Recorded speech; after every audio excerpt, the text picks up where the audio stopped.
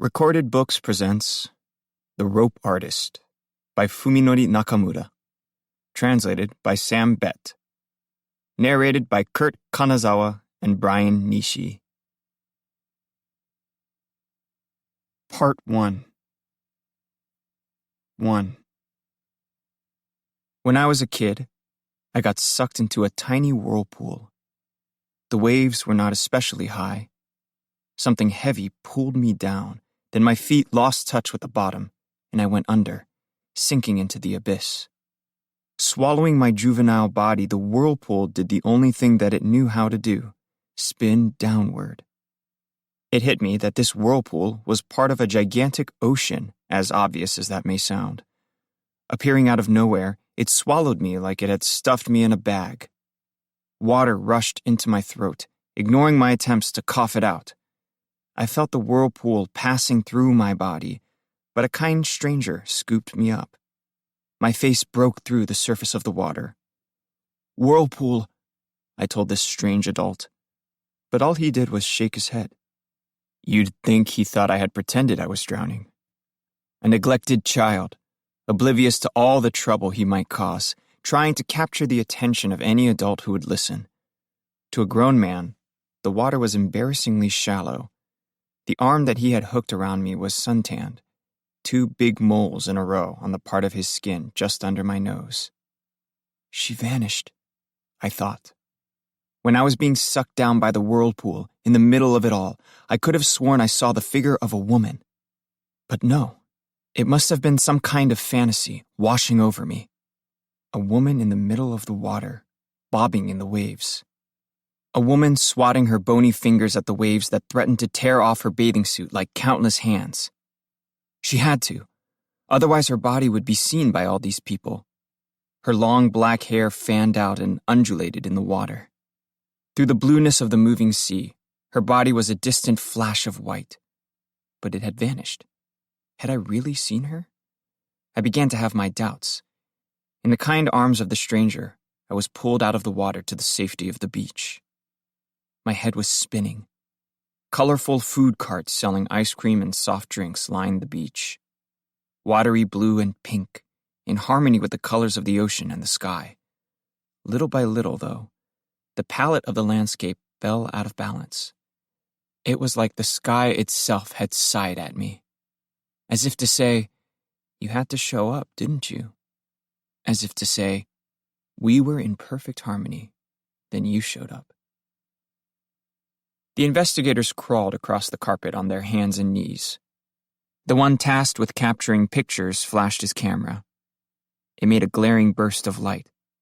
The after-image lingered on my retina like a bruise, a mass of red, purple, and blue, floating persistently before my eyes. "What's wrong?" Ichioka asked. "This can't be your first dead body." I had spaced out. His tone contained an air of ridicule, but I had a way of smiling at this sort of thing.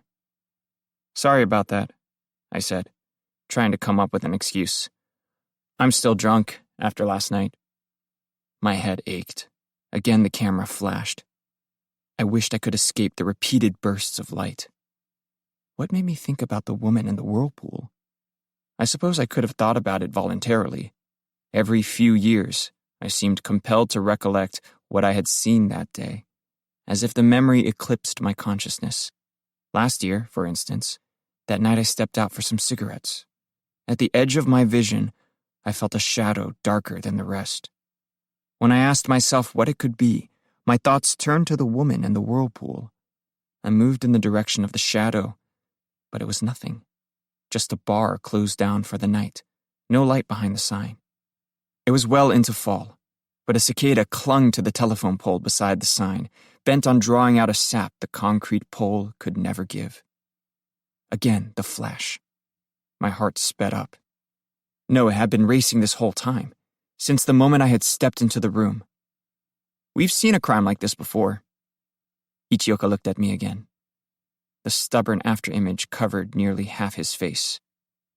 "The door was unlocked when we got here, but it doesn't look like somebody broke in. It's a little aggravating that his cell phone's gone, but we found a couple of business cards inside his planner." "Right." Was my voice shaking? I saw that. The victim was a man by the name of Kazunari Yoshikawa. This was apparently his residence. The way we found the body, his knees were bent into a deep V, tucked underneath him. It had begun to smell offensive, so they carted it away. Above a section of the carpet where 3 dents, left by something heavy, formed a triangle. 2 insects flew in circles around each other. Maiko's card was one of the few objects in the planner. My Maiko? Why did this man have her card? But there were other signs. The shirts and jeans hanging on the balcony. The excessive use of clothespins, bordering on neurotic.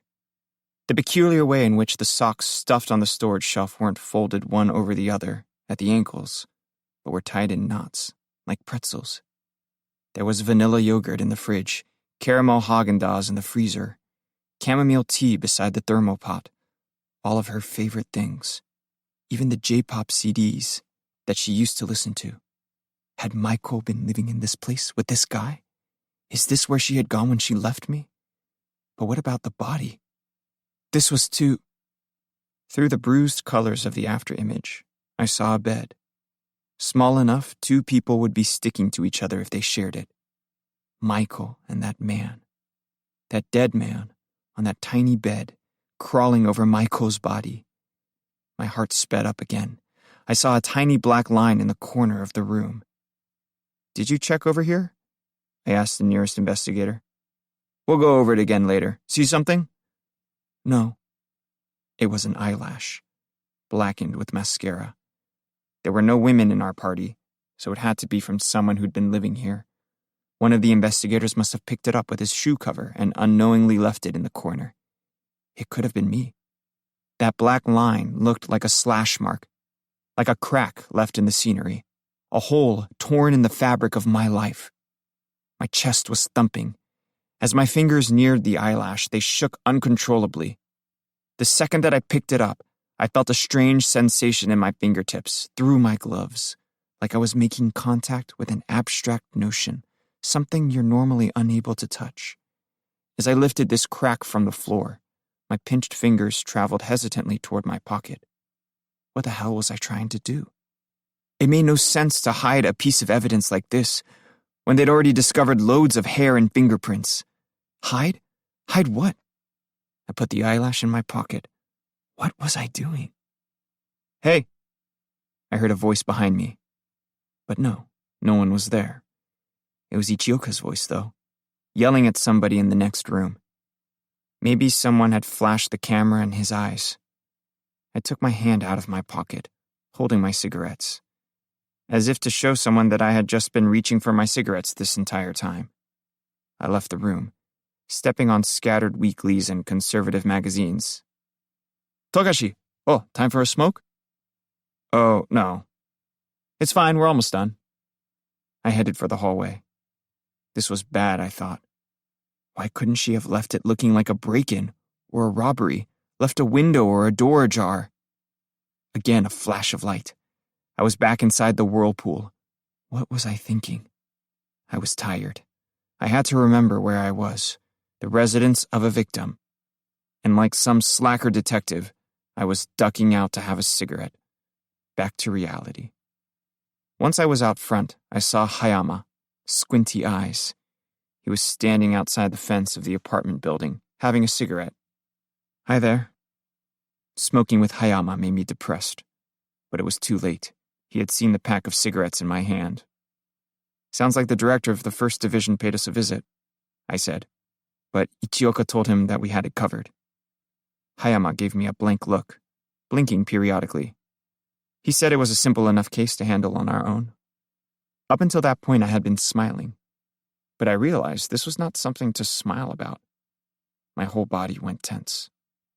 Were the rumors true?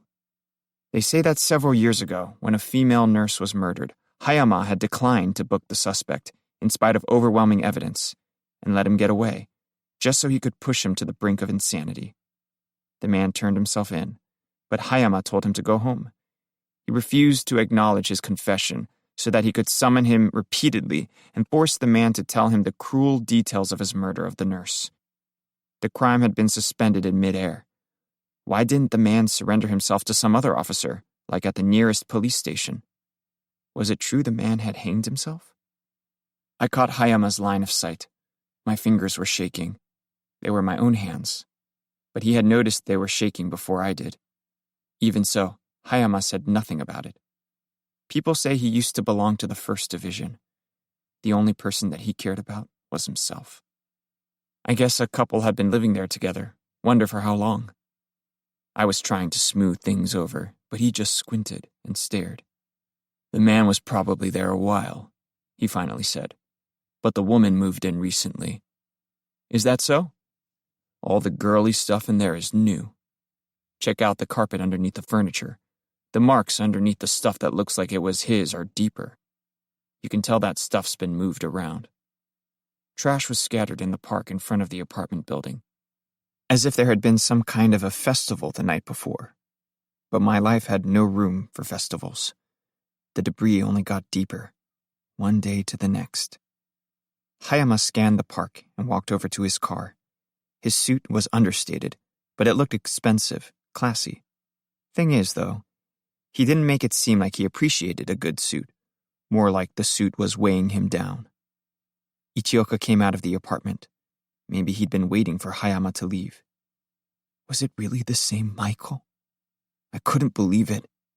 This case was way too cut and dry. Like nearly all the cases inundating our society, I had an awful headache. The kind that clamps down on your temples. She's such an idiot. But who is worse? Michael or me? For thinking I was cut out to be a detective. 2. The corner by Michael's place was dark. According to the real estate office, she was still here, which meant she hadn't moved in with him after all. I thought over the contents of our debriefing. Kazunari Yoshikawa had been murdered 2 days prior, on the 4th of October, and died somewhere between 9 and 11 in the evening. Cause of death was a contusion, brought about by being struck in the head with a blunt instrument. His thighs were marked with old scars, unrelated to his death. Judging from the state of the brain damage, he hadn't died immediately, but remained conscious for some time. The specific nature of the weapon was a mystery. I looked up at the nondescript gray building. I had met Maiko at a club that I visited on a whim and had seen her there a few times before we made plans to meet up outside of work. At that point, we had kissed. But the first time I visited her apartment and tried to touch her, she turned me down. I went home feeling out of sorts, but the next time that I saw her, she turned me down again, and the time after that. What made me want to keep on seeing her, despite being refused, was that it felt, at least to me, like she was trying to get over something. Maybe something in her past. After turning me down, it was always her that texted me and said we should meet up again, but if I touched her, she refused, bursting into tears. This had nothing to do with her job at the club. At that point, she was taking some time off. One day I called and realized she had changed her number. But I called it anyway, repeatedly. Not exactly rational behavior. I called the disconnected number like I thought something would happen. Her new number was hidden somewhere in the massive cloud of digits that encompasses the globe. There were countless times I got as far as the entrance of her building, but took off without ringing the bell. I was obsessed. I wonder why. I typed her room number into the keypad. I could feel a hint of sweat between the buttons at my fingertip. This is a search, I told myself, trying to calm down. I'm a detective, and this woman is suspected of a crime. I realized that a smile had crept over my lips. Hello? The voice was Maiko's. I caught my breath. My memories of the past were getting mixed up with the present. It's Togashi. How's it going? Feeling myself panic, I elaborated. It's not what you think. I'm here as part of an investigation. Do you happen to know a guy named Kazunari Yoshikawa? What? Open up. After a long silence, she buzzed me in. The automated door began to open. I forced it the rest of the way. As it was opening, I felt as if the door was telling me to go no further, not if I knew what was good for me. I headed for the elevator. All I had to do was press the button, but I forced it open too. The sluggish opening of the elevator doors felt like yet another sign that I should reconsider. The lights cast skinny shadows on the floor. Up we went. By then, it almost felt like I was being pulled along without a choice. The air grew thin. I got out of the elevator, walked down the narrow hall, and stood in front of Maiko's place. My pulse was speeding up. Maiko opened the door. Just out of the shower, she was a little on the tall side, with long hair and big, observant eyes. She's so pretty, I told myself. She was wearing a beige cardigan over a white tank top, tight purple sweatpants. My eyes wandered to her chest, the smooth lines of her hips and legs. That man and her? It was the wrong time to be thinking about this. That dead man with her? Investigation? Remember, I'm a detective. I grinned, trying to smooth things over, and took my shoes off. I left them beside her sneakers and stepped inside. It was a tiny studio apartment. The curtains to the balcony were plain. I sat down on the carpet at the low tea table. Maiko sat across from me, staying as far away from me as possible. The bed was at her back. She looked at me like she was frightened, long hair damp. As if unconsciously, she wrapped the cardigan around her body to hide the softness of her chest. Her legs were thin but sensual, looking curvier because of her tight sweatpants. Kazunari Yoshikawa. Ring a bell? Anyway, he's dead. What's happening? She said in a low voice. He had your card, in his planner. My card? You know, the cards you used to hand out at the club. You only went by your first name, but it was real. I have one of them somewhere. She touched her skinny fingers to her damp hair, as if struggling to gather her thoughts, but getting nowhere. We found a bunch of your favorite things in that guy's room. The way the laundry was folded and hung out to dry was a dead giveaway, though. That's how I knew for sure. I gave her a long look. I'm sure they found your fingerprints all over everything. She gave me this pleading expression, like she was sad, but also begging for forgiveness. Of course, I thought. When she and I were together, she gave me this sad look all the time. Without her realizing, that look revealed the way she felt inside. It said to me, "Am I being arrested? So it was you. Tell me, are you here to arrest me? At this point, you're just a suspect. One of the leads we picked up from the cards that guy had in his planner. I'm here to ask you a few questions." Her cardigan was open just enough for me to see the frail whiteness of her neck. "But I think we can figure something out. I really mean it." She looked surprised. I could tell she was about to open up. I continued. "So what happened?" Silence fell over the room. Why? I asked myself.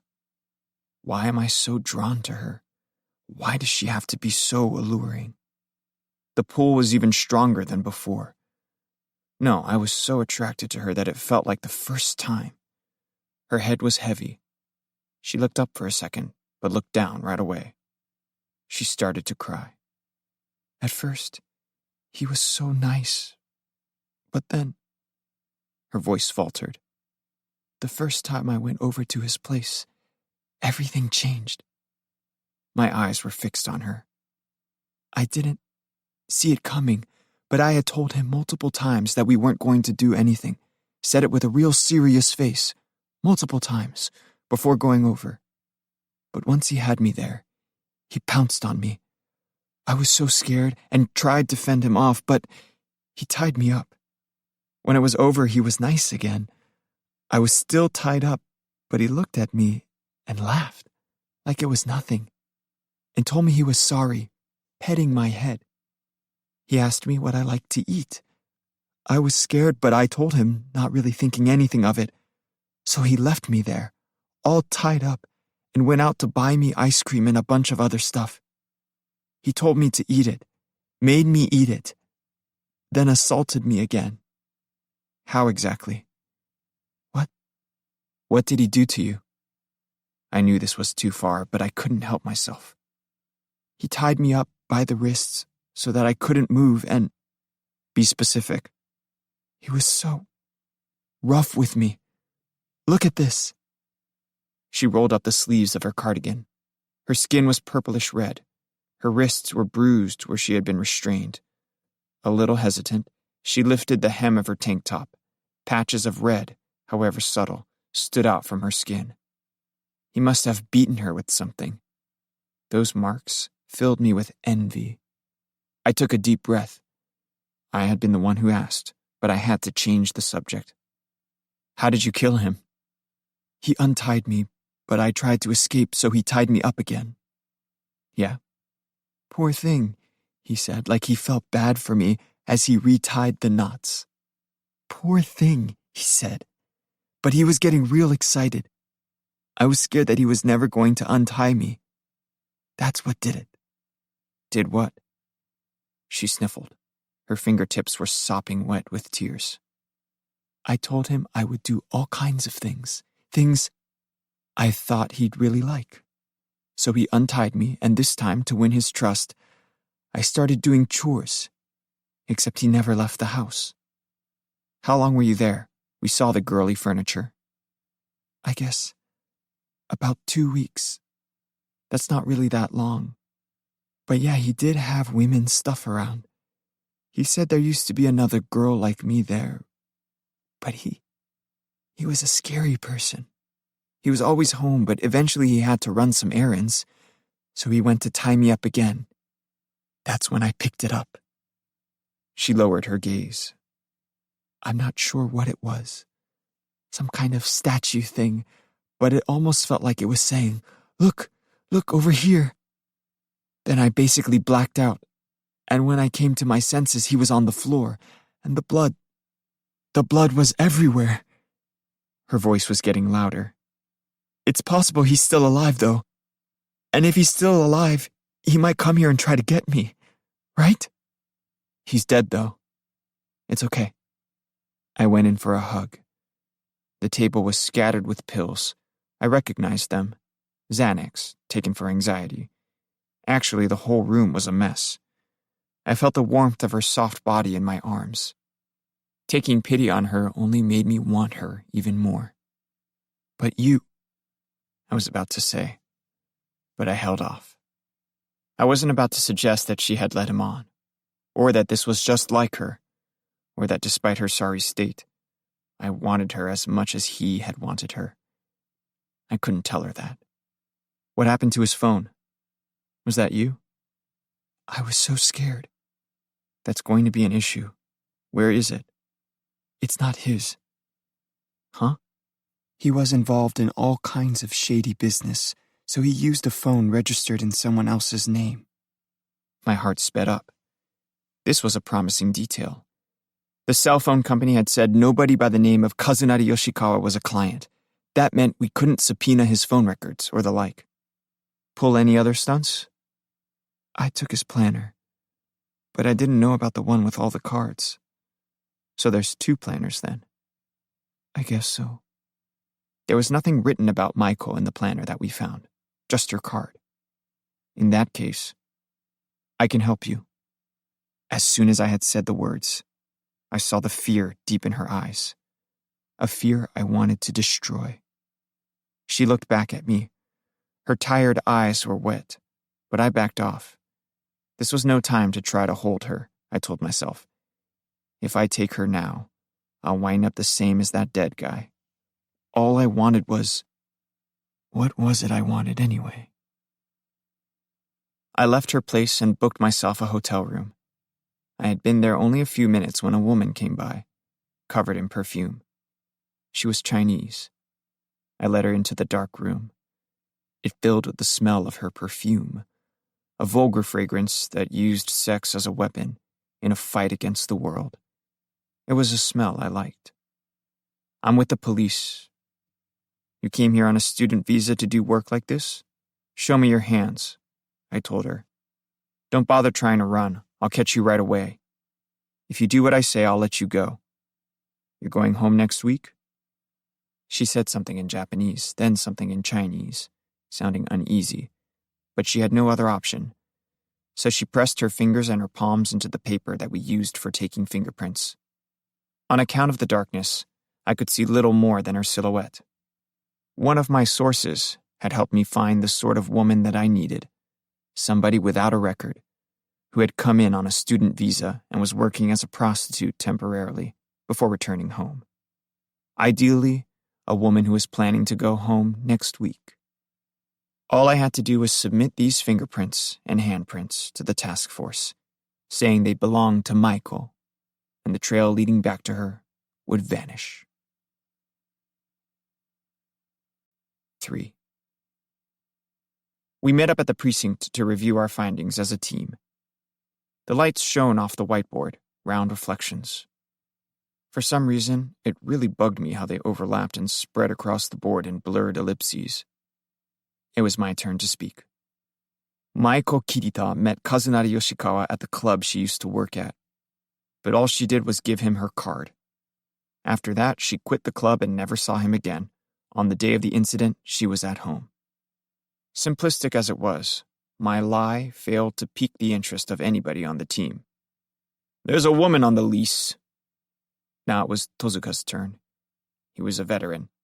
Tozuka had already told me this directly. It was all that I had been able to think about.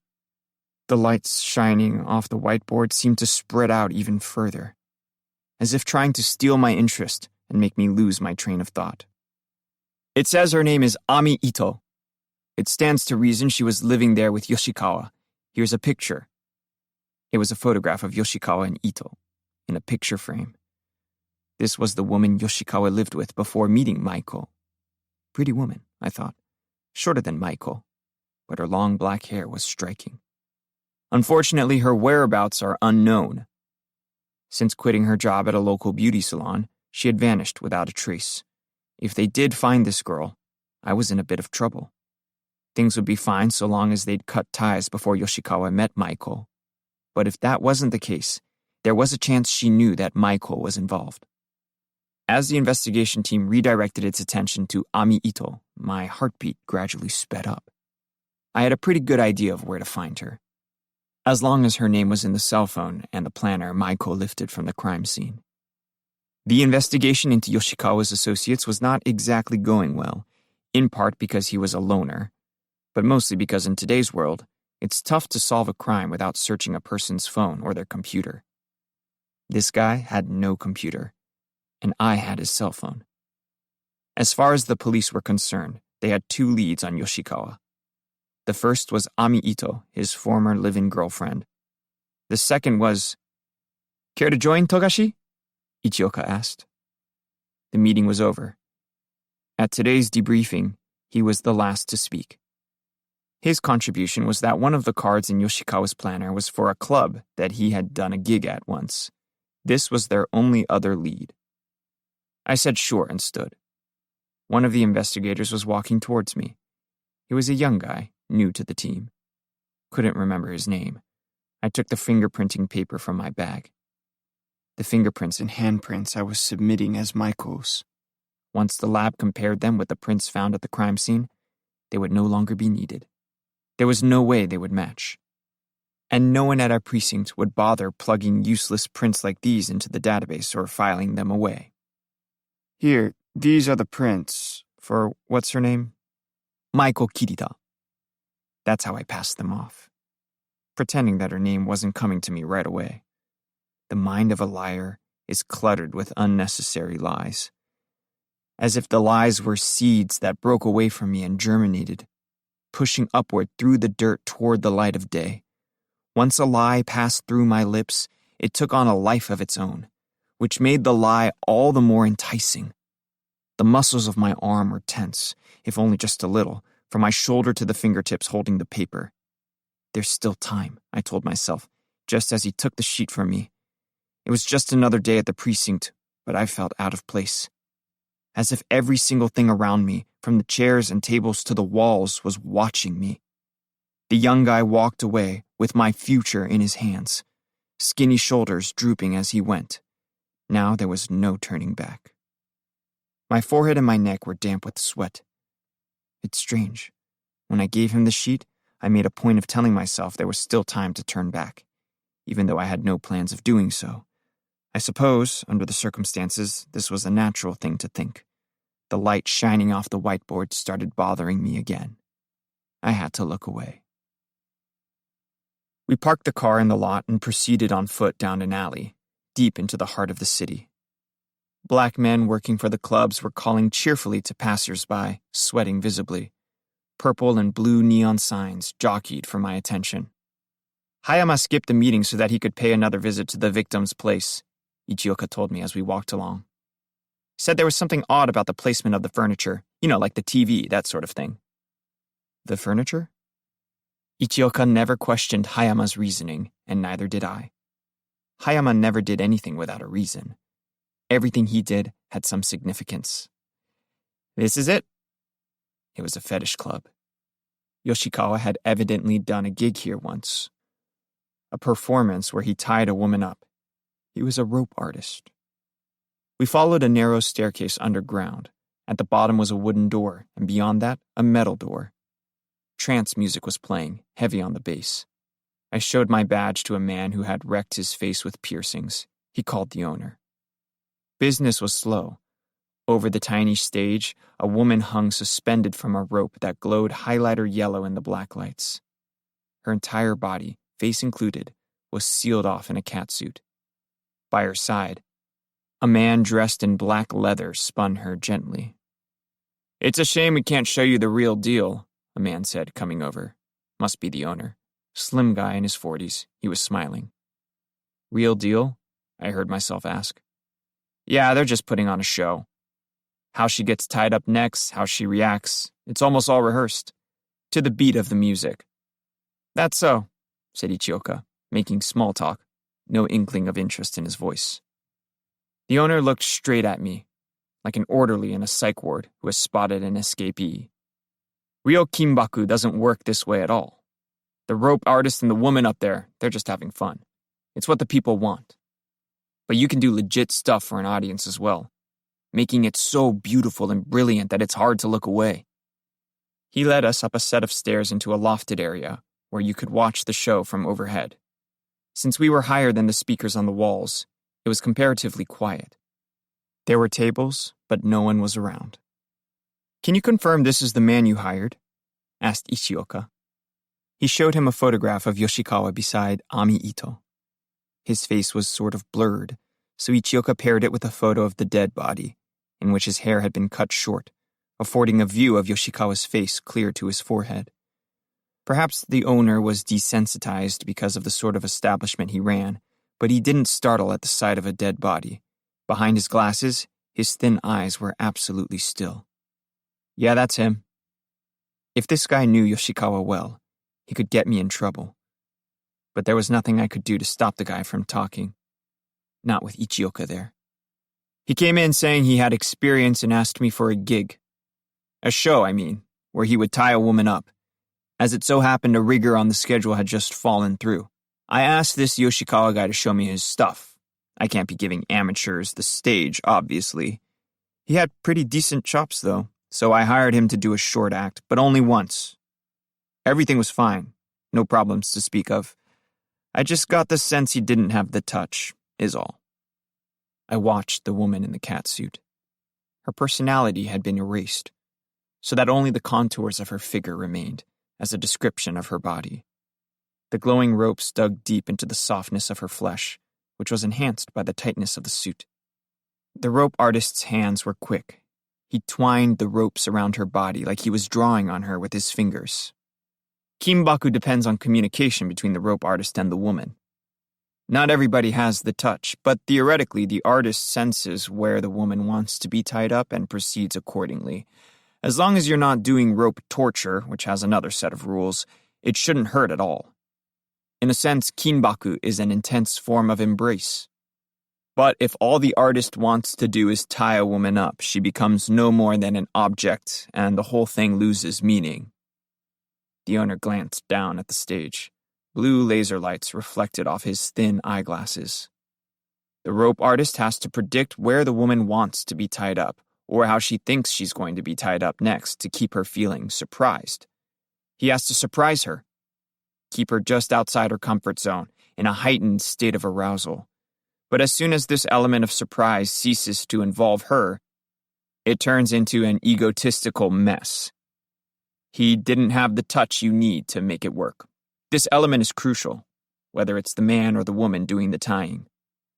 Right, Ichioka said, showing the bare minimum of interest, just enough to make his contempt apparent. But the owner had his eyes on me, like a salesman faced with a likely customer.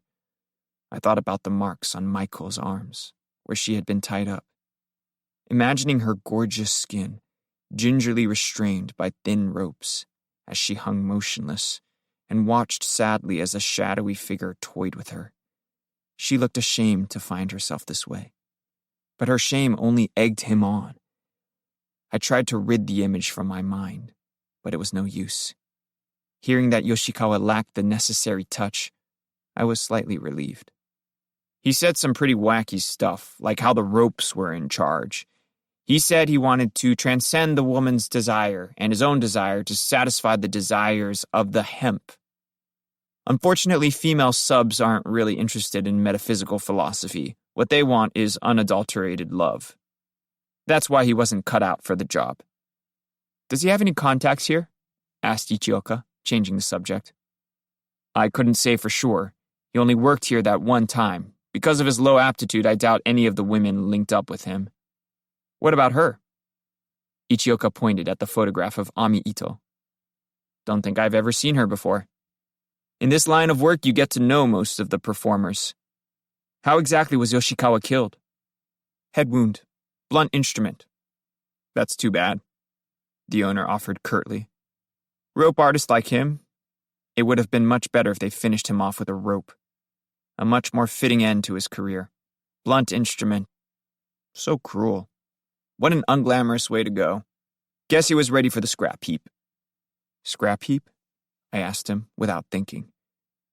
He must have noticed something in my voice because he looked a little surprised. Sure. He's got no talent. Who needs a man like that? From a woman's standpoint, he was trash.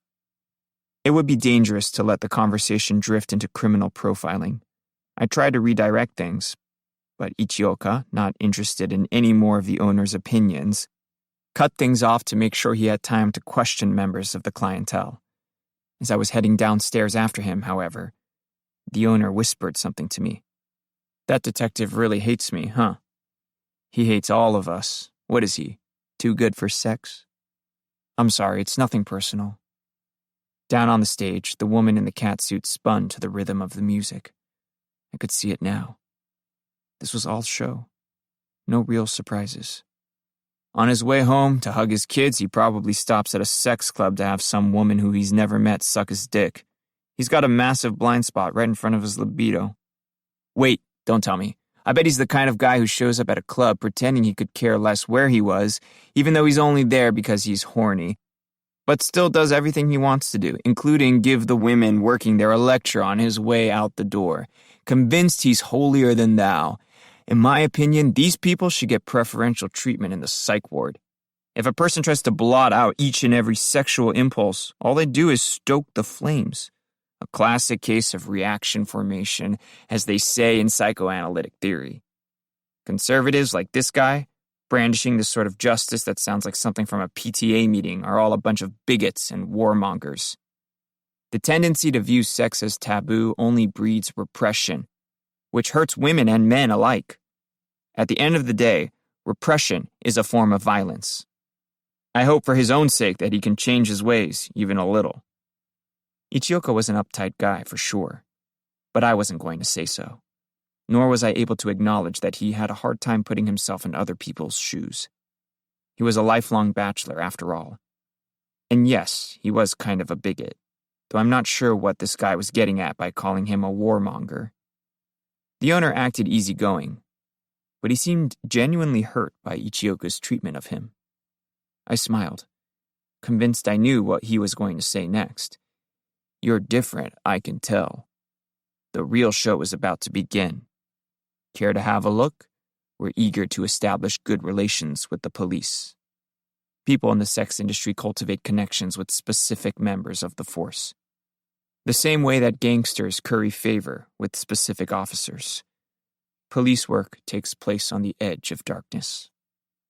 When the rope was passed between her legs, the woman on stage shuddered. I became curious about her real face, hidden behind the anonymous tight mask. With each pass of the rope, she squeezed her legs shut, as if scandalized, but it was no use. Down below, a few people were watching her attentively. You could tell from the movements of her chest that her breath had grown chaotic, as if entangled in their gaze. This, too, was in all likelihood rehearsed. I asked the owner something that was on my mind, but first I took a deep breath, making sure he didn't notice. "How about this woman?" I showed him a photo of Maiko, on the off chance she had been involved with multiple rope artists. "I'm afraid I don't. Although," he looked closely at the photo of Maiko, "she does look dangerous." 4. Beyond the rusted gate of the parking lot, I leaned against my car and lit a smoke. The top part of the floodlight on the wall was outfitted with spikes to ward off pigeons. Dark was settling in. This was another precinct's jurisdiction, so I had to maintain a low profile. I looked up at the skinny mixed-use building in front of me. Ami Ito worked, or used to, at the sex club on the 6th floor. But I had my suspicions. What if Yoshikawa had murdered her? He was a brutal guy. It wasn't out of the question. With that in mind, it was possible to paint a picture in which Ami Ito was the one who murdered Yoshikawa, but killed herself after the fact. As long as there were 2 dead bodies, and I could make a clean reversal of the perpetrator and the victim, it would be an open and shut case. If she was still alive, though, we would be all right, as long as she knew nothing about Michael. I staked this place out for 3 hours, watching the exit, but I had no idea what to do next. It felt like I was standing there precisely to avoid having to act. The crew of pigeons walking at my feet kept looking at me with their unexpressive eyes. I had hopped back in the car, resolved to wait another hour, when Ami Ito came out of the building. So she was alive. She looked younger than in the photograph. Her gait was stiff. She was a bit shorter than Maiko, wearing a blue dress, a blue that felt designed to soothe my heart. But it was not enough to keep my pulse from speeding up. I got out of the car and trailed her, unsure of what to do, but breaking free. I found her sexually attractive. I thought of her last customer. What had he done to her? Had Yoshikawa tied her up too? I caught myself realizing I was staring, as if my desire for Maiko was using her as a vehicle. A scraggly branch jutted out over the road. Watching it wobble in the breeze, I felt a part of me go soft. For some reason, I felt a little buzzed. It crossed my mind that I could kill her if I wanted to. My heart was speeding up, but somehow the palpitations didn't bother me. She turned left at the corner just ahead, so I turned too. I harbored the delusion that her life was in my hands. I imagined myself slowly tying up her naked body, each pass of the rope pulled taut against her skin. My skin was soaked with sweat. She looked at me, eyes mournful and ashamed. I whispered to her, "Is this how you like it? Surprised, huh? Should I do it this way? Or do it this way instead?" Gently patting her head, I kissed her, pulling at the rope around her neck. "You like that? If they find you dead like this, they'll think you killed yourself." I smiled, shaking off the fantasy. I didn't have the nerve to do a thing like that, but my pulse showed no sign of slowing down. Her hand shot up to hail a cab. One stopped for her, and she climbed in, as if escaping from my bumbling lunacy. I tried to memorize the license plate, but the changing traffic light burned through my retina, hiding several of the numbers in a purple smear. I tried hailing the next taxi that came by, but it was occupied. Some couple. The skeletal driver signaled with his eyes that I was out of luck. Where were they going? Where had they been? It was none of my business, but my curiosity about their lives broke through the fog of my insanity. No taxis came by after that. Given that the address for her workplace was correct, there was a high chance Ami Ito was still living at the address written in the planner. It was unclear whether that was where she lived before or after moving in with Yoshikawa, but the fact that I had seen her out here pointed to the latter. How had he figured out his ex's address? How had it made him feel to write it down? What had he planned to do? I remembered the slapdash nature of the script. A quick notation, just her name. The club's name, the addresses. This may have been outside my jurisdiction, but I couldn't simply let her go. There had to be some way of justifying asking her if she knew about Michael, but I couldn't be the one to do it. I would be forced to ask someone for help. I stepped into a cafe. Before I could do anything, I needed time to prepare. I had only just kicked back a can of coffee, but my body was demanding nicotine and coffee and a break. The trees outside the window of the cafe were staked down with ties to prevent them from reaching any further out into the street. Were these trees miserable, dying of thirst? Or maybe they were thankful, done with light of any kind, as if they'd rather crack in half than keep on standing here. My cell phone hummed. "We're in a fix." It was Ichioka. His voice was low. "There is no Kazunari Yoshikawa." Huh? My pulse ran wild. The driver's license he had on him lists a place in Miyazaki Prefecture. Ishii went down there to check it out, but he says it's been a parking lot for the past 20 years. Before that, it was a park. So he checked with the municipality, and they said no one matching the description shows up in any of their records. A couple of guys with the same name, but nowhere close to him in age. You're saying his license is a fake. We have no idea who he actually is. What was happening? I struggled to collect my thoughts. The way it stands, it's going to be a long one. They'll probably transfer the case to the First Division soon. My hand holding the phone went limp. He was saying that the First Division from the central office would be taking over the case. This was a problem. Once the First Division was involved, the tricks I'd pulled. I hung up the phone, hailed a cab, and headed for Ami Ito's address. It hit me that I could have used my car, but it was too late now. Why was I going there, without a clear objective? Logically, there was only one way to check all the boxes. Frame Ami Ito and leave her dead like it was a suicide. That would end things before the First Division got involved. There was no way I could do something like that. But obsessing over something that I knew I couldn't do made me insane. There was only one way to know for sure, and that was to go. I was hysterical. What was happening? I spaced out. Regardless of whether I could actually go through with it, I had to wonder, if I took things one step at a time. Ami Ito lived in a dilapidated building. I had the taxi let me off a safe distance away and approached on foot. Not sure why I bothered. Maybe I was in the mood to tell the driver what to do. "This is fine, let me off here." I had exact change, but for whatever the reason, I pretended I had to hunt for it. Now I was at her building, feeling capable of anything at all. My footsteps were so buoyant it was hard to walk.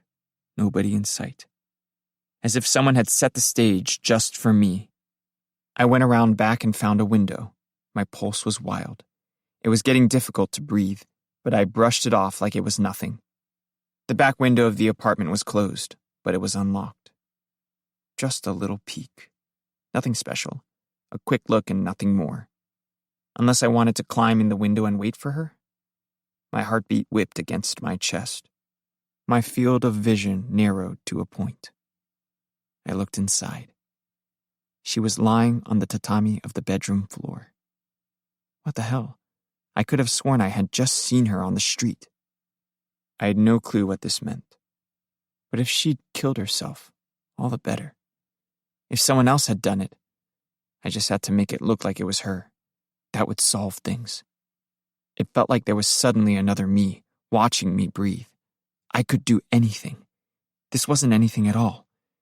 Besides, I had already stepped way out of bounds. What use was there in being afraid now? If she was still alive, hanging by a thread, I only had to finish her off. I felt like I was high, totally unhinged. I went to the front entrance. Nobody around. Like the other residents collectively decided to stay out of my way. What's this? A man about to fuck his life up? How fun. I was going to step out, but I think I'll stick around instead. I was counting on the door being open. I had to worry about fingerprints, though. But wait, I could just twist it open with my fingernails. An ecstatic realization. Of course, look at that. It was a lever, not a knob. My lucky day. Good thing I had let my fingernails grow out. All I had to do was use my nails and twist. I'm so smart.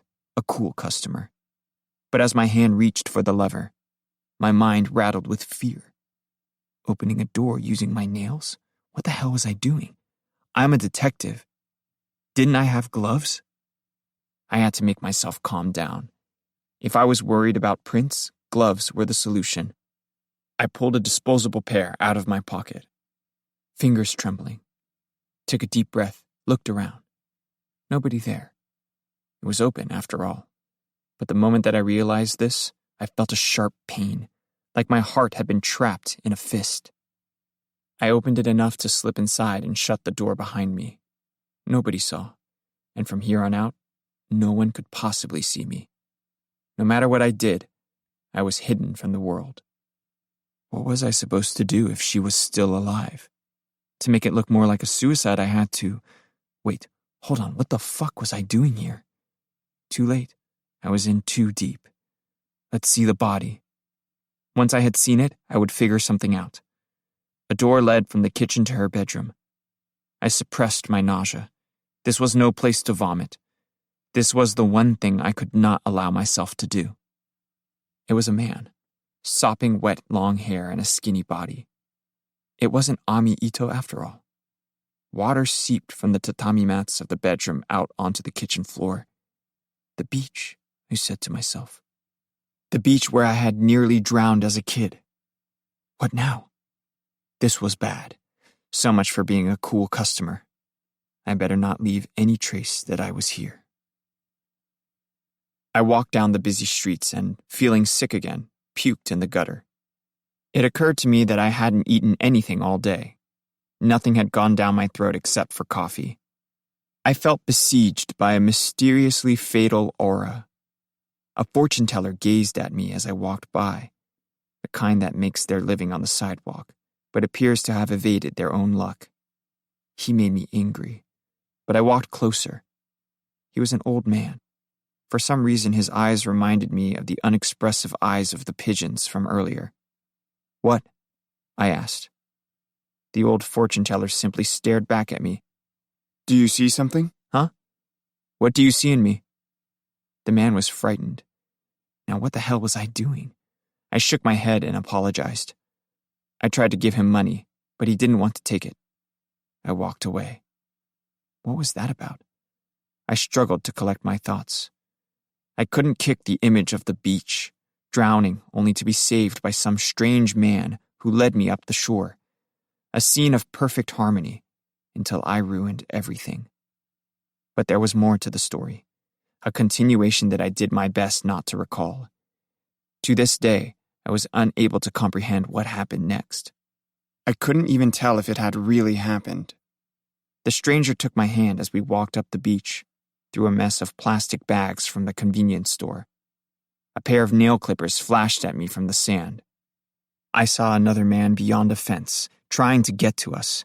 Then the man holding my hand spun around and said something to me, a cryptic word that didn't fit the situation, whispering it in my ear like he was blowing at an insect.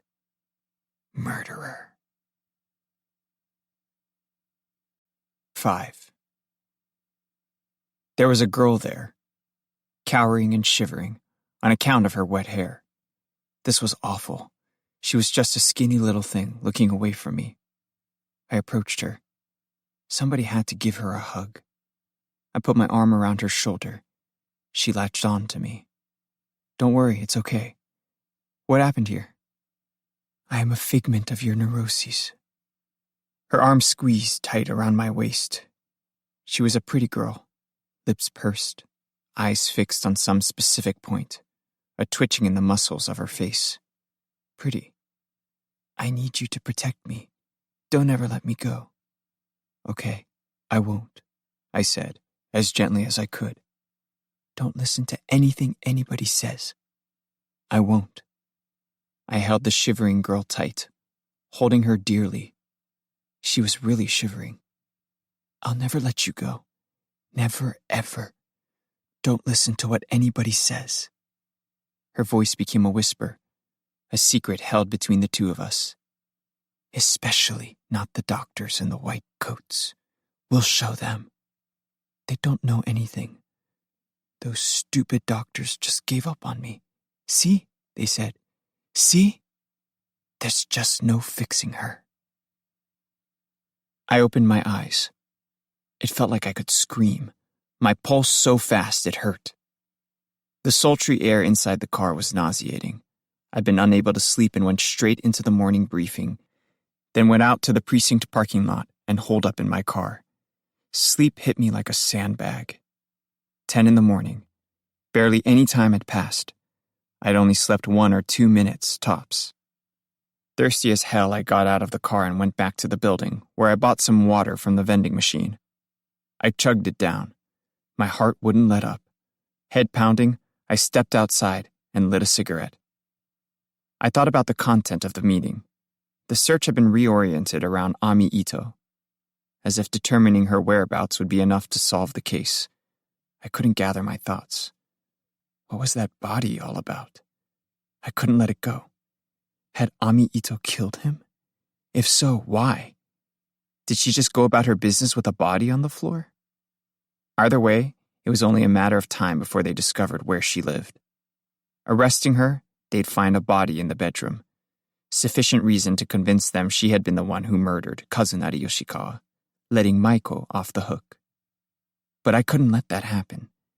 Instead of framing someone for the crime, I'd much rather find a way to leave things messy. People don't realize, but tons of crimes go unsolved all the time. I needed to make contact with Ami Ito. That was the most pressing task. She and I could work together and make the man she'd killed, or so it seemed, look like he'd killed himself. Then we just had to find some way to paint him as the one responsible for killing Yoshikawa.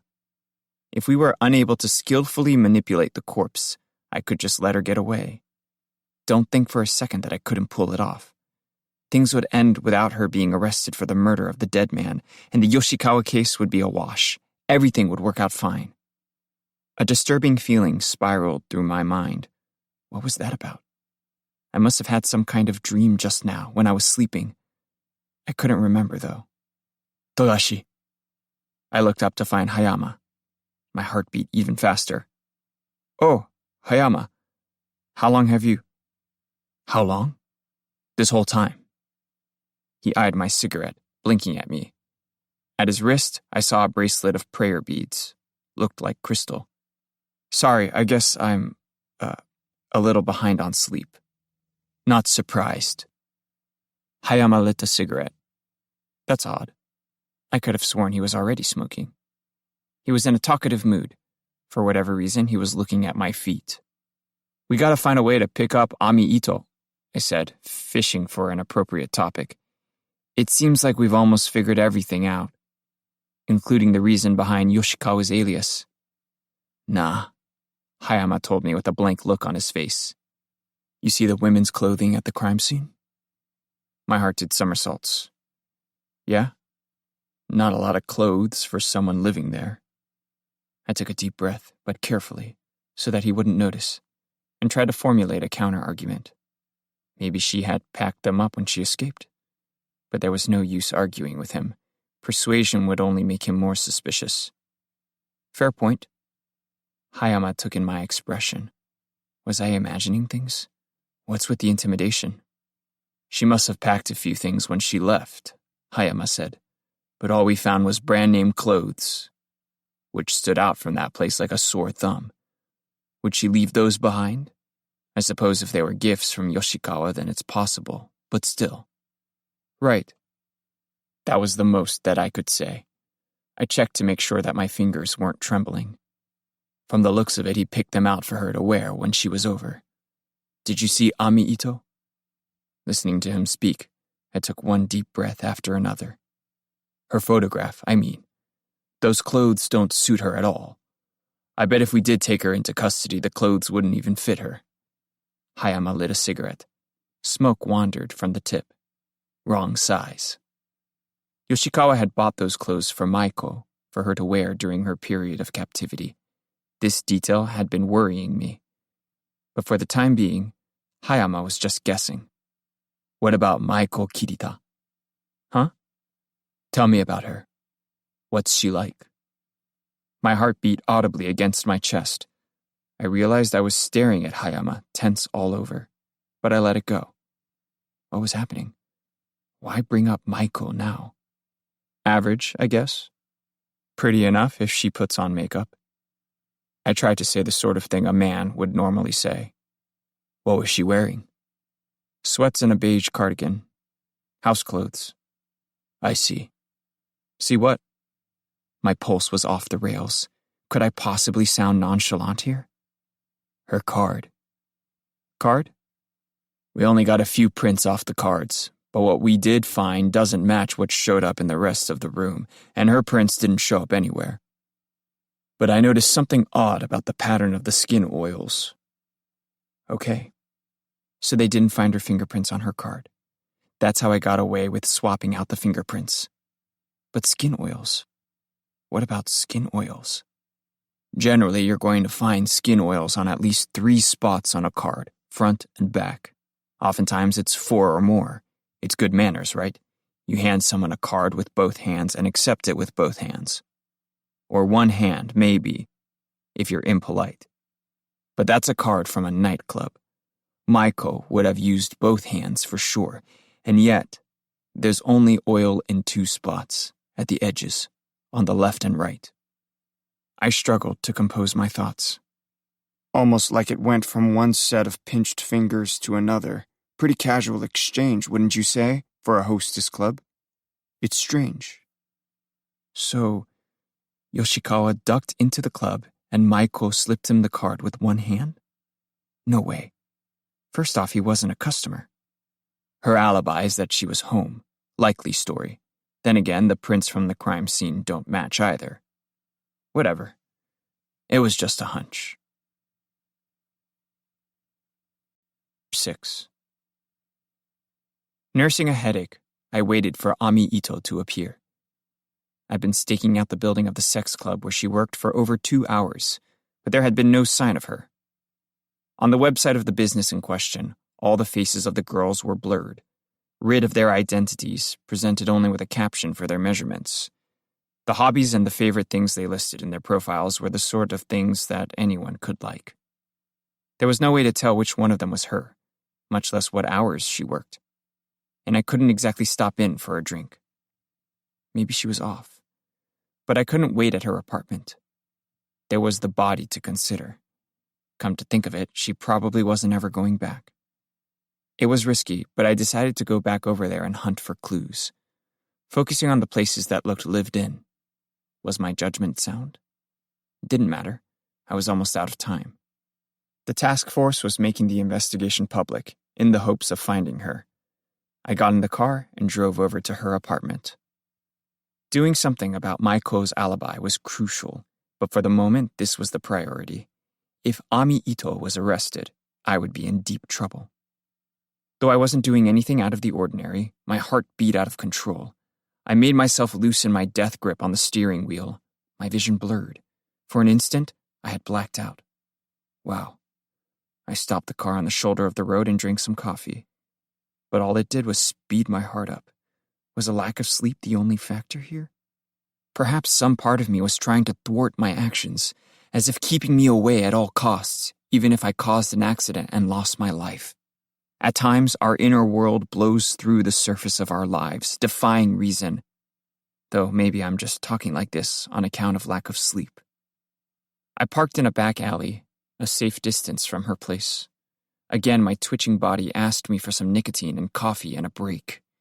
I lit a cigarette and took a deep haul as I started off, casually looking left and right to make sure that the coast was clear. The window was unlocked, same as before. I peeked inside and gasped. How could this be? I went around the front, looked both ways, pulled on my gloves, and touched the lever of the door. It was unlocked. Quietly, I opened it and slipped inside, passed through the kitchen, through the door, into the bedroom. The body was gone. Had someone taken it away? But the tatami wasn't damp. My pulse drummed through my chest. My vision narrowed. The body hadn't simply disappeared. Something else was happening here. What the hell was going on? I heard footsteps and went stiff, frozen in place. Someone was coming. Were they here or next door? My eyes shot to the window. If I hurried, was there time to throw it open and jump out? No.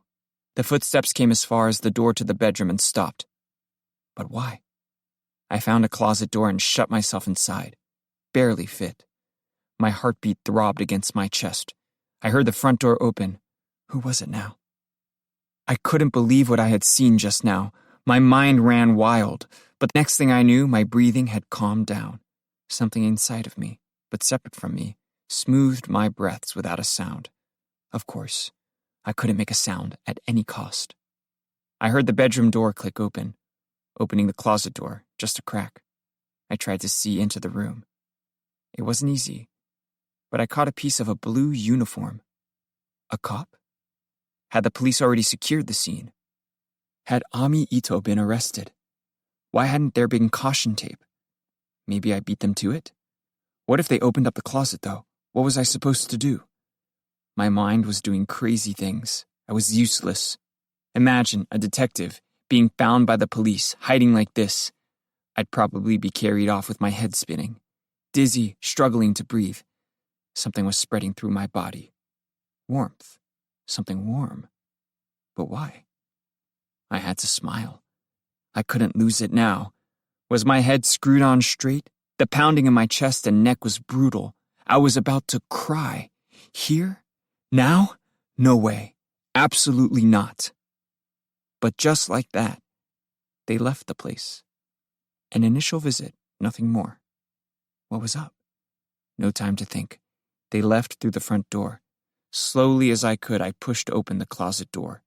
If I was going to run, this was my chance. Stopping near the window, I listened for a moment to make sure no one was there, then opened it up far enough to slip outside and drop onto the street. The sensation of the sandy ground under my feet made me catch my breath. Shoes. I had left my shoes inside. My vision narrowed to a pin. What was I doing? Once again, I heard footsteps, more than last time, by the entrance. There was no way I could go back for my shoes. A voice explained something to someone. Was it the super?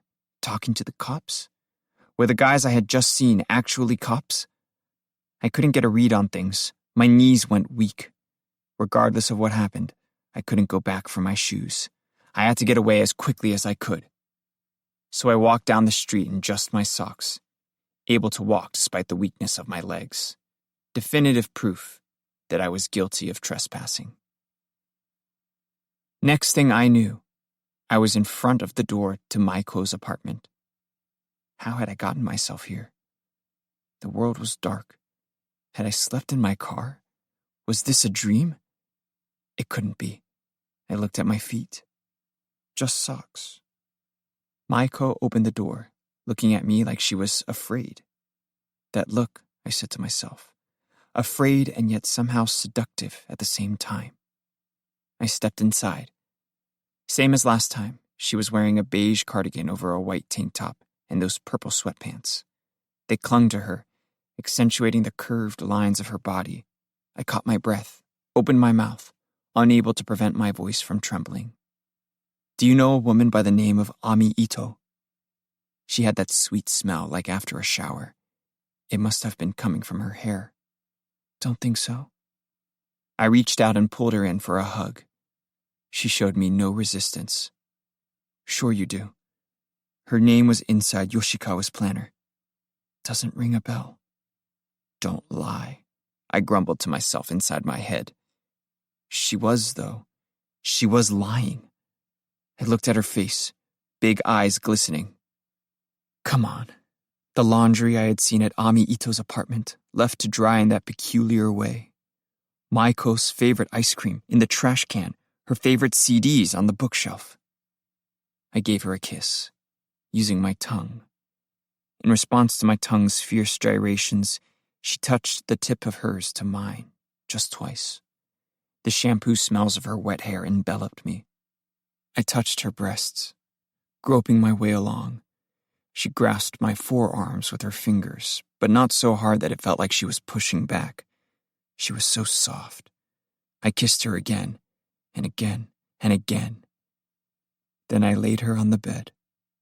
Did Yoshikawa really lock you up? Once I had most of her clothes off, I buried my face in the paleness of her breasts and dragged my lips over her nipples. Oh, she said. I held her arms down, try as she might to get away. You, I thought. No, not just you, the two of you. Why did the two of you kill him? I touched her vagina through her purple underwear. She was insanely wet.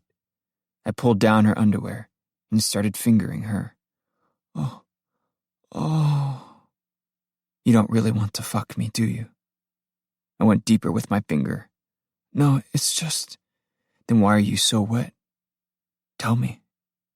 She looked at me like she was ashamed, eyes pleading me to stop.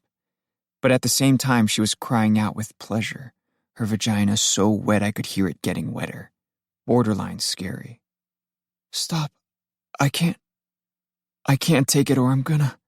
Yeah? Stop, I'm gonna... I'm coming... At this point, she was flailing, but I held her tight with my left arm to keep her under me, fingering her even harder. Stop! Closing tight around my finger, she writhed and twitched and bent her back into a deep curve. Her freshly shampooed hair was a mess. Her chest heaved up and down. I kissed her passionately. At what point did you plan on killing me? I put my penis inside of her. She was so wet, she soaked the bed. I love you. I started thrusting. Her vagina was so wet the bed was drenched. With every thrust, it made a sucking sound, like a tongue pulling on the inside of a cheek. She turned her face away from me. Why won't you look at me? You hate me that much? No. If you hate me and you're just letting me do this so that I'll protect you, then why are you so... Stop, Again, she screamed and closed her vagina tight around me. But she just kept getting wetter. Almost impossibly so. I had no idea that she could be so incredibly nasty. I turned her head to mine so I could kiss her again, sinking both hands deep into her wet hair. I didn't care what happened next. I didn't care. Oh, no. Now she was thrusting. It made it hard to tell how much of the work I was doing. I love you. I caught her smiling, only for an instant. What was that? Thrusting hard, I dredged my lips over her neck and closed them tight around her nipples. Her arms locked around my back. It was getting hard to breathe. Can I finish? Inside? Yeah. The pleasure peaked. I came inside of her. A second, and a third time, pumping hard. I was satisfied and spent, but her vagina gripped me like a vice, as if preventing me from pulling out. She made these little twitching movements with her legs, closing around me. She looked at me with gleaming eyes, cheeks flushed. Again, we kissed. I gave her a long, steady look. There was no way that I could let her go. So dear to me, dearer than anything that I would ever know. I had to get out of here, and fast. But if I wanted to get out of here, I could just leave. 7. Lying in bed, I embraced her. Maiko had her arms wrapped around my neck. About your alibi. Huh? You can't just say that you were home. You gotta change it. She gave me a quizzical look and surprised me with a kiss. She was smiling. You sure you're the same woman who killed that guy? I almost asked her, but I stopped myself. She lacked the necessary self-awareness. I thought about the shoes I left at Ami Ito's apartment. On second thought, they weren't so big a problem after all. I bought them 2 years back. My shoes wear out like nothing, interviewing suspects, so I bought a bunch of cheapo pairs at the same time. It would be tough to nail me down with just a pair of shoes like that. This type of evidence was as unhelpful as it gets. It was doubtful that my fingerprints would show up on the shoes. Most people only touch the laces, and even if they did show up, who would think to check the fingerprints of the detectives of another jurisdiction? Still, I thought, was that really just an honest mistake on my part? I'd heard somewhere before that human error isn't always accidental. The unconscious mind can take over and intentionally make a mistake to underscore some aspect of our desire. Or maybe I'm just overthinking things. The task force heard your alibi from me, so you can't up and change it right away. I tried to focus, right now especially. Basically, you'll need another alibi on hand to use in case they question you again, and this new alibi has to explain in logical terms why you had no choice but to lie the first time, saying you were at home. The sorrier you sound, the better. Make it sound like you are only telling them under duress. It'll sound more real that way, harder to refute. Maybe tell them you're a sex worker. I have some contacts that will probably vouch for you. Or I could just mention my old club. They still have me on the books. You weren't involved in sex work there, though, right? The boss was. He had the manager run the club so he could do it on the side. One time he covered for a girl who almost got busted for drugs, so I think he's used to it. She looked at me, seeking approval. Can we trust this guy? I asked. He's a professional. I mean, he's hid some girls who were in really deep trouble. He hates the cops, so I'm sure that he'd help me out. She didn't sound particularly worried. Lifting my fingers, she led them down between her legs. We had only finished a few minutes earlier. But her vagina... In that case, I gave her a kiss. There was no way I could resist her. Instead of telling him you did it, say you need an alibi because the police think you did it for some reason. Then I'll stop by, pretending it's a routine investigation, to see if we can trust him. Though a little on the old side, the apartment that housed the escort agency was incredibly generic. The front part had been made into a reception area. The living room, dining room, and kitchen had been carpeted, a woman sitting on the floor in each, staring down into her phone. Plain women with black hair. The man who opened the door ushered me into a room out back. It was a simple office. Nothing special about the build-out or decor, but the lights were low, perhaps too low. So was the temperature. The air against my skin was dry. Maiko Kirita, huh? Let's have a look. Before him was a stack of resumes. He was probably in his 50s, nice features for a ragged face. Maiko had said this was a separate gig for him, but it was possible that he was being forced to do it by the Yakuza. These days, a lot of normal people wind up in this line of work. But this man was in his element. He must have been connected with the industry for a while.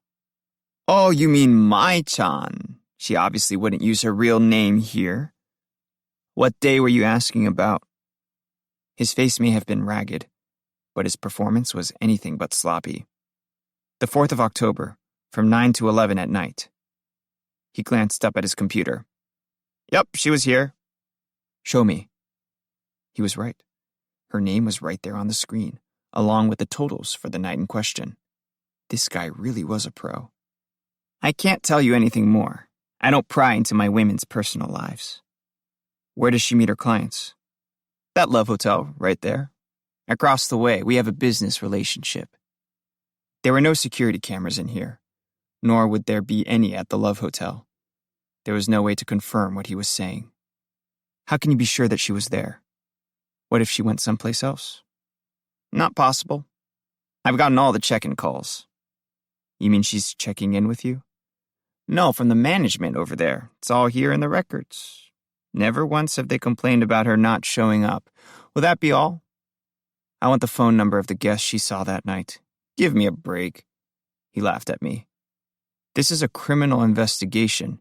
If you insist on not cooperating, You're putting me in a tough spot. Tell me now, and there won't be any trouble. Here, okay? The man showed me his phone. He must have plugged her name into another girl's job. What was he going to do if I questioned this guy? He didn't try to stop me from writing the number down, or had he taken care of that part too? Why, though? It wouldn't have taken him much time. But why would he go to the trouble of all this for her? What's your relationship to Kirita? Huh? I'm her boss. Anything more than that? Our policies are strict here. If I did something like that, I'd lose my neck. The guys on top have no patience for it. See? He showed me his right hand. It was missing not the pinky finger, but the middle one. Say what you will about this industry, but I'm done making mistakes. Besides, she and I don't get along. Overthinking things again. Or maybe I was simply envious. I realized that the man was staring at me. Our eyes met, but instead of looking away, he broke into a smile. You're a nice guy, for a detective. Huh? I make my money off these girls. It's a shitty way to make a living. But I don't get the sense you hate me for it. He raised his eyebrows. I looked back at him, but he wasn't about to flinch. Something in the air had changed. I can tell you're not an insensible man, am I right? I knew the second you walked in. What are you getting at? Want to have some fun? It was the same look that I'd gotten from the owner of the fetish club.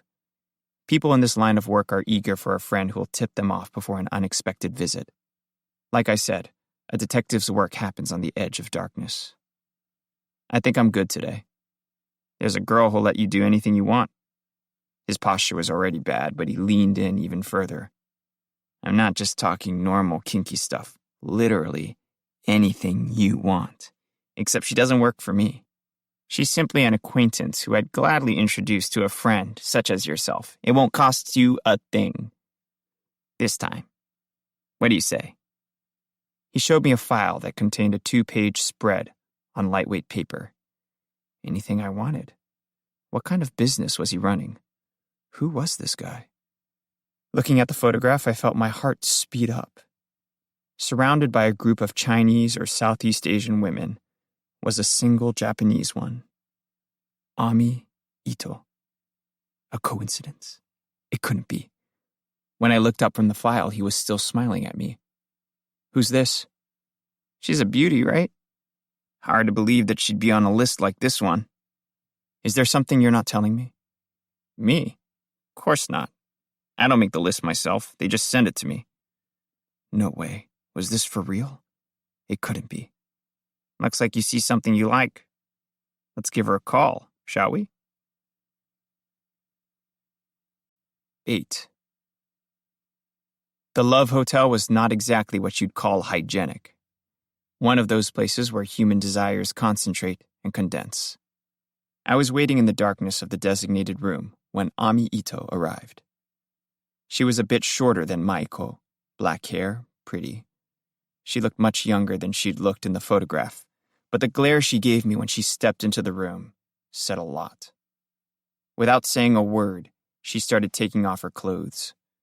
I was surprised and tried to stop her, but was unable to get the words out. A few practiced motions later, she was completely naked and stepped by me to the bed, where she lay down, facing up. Done looking at me, blue underwear on the floor. Is this when I was supposed to do anything I want? Absolutely anything?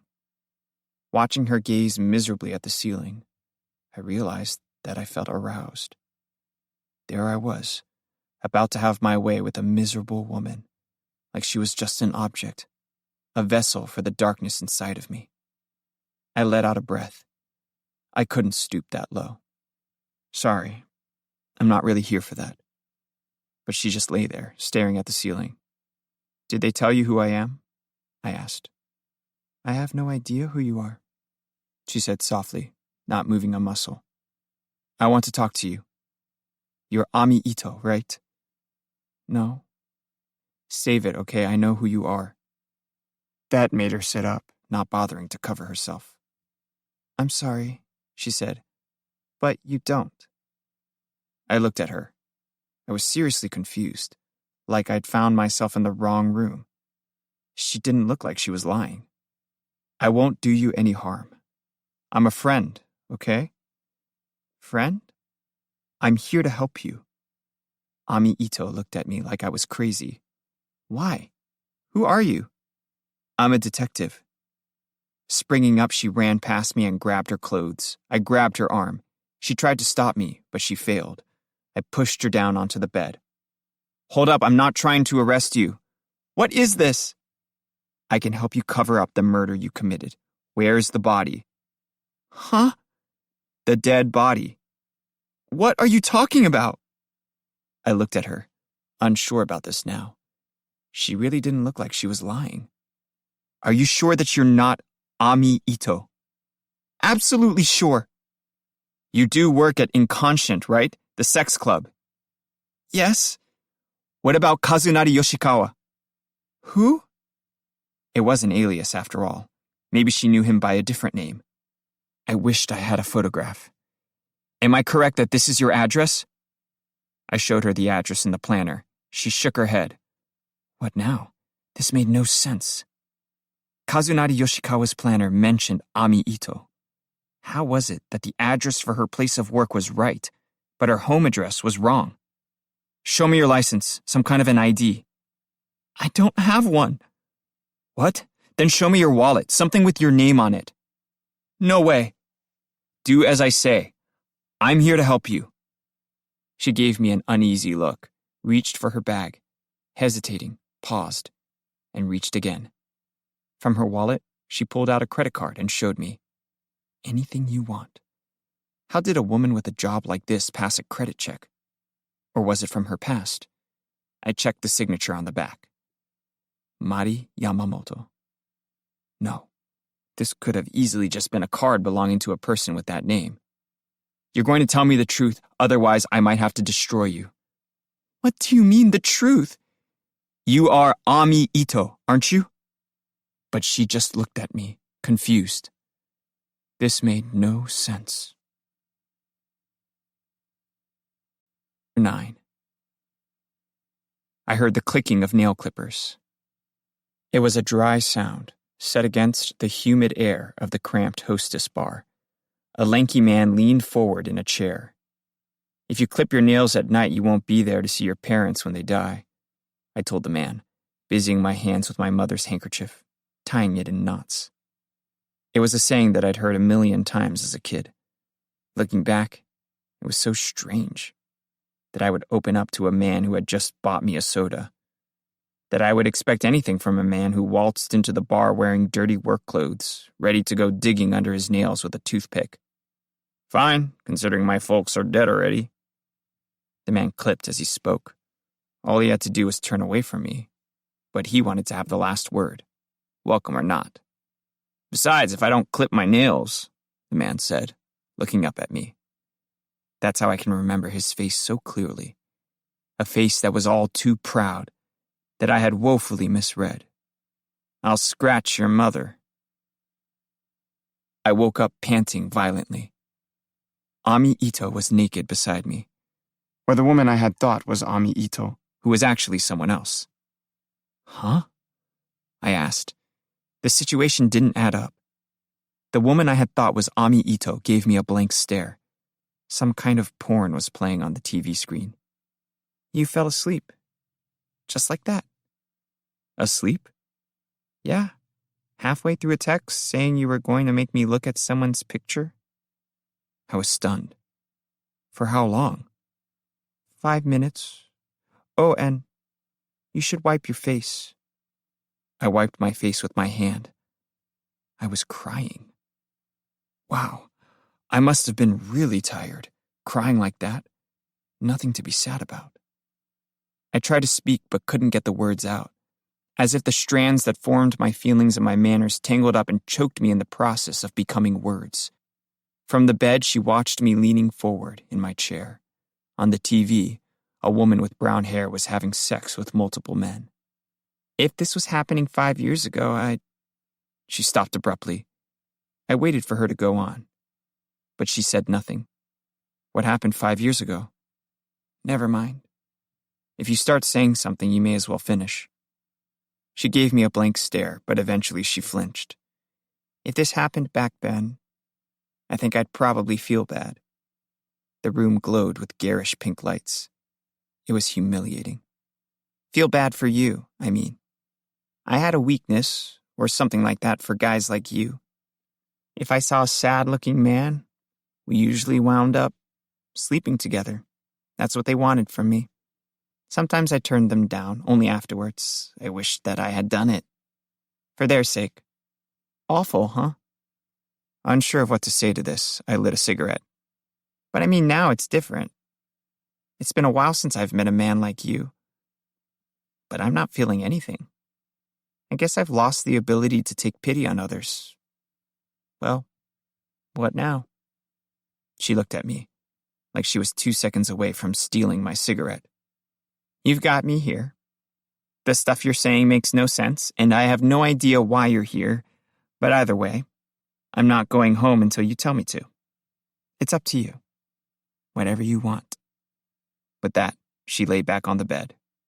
If your ex-girlfriend is named Ami Ito, you could just pretend I'm her. She stared at the ceiling. For some reason, I got the sense that she was really looking towards the sky, watching the gods. But her line of sight was thwarted by that shabby ceiling and the seedy pink light fixture dangling there. On the TV screen, the pack of men grew increasingly aggressive. Anything you want. That's what he told you, right? It's true, too. You could even kill me, if you wanted to. It's that kind of a situation, and I'm that kind of a woman. When you're with me, you can let everything go. I can usually tell what you guys have in mind, so go ahead. Use me to satisfy your deepest, darkest urges. Though I suppose I'm being unfair, huh? Women use men to satisfy their darkest urges, too. How'd you wind up doing this? You had to ask me my least favorite question, didn't you? She said, eyes fixed on the ceiling.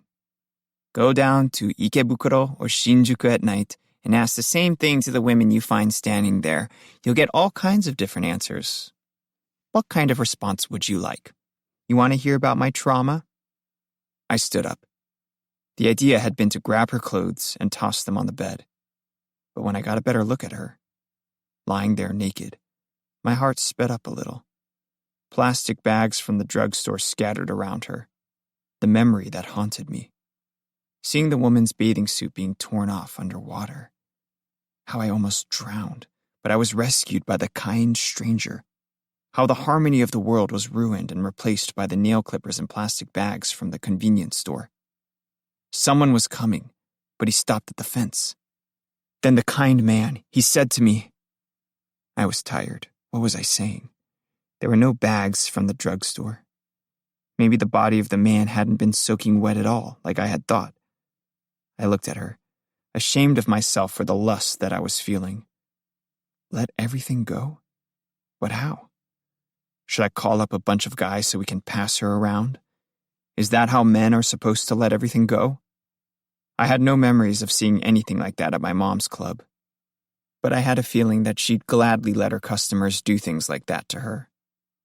After my mother died, I evidently had symptoms of amnesia. Not so much suppressing memories as suffering from an acute psychopathology. Like a new hire who stops showing up at work. He remembers leaving his apartment in the morning, but a few days later, he wakes up at some hotel in the country, far from home. The sort of amnesia that they call a fugue state, brought on by extreme stress.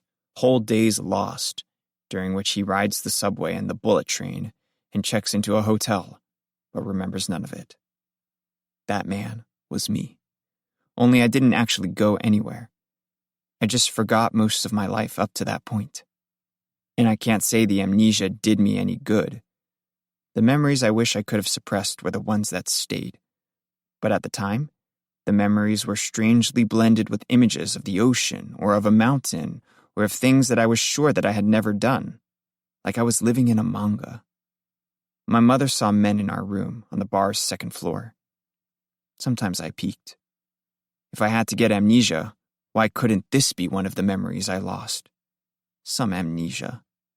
When they found her body, hair soaking wet, naked and dead from an overdose. There were condoms left all over her, left by the men who had gone home, not knowing she was dead, unable to wait for her to finish showering before sex. The men had led her from the bathroom and slept with her before she had the chance to dry her hair.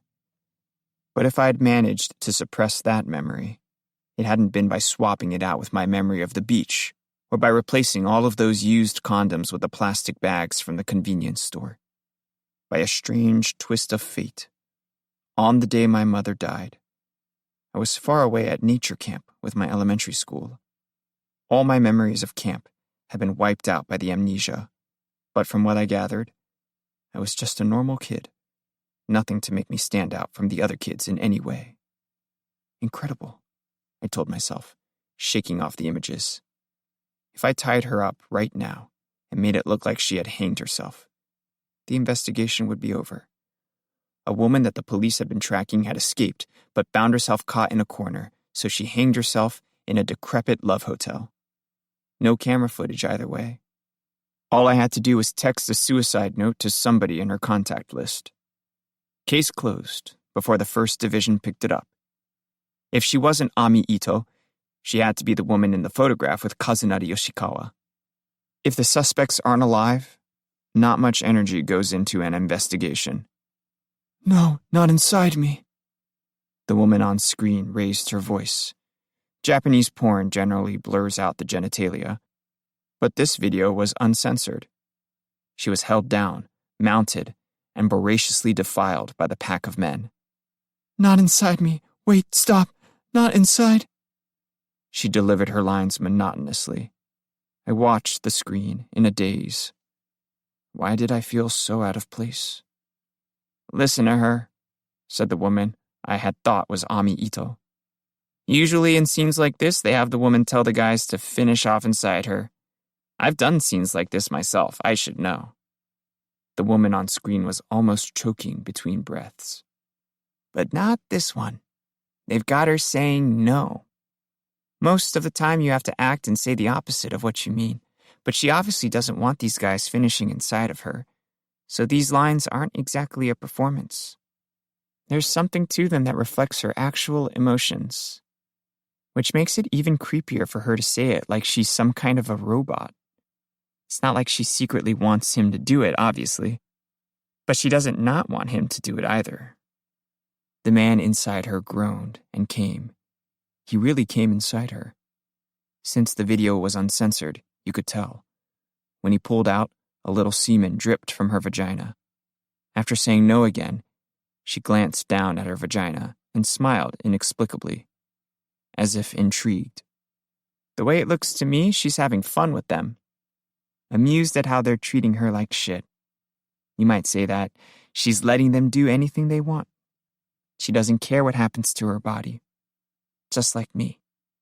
My phone lit up. A text from Ichioka.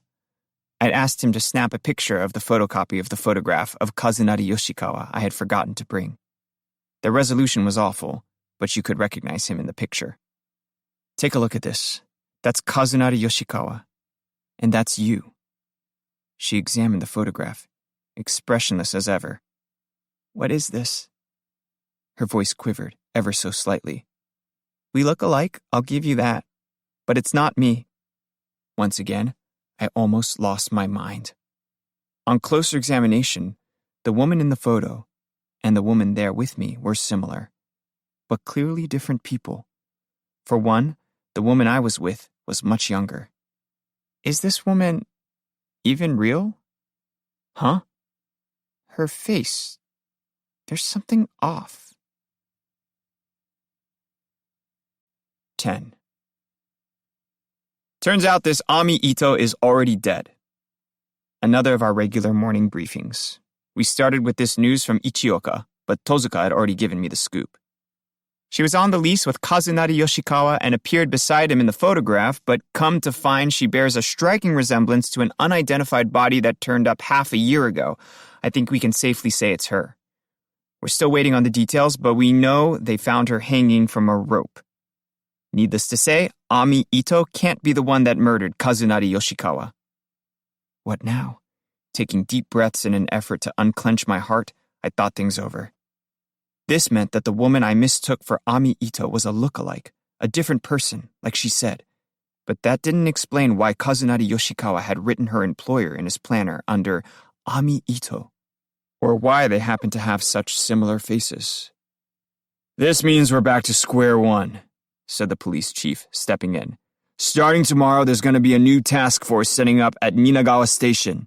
This case is getting pulled out of our jurisdiction. What happens next is up to headquarters, the 1st Division." I felt a dull pain in my chest. "File your findings. That'll be all." We stood up, heavy on our feet. All my energy had left me. I couldn't move, as if all of the blood had emptied from my temples and my head, bringing about a sudden plunge in body temperature. "Crock of shit," Tozuka said beside me. "This is your first time with the 1st Division, right? Those guys look down on all the lower jurisdictions. Basically everything we've done means nothing now. They'll want to do it all again themselves." My relationship with Maiko. My trick with Maiko's fingerprints. Once a detective from the 1st Division had a look at things and questioned Maiko, and took her prints again, my improprieties would come to light. Against the landscape of the windows of the train, the power lines made a continuous black streak, as if the wires were encircling the train, coiling around the cars. "I'm not going home until you tell me to. It's up to you. Whatever you want." I could have sworn that the woman I thought was Ami Ito said those words. But after I fell asleep again, she vanished from the room. No matter how sleep-deprived I was, it wasn't normal to keep nodding off like that. Maybe I'd been drugged. But what would make her do a thing like that? Pulling myself together, I caught a taxi and opened up Yoshikawa's planner. I saw an address that I hadn't seen before.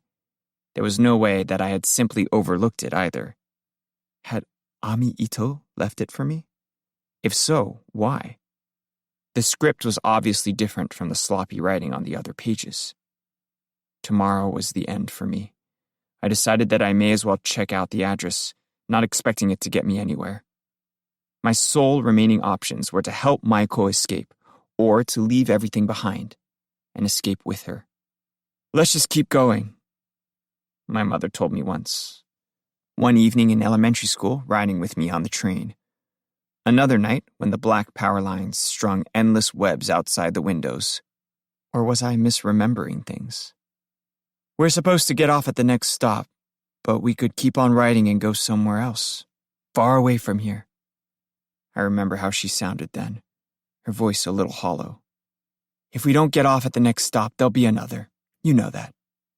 Wiping some mud off of my legs, bare from the hem of my shorts to my socks, with a handkerchief my mother gave me that I carried everywhere. I looked up at her beautifully ragged face. Shibata, Nawa, Shurakuen. Other cities, other lives, with Mondays and Tuesdays, and the same kinds of bars, except instead of being called Miyuki, it's Akemi, and the guy you know as Suzuki is named Tanaka. No matter how far away you go, it's all the same. My mother's lips, done up in thick lipstick, trembled faintly.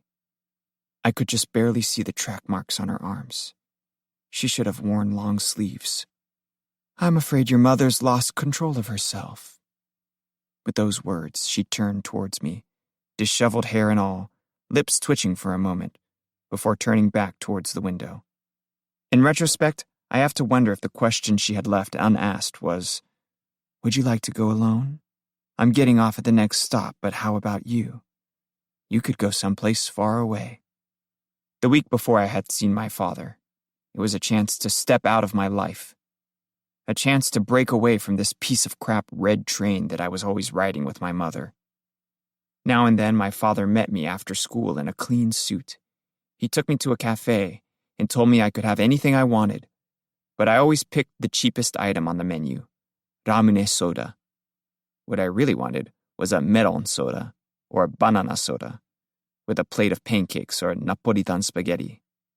But it felt like a betrayal of my mother.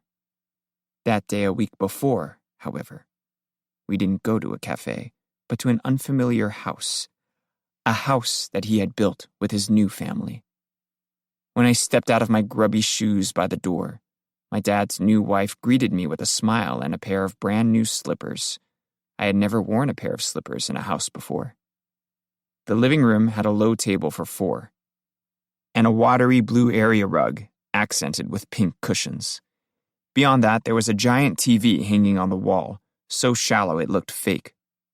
Compared with our messy house, the tatami room above my mother's hostess bar, this room was almost too clean. "How about living here with us?" That's what my dad asked me. Maybe he thought that if I saw the place, I'd drop the silent act I used at the cafe and nod approvingly.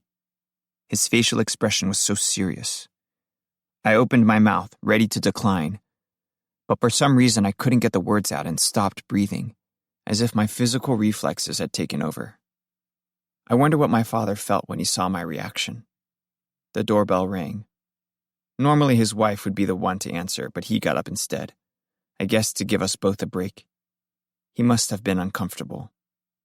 "I'm sure that it's confusing," my dad's wife said, being asked so suddenly. She smiled, speaking quietly, conscious of the distance between us. Behind her, I could see a baby sleeping in a tiny bed. "I'm so impressed.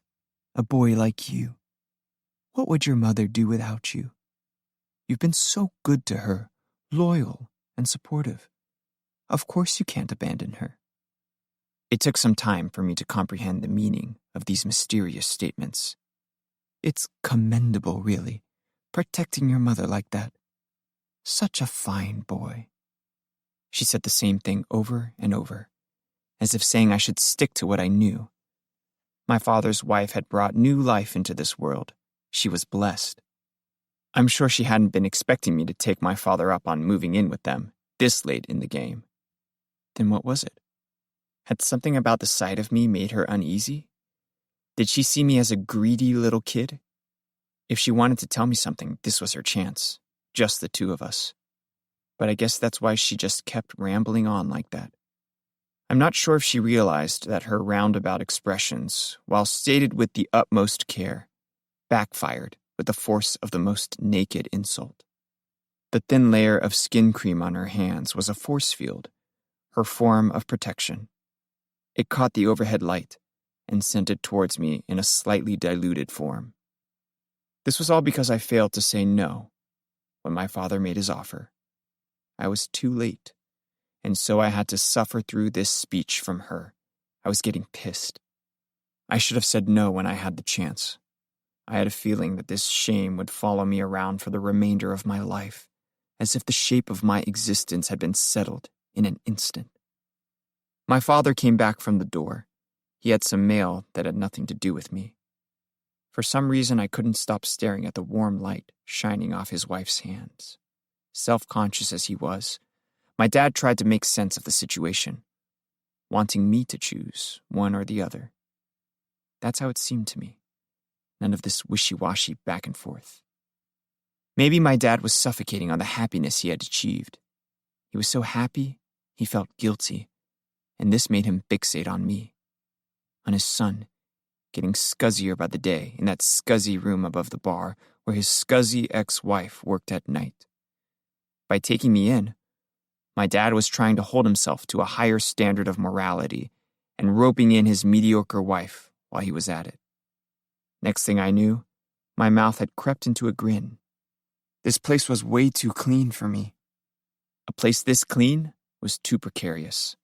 At home, above the bar, it made no difference whether you spilled soy sauce on the floors. You couldn't hurt them. What was up with that shallow TV? Ours was the old-fashioned, boxy kind with a glass screen.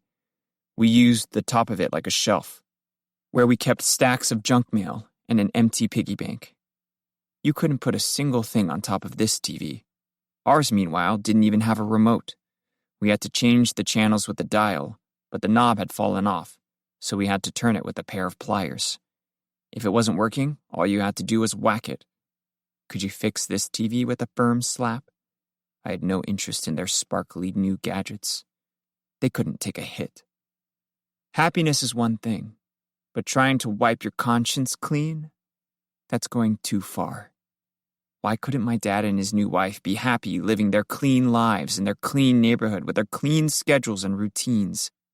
I had nothing to say, just stood there in the living room.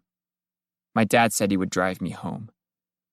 I have a hard time remembering my dad's face, but what I do recall is the way his eyes looked at the cafe when he glared at the people who were smoking, even though their smoke wasn't coming towards us. I could feel something in those eyes, something horrifying that was ready to stab into me. He had tossed us aside, his wife and son, and started a new family. What did he want now? To see himself as some kind of perfect person? Drunk on his idea of what he owed me as a father, he had entangled his young wife, who owed me nothing whatsoever. Suffice to say, you'd think that I would sympathize with what my mom was saying, riding with her on the train that time. But instead, I had to say something I had no business saying. Had I lost my mind? High on a sense of superiority over her because I had been asked to live in that clean house without her? Hey, Mom? Yeah? You act like life's so hard. Huh? But I know that's how you like it.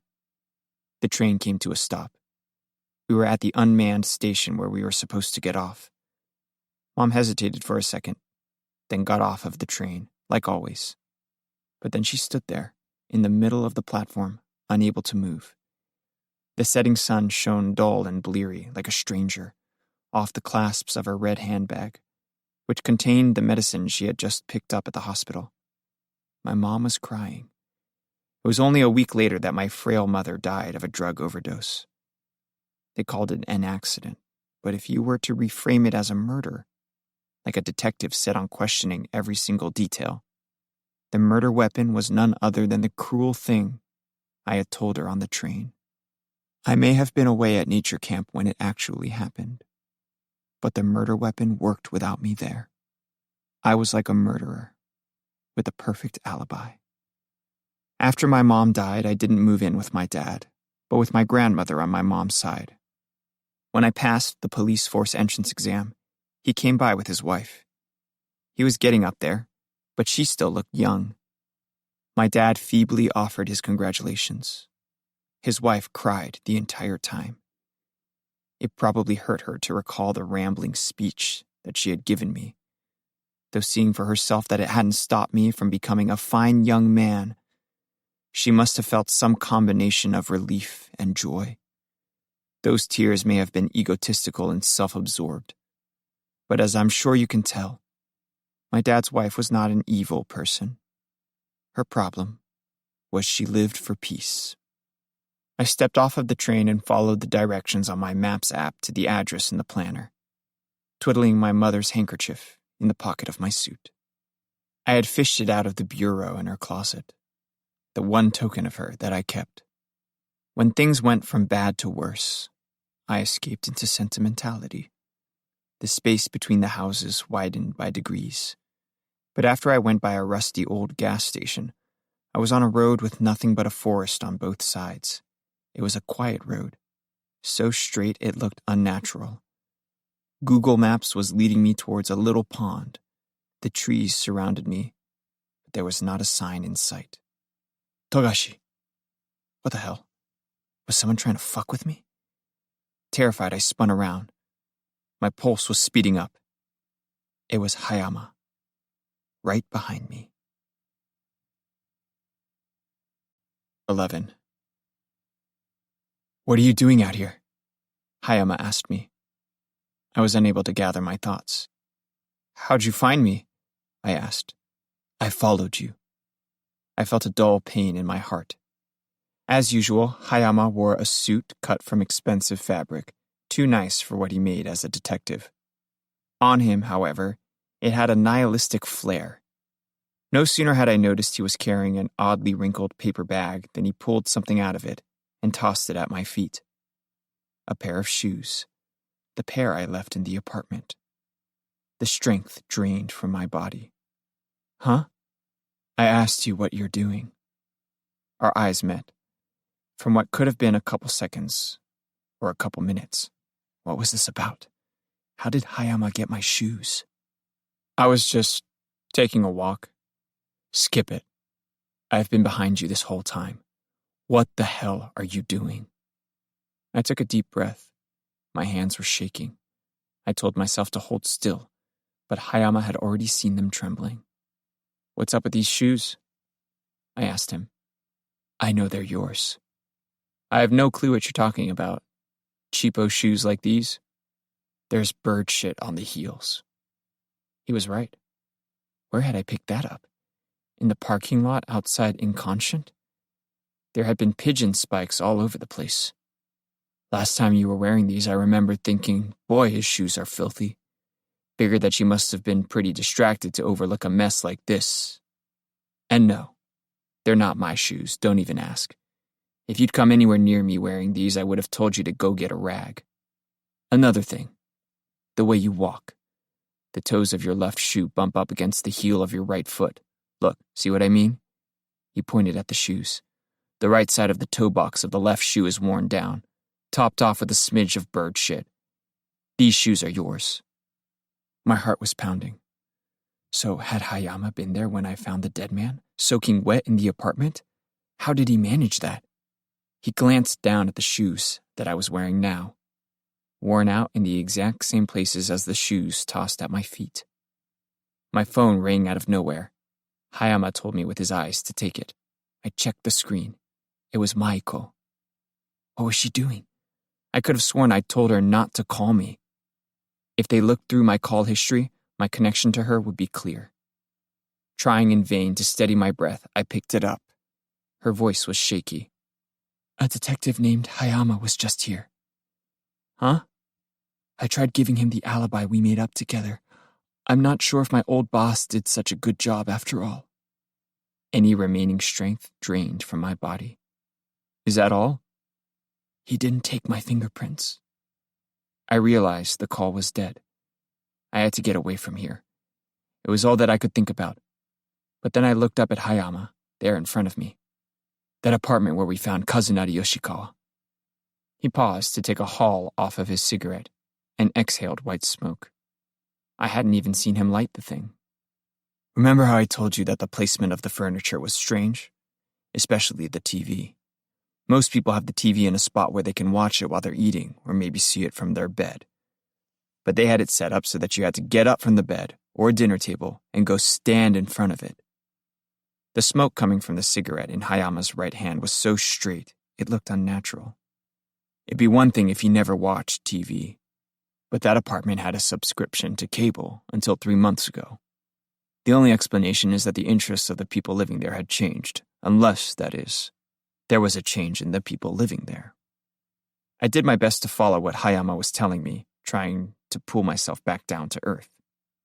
In the corner off the foot of the bed, the best place for a TV in the bedroom, there was nothing on the floor, but the carpeting was dented. 3 noticeable divots. Something with 3 legs had been sitting there a while. Most electrical appliances have 4 legs. 3 is odd. I realized that it must have been a camera on a tripod. Judging from the depths of the divots in the carpeting, it must have been a pretty heavy-duty camera, like the pros use. Yoshikawa was a rope artist. Stands to reason he would film himself. We're still questioning people in the BDSM world, but no one wants to work with the police. I doubt any of the testimonies will be useful. But if Yoshikawa filmed this stuff, he might show up in a commercially available video. We're checking with some people in the pornography industry, not just the big league outfits, but the folks who do it in groups, as a hobby too, so it'll take a little time. But there's no doubt in my mind that we'll get something eventually. I gave Hayama a blank stare. Remember how there were a bunch of those conservative magazines on the floor of the apartment? Magazines? All I saw were Maiko's favorite things. I didn't remember any magazines. Seems like Yoshikawa had some pretty sweaty hands. There are dark marks from the oils of his fingers on the edges of the pages. I tried reading one of his books, holding it the same way, and guess what? I got sick of it in the same spot as him, where the marks left by his fingers stopped. Hayama puffed his cigarette. At the cuff of his right sleeve, I caught a glimpse of the bracelet of crystal prayer beads on his wrist. One of those junky books that blames everything on China and Korea. This led me to believe that Yoshikawa didn't gravitate towards trashy politics or trashy culture, as it were, but something more authentic or traditional. Didn't the owner of the fetish club you visited with Ichioka tell you? Yoshikawa said he liked to let the rope call the shots. He tied his knots to satisfy the rope. I think it's safe to say that Yoshikawa was an odd case, not like most other rope artists. Kinbaku, rope, conservatism. What links them all is Shinto. Shinto? Don't you know? In Kinbaku, you're only supposed to use rope made from hemp, as in the cannabis plant, a major source of clothing in the old days in Japan. Hemp rope is inseparable from Japanese culture and religion. The cannabis plant has been cultivated on this soil since the Jomon period, where decorative earthenware was made by winding cord around the outside of clay vessels. The braided shimenawa ropes that you find hanging at a Shinto shrine, also hemp, serve as a boundary between the everyday world and the spirit realm. In Shinto, hemp rope is used to mark off sacred spaces. We find this in sumo wrestling, which is in fact a Shinto ritual, where only the highest-ranking wrestlers, the yokozuna, are allowed to wear the ceremonial belt made from white cord. The wrestlers toss salt in the ring and stomp their feet to ward off evil spirits. And guess what? The Association of Shinto Shrines does grassroots work for conservative causes and drums up votes for conservative politicians. Hayama blinked a few times, but his face betrayed no emotion. I visited several of the shrines in the vicinity of the apartment where the body was discovered. Sure enough, people there had seen Yoshikawa on the grounds, closely observing the shimenawa at the shrine, or the ways the ropes were tied around the sacred trees. He also had conversations with an old man who visits the shrine daily. Mostly small talk, nothing special. Though he talked enough, it'd fill reams and reams of paper if we put it in the record. Out of everything I heard, two things caught my attention. Firstly, he told the man, "It gives me this oppressive feeling, just short of clinical anxiety, every time I leave the house, which is a real nuisance. It's a struggle getting out the door." The second thing was even stranger. "You should see the view outside my house. Too bad I'm not a Christian." Strange things to say. Yoshikawa's apartment faces a park. Nothing oppressive to be found. It'd be another thing if he had some negative experience with parks, but once he's out the door, there's nothing but the park to see in both directions. But what if the apartment where we found the body wasn't his? Think about it.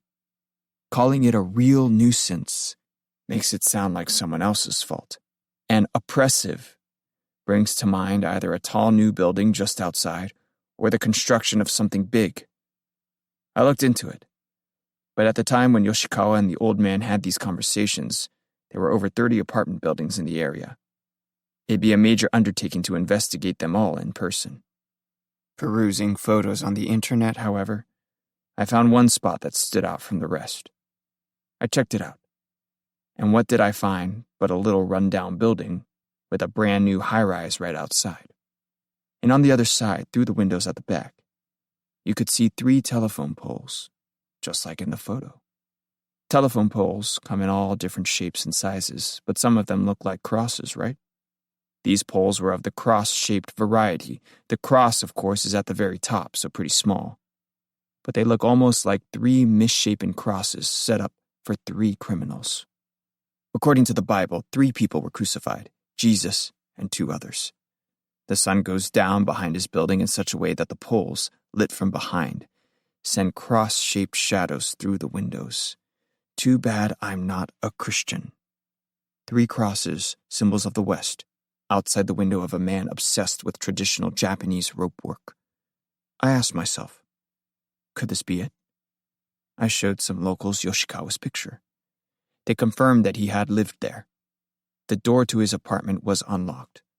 The place was empty, but it had that smell. You know the one I mean. The strange reek of a dead body. The body must have only just been taken away. There was a piece of paper on a messy desk. I did it. I accept my fate entirely and give my life. That's what it said. Though isn't that a little strange? A suicide note, but no body. This gave me an idea. What if there were multiple culprits? One who tried to pin the crime on the dead body, and another one who prevented them from doing so. In other words, each of the culprits thought a different person was the criminal. A case like that would be unprecedented. But then I stumbled on this pair of shoes. I was surprised, knowing that they must belong to you. I was dumbstruck, staring at Hayama. This whole time, beyond my reach, the case had been developing in his hands, out of mine. If you thought of it as some kind of a story, it was like I had been cut almost entirely from the plot. And meanwhile, behind my back, let's talk about Maiko Kirita. It hurt to breathe, as if something had pierced my chest. One of the cards in Yoshikawa's planner was from Maiko Kirita. We know that Kazunari Yoshikawa was an alias, but I noticed something strange about her name. Break apart the characters for Maiko, and you get girl wearing hemp. For a case like this, that's a pretty big coincidence, wouldn't you say? I figured that it has to be another alias. It became difficult for me to continue standing. I paid Maiko a visit. Seems like the alibi she handed you was bogus. But because she's working as an escort, she didn't want to tell the truth, so I pressed her on it. Turns out she had another alibi, but it was a bit too perfect. Something else you'd like to tell me? It took me everything I had just to look back at Hayama. Let me refresh your memory. In our search of the apartment where we found Yoshikawa, we came across a framed picture of him and Ami Ito. But none of the clothes we found there matched her taste.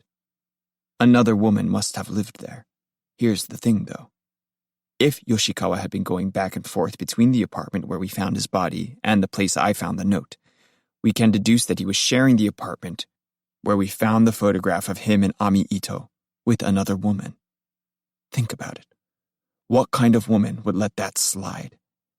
It would take a special kind of pervert to go in for that. Out of all the different possibilities, the most likely one is that Ami Ito has been dead for a while now, and that Yoshikawa and the other woman were living in that place together, haunted by the crime. That would explain the solemn air of that apartment. You'll recall that Ichioka did a survey of unidentified bodies, focusing on ones that looked like they had hanged to death. Well, I'm the one who told him to. And, by the way, I noticed something you might like to hear about the fashion tastes of the woman who was living in that place with Yoshikawa. Hayama looked straight at me. She has the same style as Maiko Kirita. I was standing there with a blank look on my face, staring back at Hayama, but something compelled me to move around and laugh. And loudly, too. Not like there was anything to laugh about. I made a fist around my mother's handkerchief in my pocket. Hayama, I said. No idea what I was going to say next. You're just as tough as everybody says. Can't say I feel too hot running into you out here. But yeah, I've got something that you're going to have a hard time beating. I was practically screaming. Had I gone crazy? I felt myself breaking away. The darkness of uncertainty. Get ready, because you're about to see what a little bit of darkness humming with uncertainty can do. Run away, I told myself. I had to run away with Maiko as far as I could go, away from this man, from this world, away from my life. Let Hayama track me down with his fancy deductive reasoning. Let him pick apart the story of my life. Let him chase me to my dying day. Togashi, said Hayama. The wind blew, making the trees around us sway. This is not the sort of case you think it is. If the videos that Yoshikawa made turn up, it's going to mean a world of trouble. All kinds of things that have been hidden from the surface of the earth will come to light. This is another kind of case entirely. Go on. Tell me everything you know. If we could only put our heads together. What are you saying? Togashi, Hayama said again. I detected kindness in his voice. For a second, I felt like I could cry. The trees around us swayed. The wind was picking up. I'll wait a day. Okay?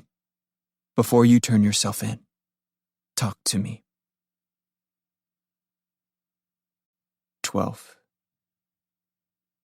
I stared blankly through the doorway at Maiko. How did I make it to her place? The only thing I could remember was the fact I took a taxi. As I stepped out of my shoes, I realized I was holding the other pair of shoes and left them by the door. Both pairs. As if two of me were stepping into her apartment. Maiko's sneakers sat beside them. Did you hear from Detective, Hayama? Yeah.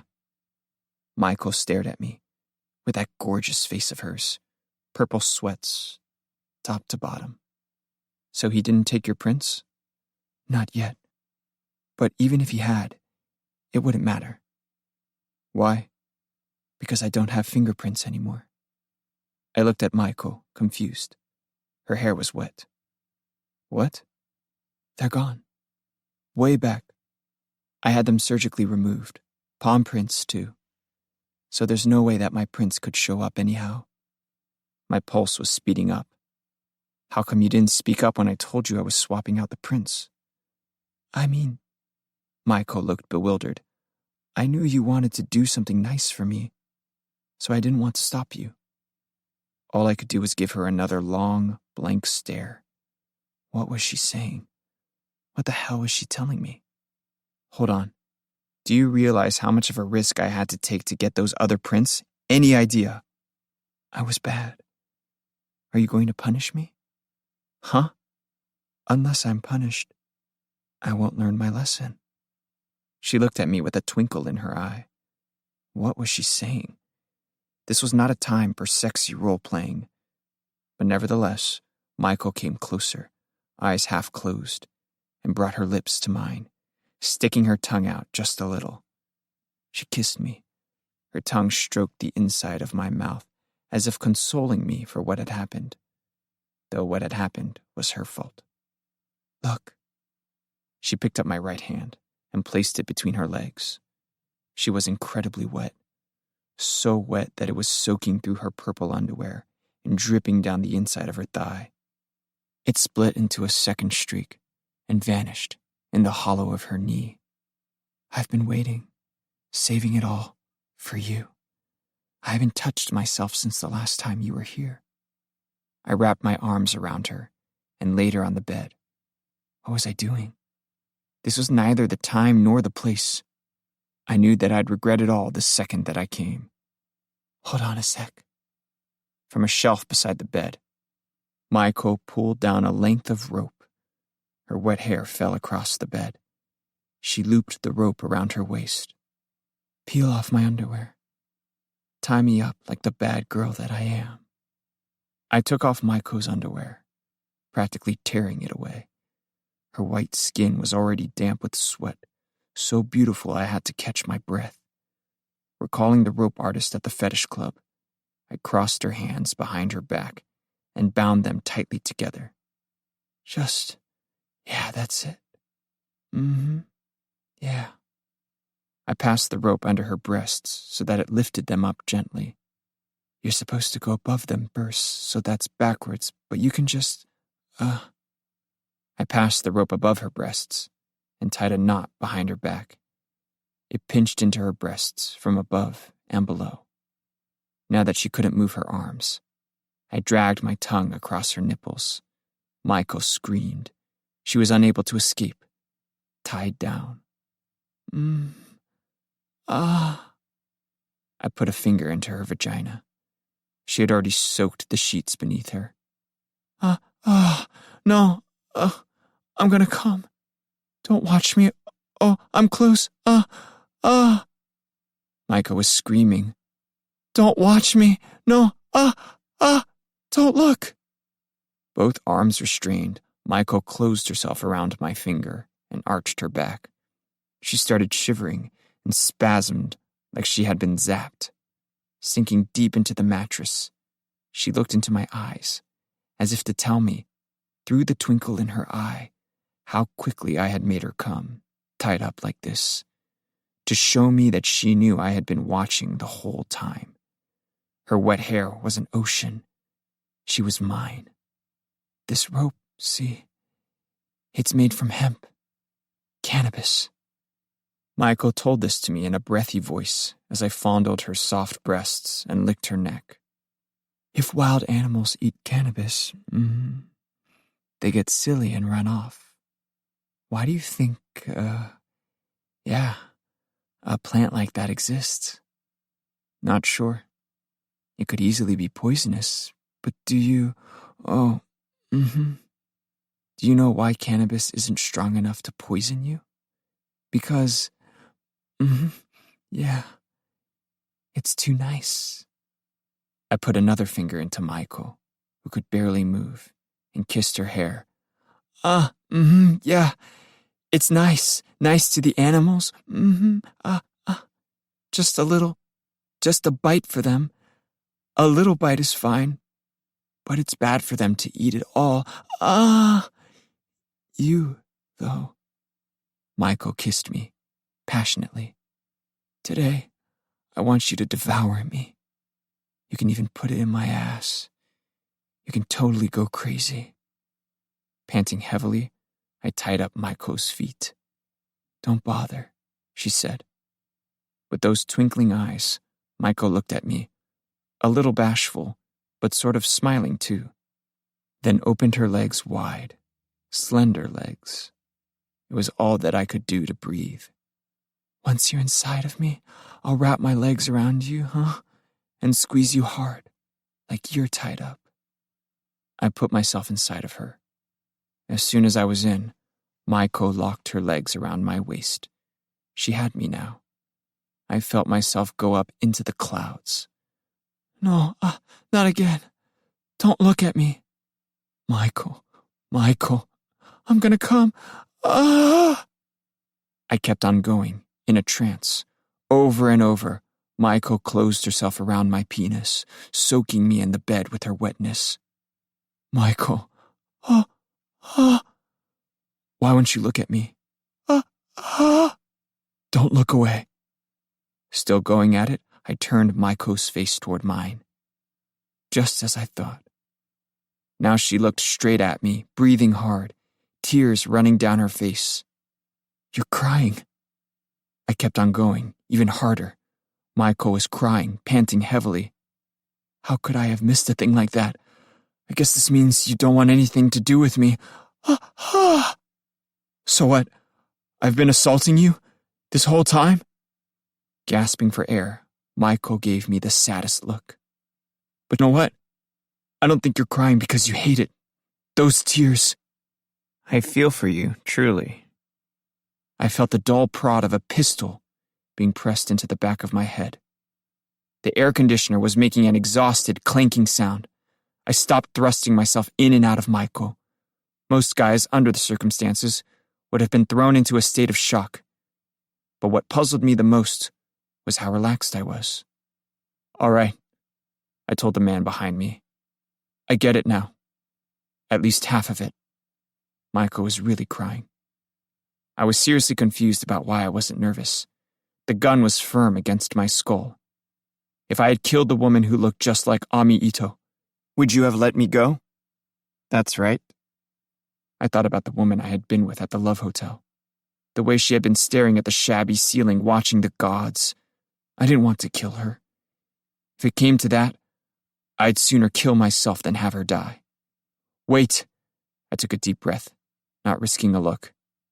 How can you pull the trigger without a finger? Look again. It's the middle one I'm missing. Keep going, Maiko said. She was still crying. At least you'll feel good when you go. I was amazed to find myself fucking her again. Amazed at my total lack of fear. I felt myself break free, my pleasure coming to a peak. At this point, I stopped caring about the rest of the world. Great, I said to myself, savoring the irony. I've always wanted to do something to redeem my mother. And now...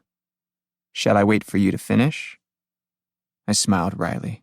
Ha! Wait. The gun pulled away from my head and struck my temple as a wave of heat crashed over me. Was it a whirlpool?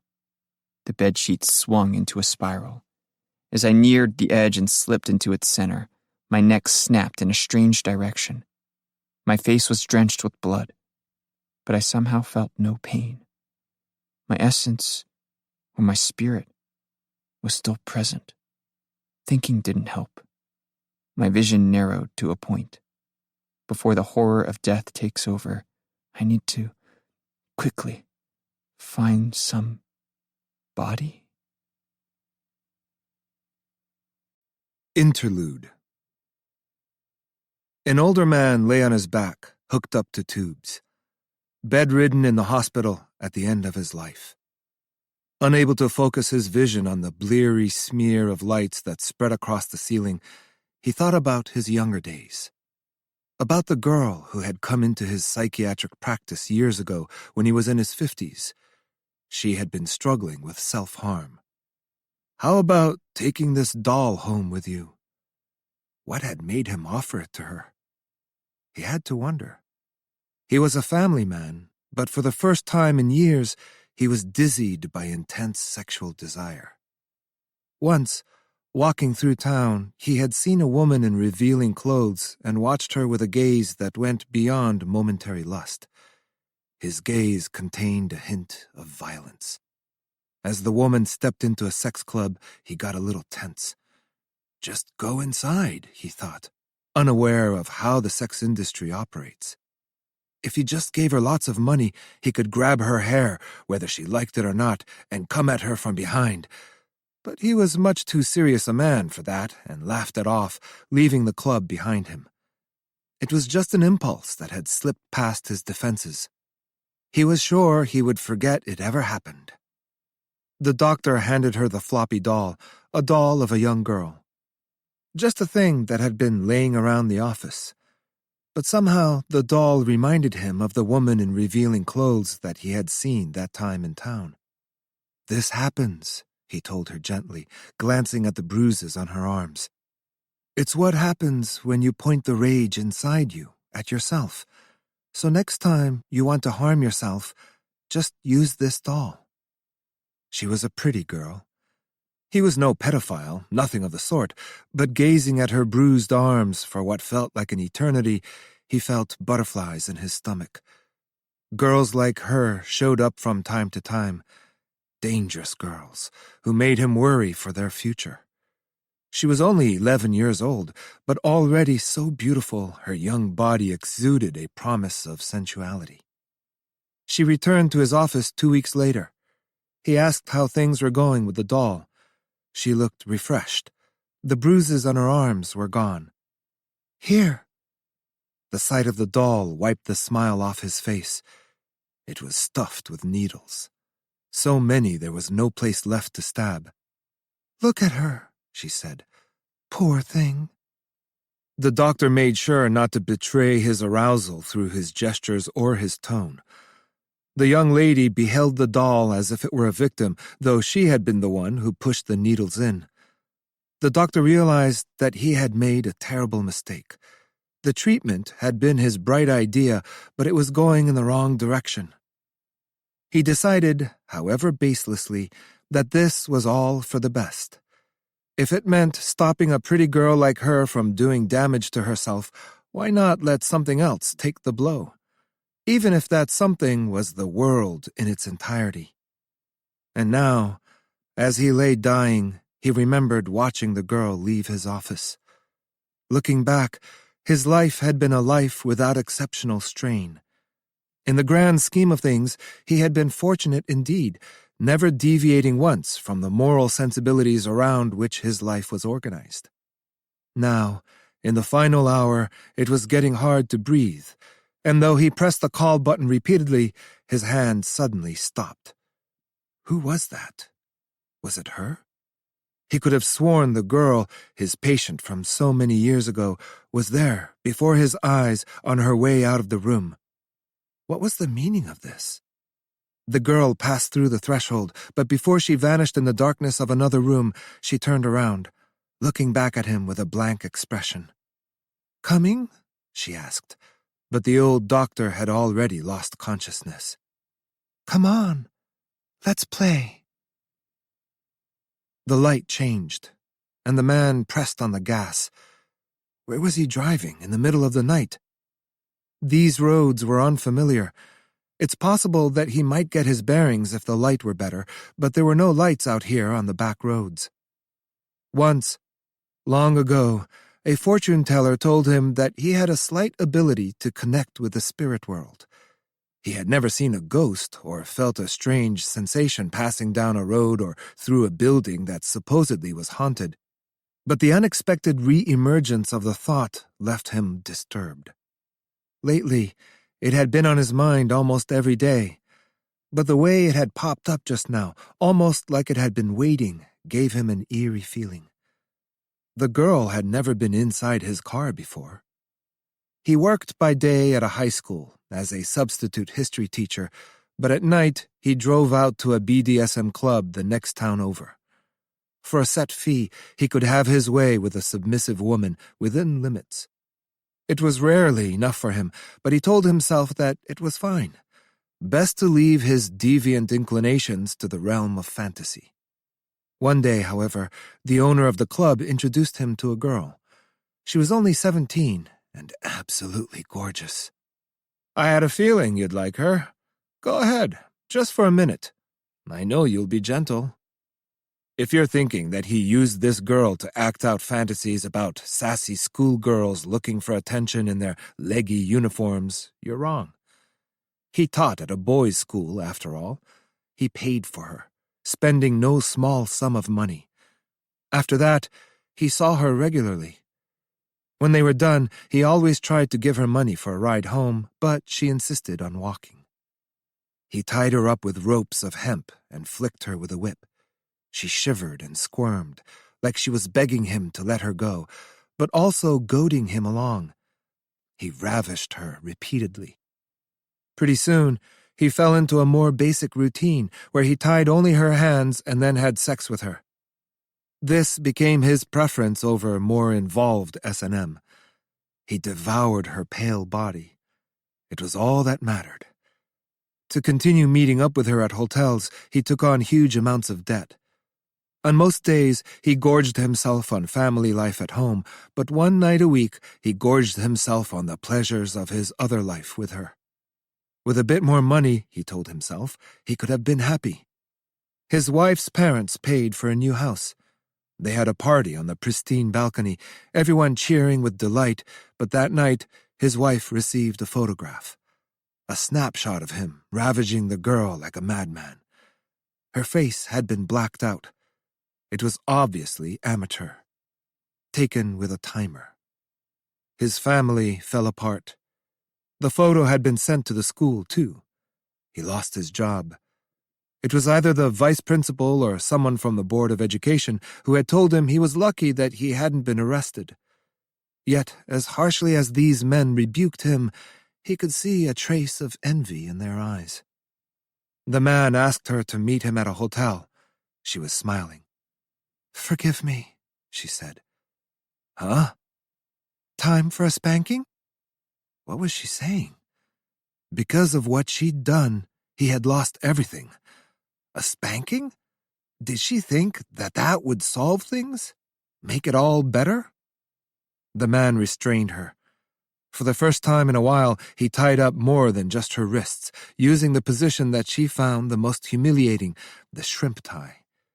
He bound her arms behind her back and passed the rope again under her beautiful breasts, lifting them up, then lay her on her back and crossed and bound her ankles, tightening the ropes so that her feet were pulled towards her face and exposed her vagina.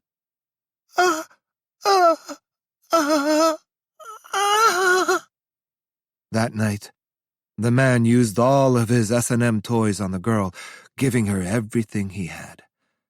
He came multiple times. The final time, he was sure that he had killed her. The sort of S&M he knew was meant to break a woman. The goal was for the more deviant aspects of a woman's sexuality, things she normally kept hidden, to be revealed with her help. But that night, he was the one being unleashed. There was no telling how far his violent sexual tendencies would go.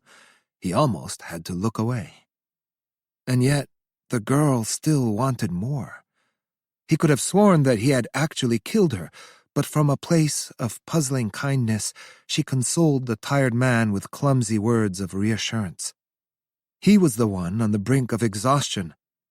In a daze, he stared at her. After that, the two of them lost touch. He assumed that she had other men. That last time, he couldn't for the life of him recall how she had gotten up and left the room. The man worked at a cram school for a while, but word got out about his past, and he was asked to leave. He got by doing temp work, running deliveries or attracting customers for bars, before eventually landing a full-time job at a pachinko parlor. He failed to reconcile with his wife, but once a year he had a chance to see his son. He paid for sex plenty of times after that, but he never lost control again the way he had with her. He was a shell of the man he used to be. Some vital energy had been lost through his experience with the girl. A piece of him was gone, surrendered permanently. Still, the man said to himself, my life may be in shambles, but I don't regret any of what happened. On my deathbed, I'll be thinking about that final night with her. He came to a main road. Finally, he thought. But as he turned, he saw the headlights of a speeding truck. Part 2. 1. Sounds like the case is closed, said the police chief. Expressionless. His office was non-smoking, but he smoked anyway. A slight twist to his lips. So the rope artist, Kazunari Yoshikawa, was killed by one of our detectives, Mikiya Togashi. He must have seen Yoshikawa as some kind of threat. After Togashi killed him, he killed himself, using a non-police firearm he picked up somewhere. His choice of venue for the suicide was a pond on the outskirts of town. Shot himself in the temple and fell right into the water. That's how the First Division sees it. Sound believable? Not to me, I said. The chief gestured with his hands, telling me to smoke. All right, Hayama, tell me what you think. My cigarette pulled a new curtain of smoke around the room, misty and white. Life goes on after the death of an acquaintance. Days which Togashi had never known, entire scenes. Togashi was a detective, so if he was going to kill Yoshikawa, he'd take pains to make it look like a robbery. Yoshikawa was an alias, after all. Togashi would know that he could kill a man like that and get away with it. They could file a missing persons report, sure, but as long as there wasn't a body, the police would have nothing to go by. He'd never leave the body there. But you noticed something, right? That he was acting strange? At first, it was so subtle, it only clicked after the fact. He left the crime scene for a smoke, holding a pack of cigarettes. It'd be one thing if he did this all the time, but every time I saw him smoking after that, he didn't pull out the pack until he'd left the building. Going outside for a smoke, you're basically playing hooky, so you need to play it cool. Nobody waves the pack around for all to see. So why'd he pull the pack out of his pocket that one time? It's the sort of unnatural move that he might make unconsciously, trying to hide that he had just slipped his hand, or something else, into his pocket. But 2 days had passed already since Yoshikawa died, so he would have had plenty of time already to dispose of the incriminating evidence. He must have noticed something out of place and acted in a fit of panic to protect the perpetrator. That's how I see it, anyway. Hayama was done. The chief looked satisfied. Togashi's shoes were in that other apartment you discovered. You say it smelled like death. There was that unsigned suicide note as well.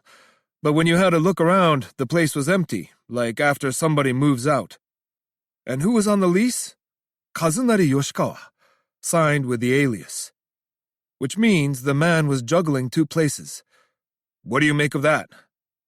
I'm not sure. Togashi left his shoes behind because he escaped through the window. Somebody must have walked in while he was there. Yoshikawa was long gone. Somebody else showed up to see him. The chief had Togashi's suicide note on his desk, a sheet of printer paper and a plastic baggie, typed on a computer. I'm responsible for everything. Kazunari Yoshikawa came after me, so I killed him. Though why he was after me, I'm unable to say.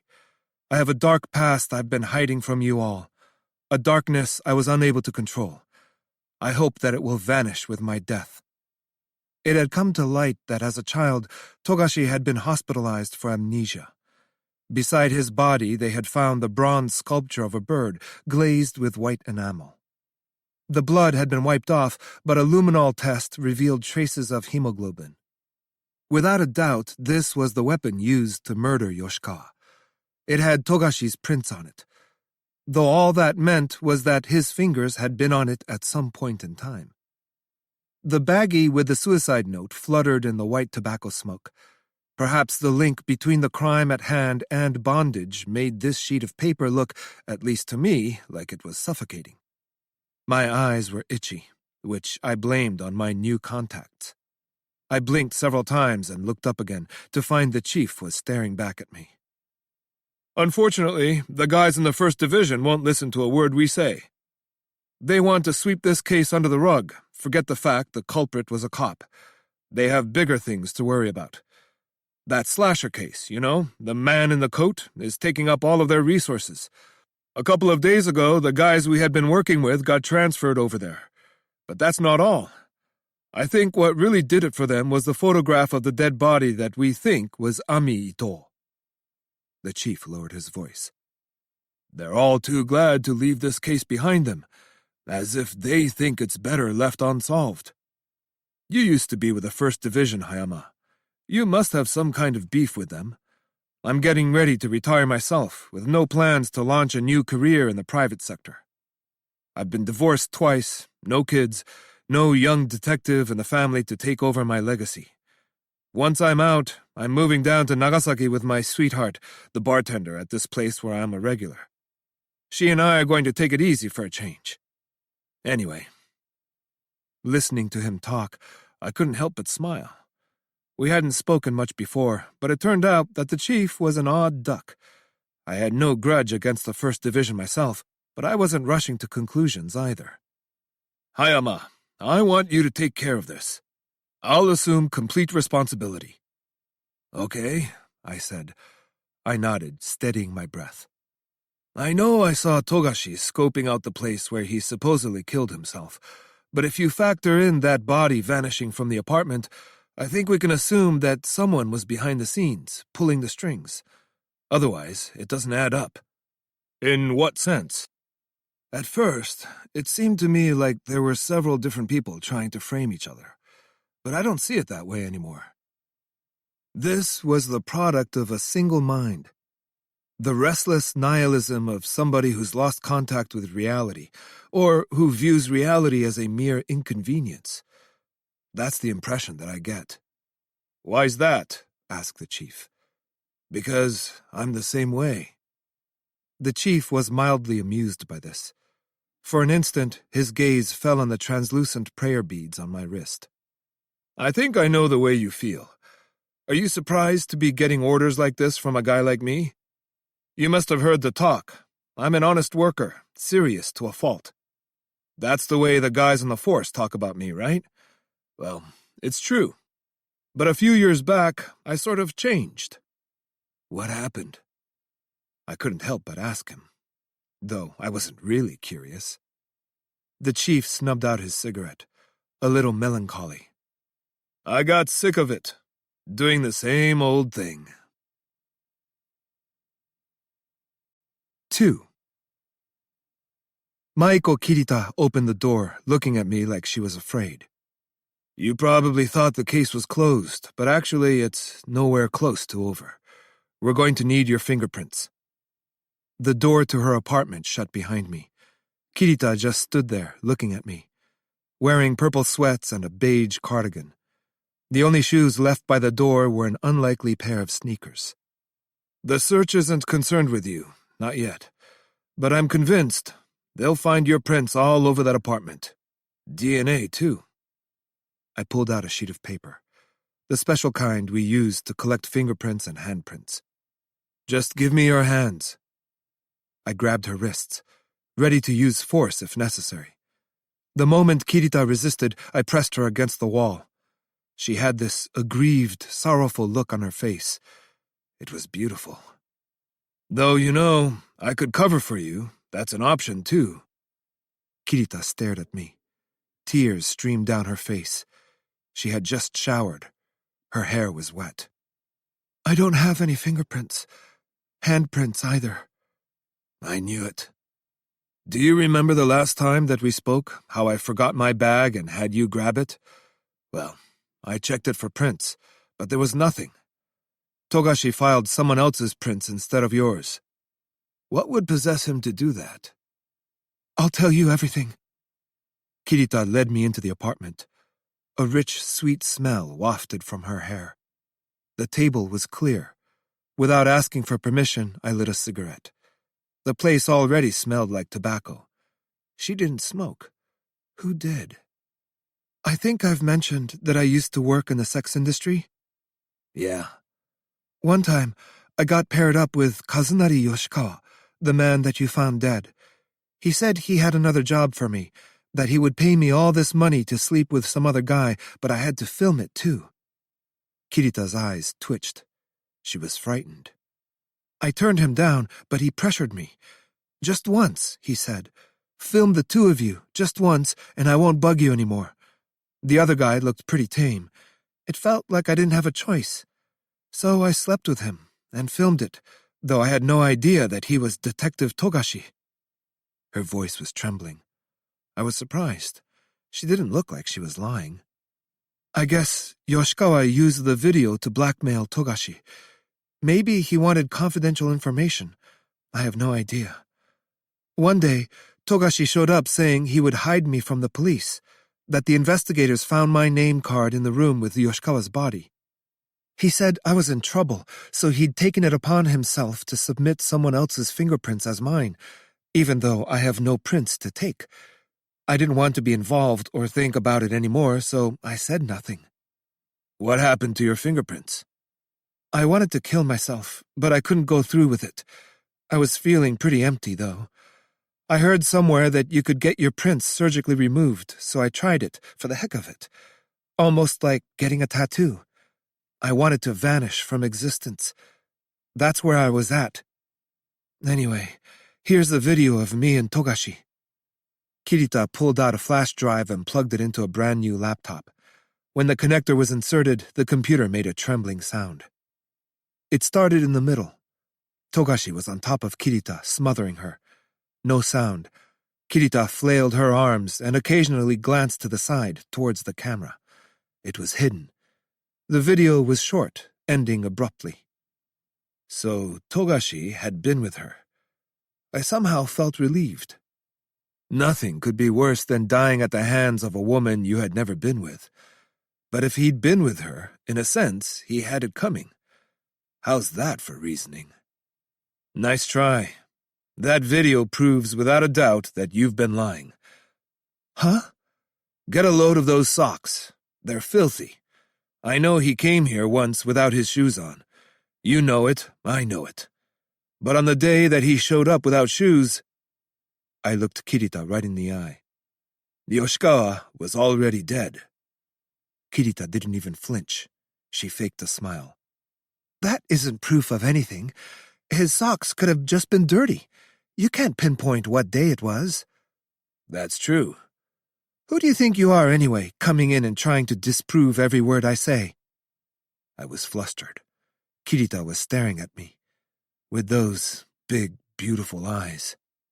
I had to take a different tack. So I sighed like I was out of patience.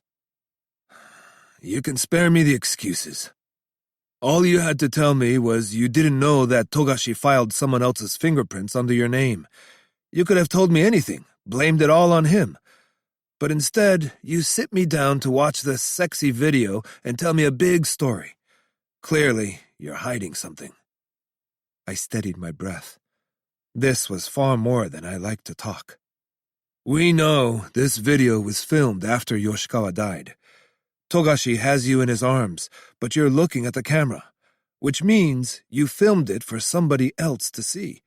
Somebody who said another curious detective might come by. And when he did, it was your job to seduce him. It's all coming together now.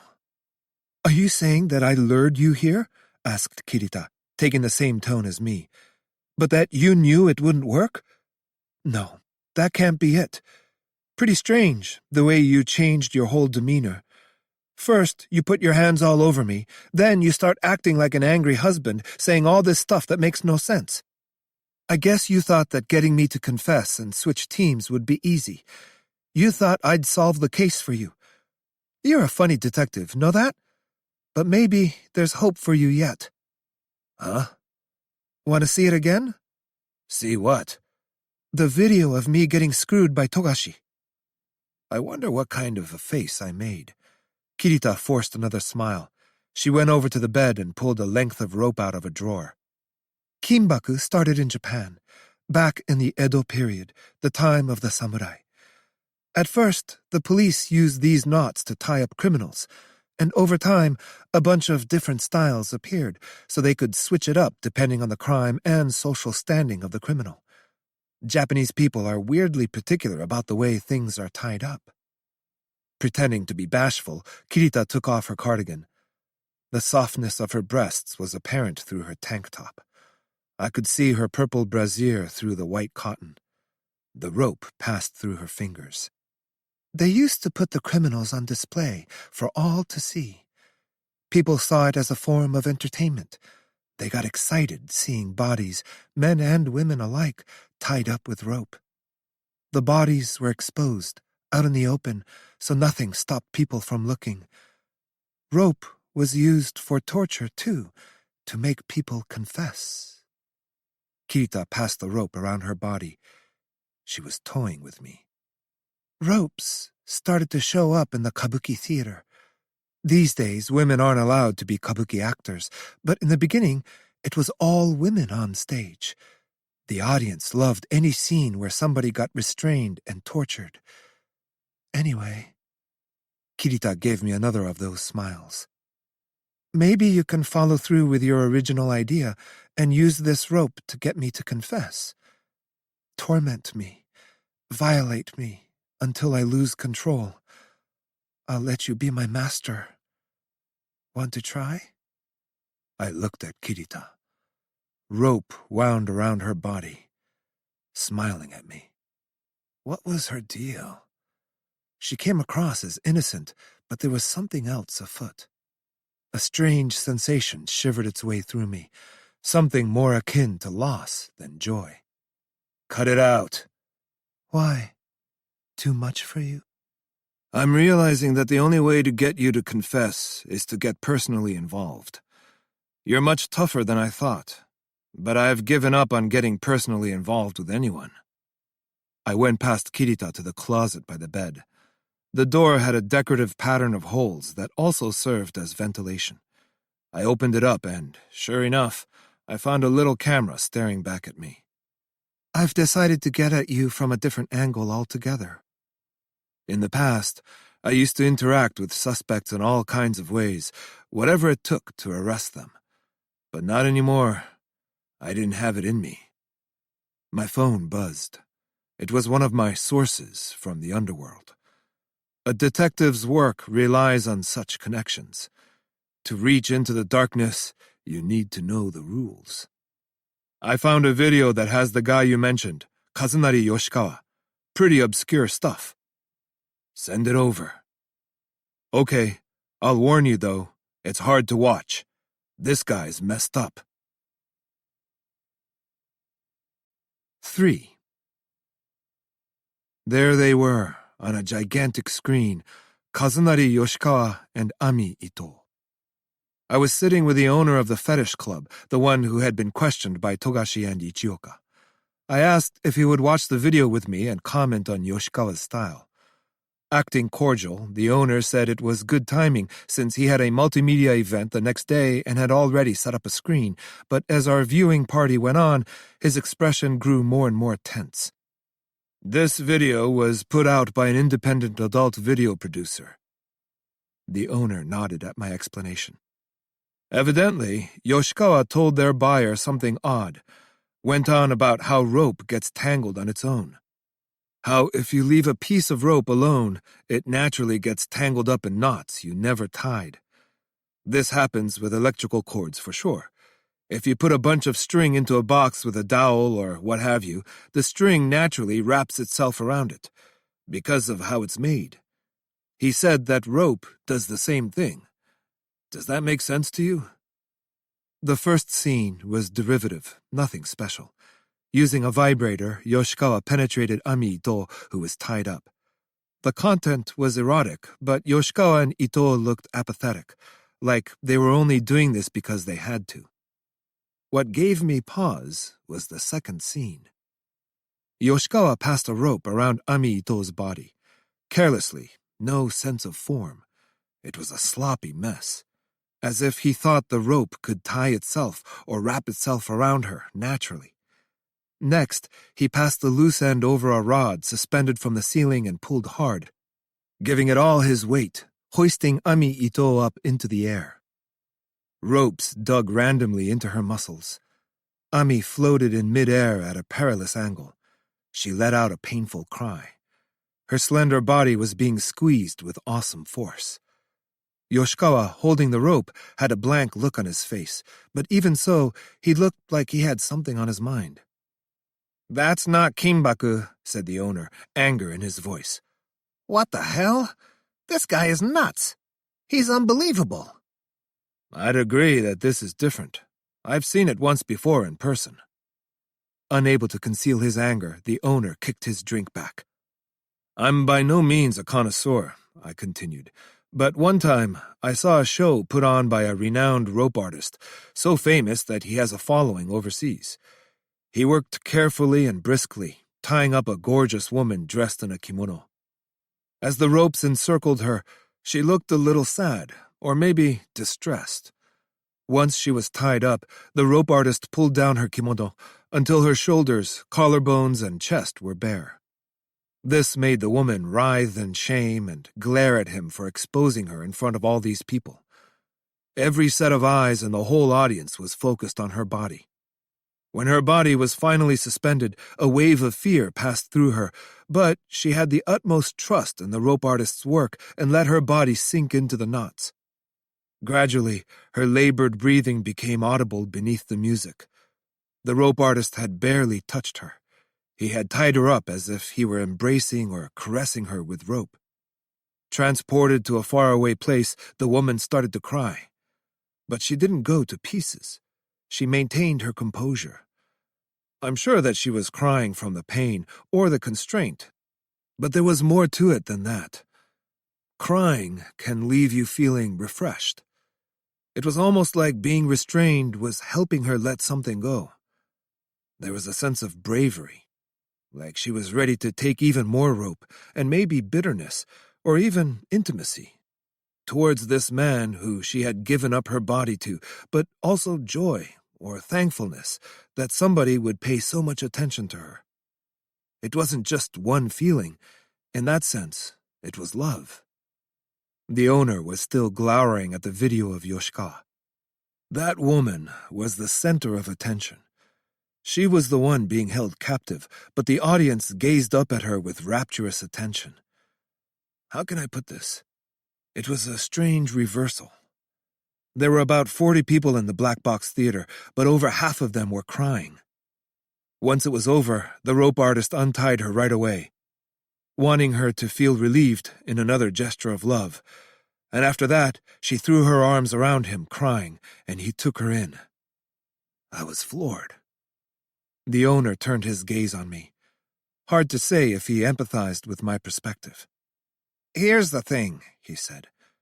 "The same way a term like BDSM can mean all kinds of things, there are all kinds of different ways of using rope in Kimbaku.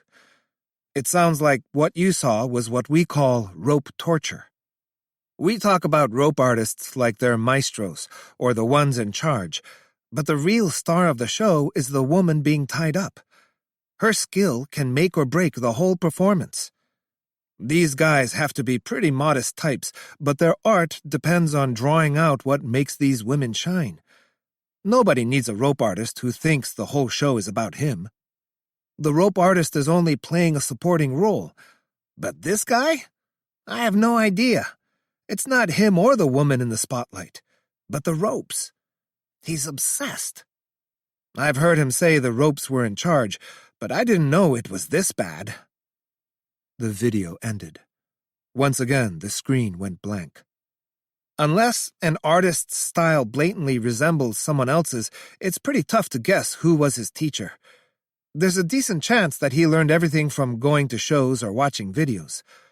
One thing I'll say for sure, though, is that this guy loves his Shinto rites. No doubt about that.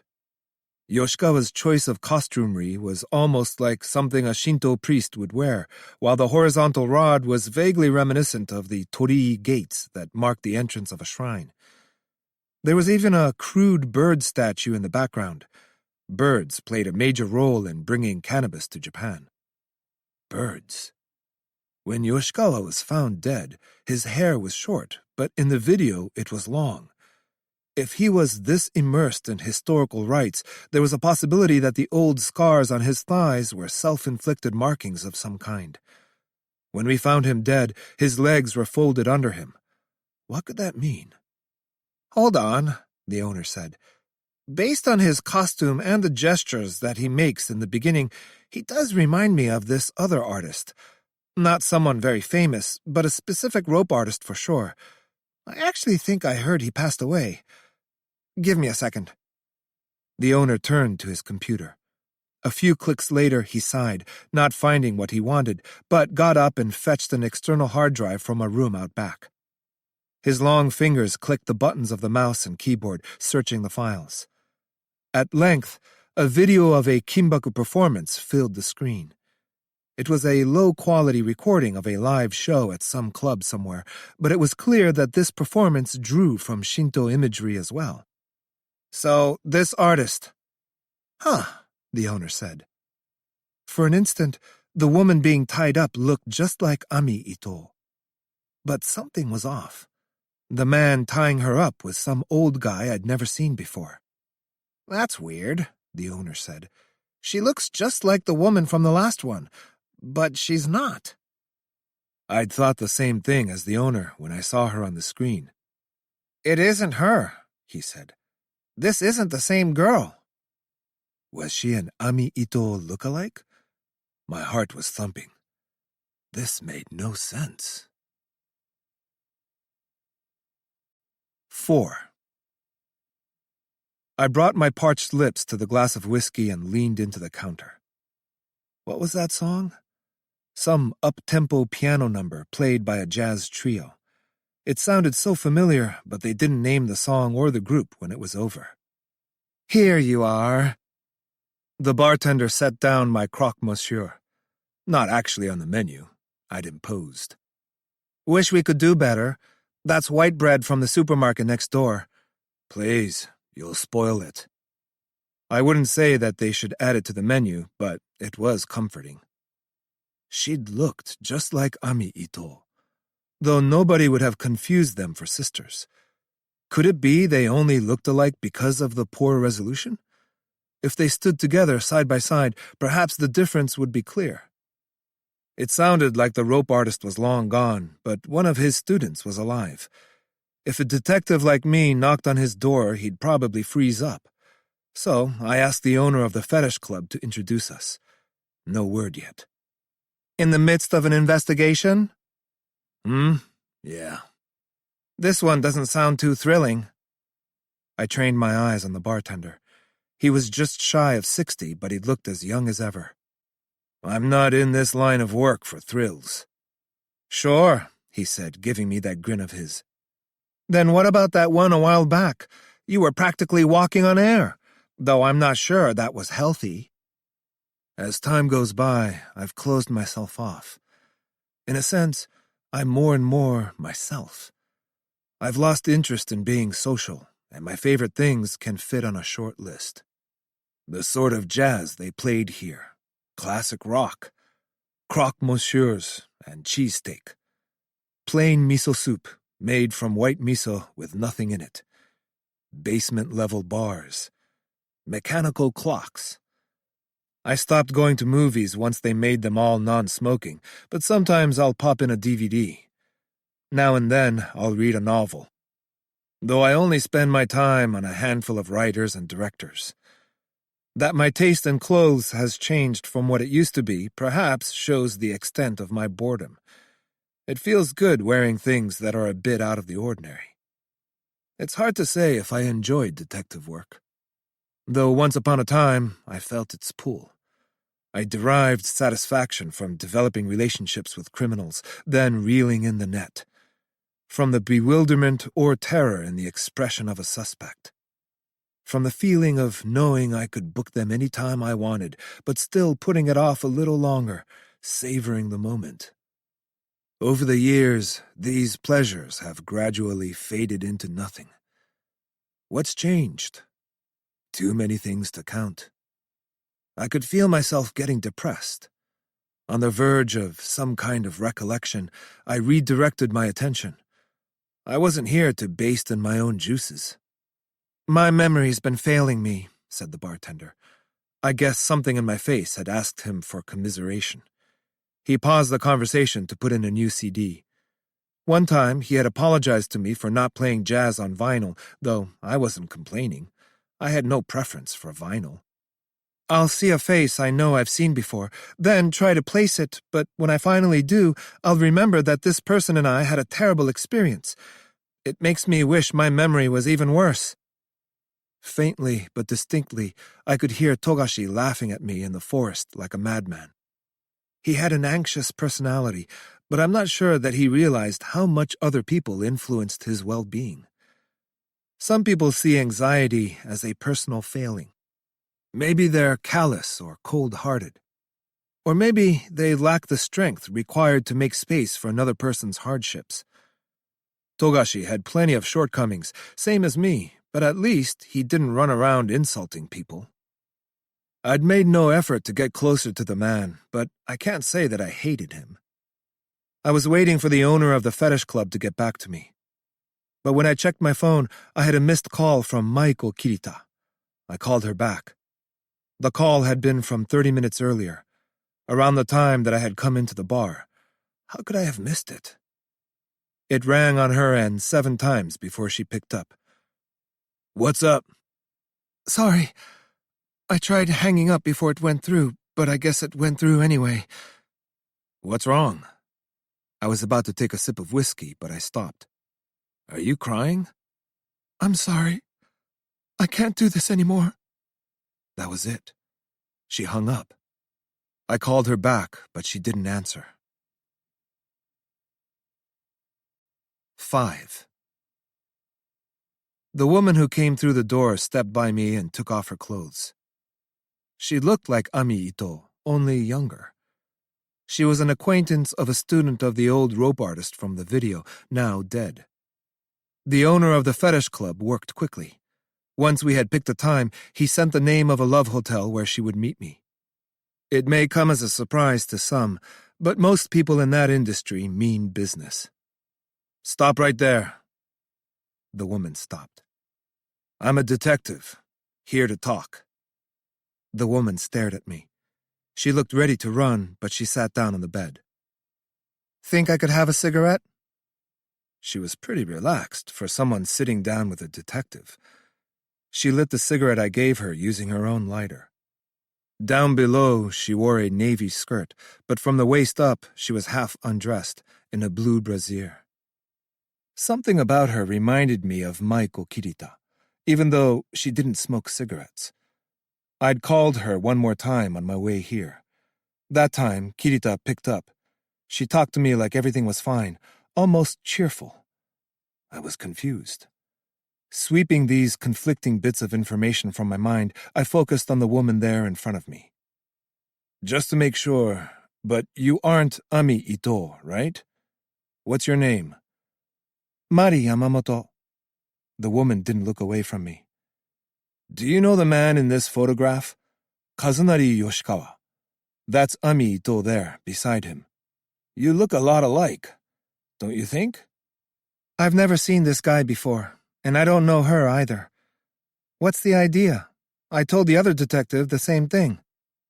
The other detective? Had Togashi beat me to her? When I showed her a photograph of him, she confirmed my suspicion. "What did this man do with you?" "The exact same thing.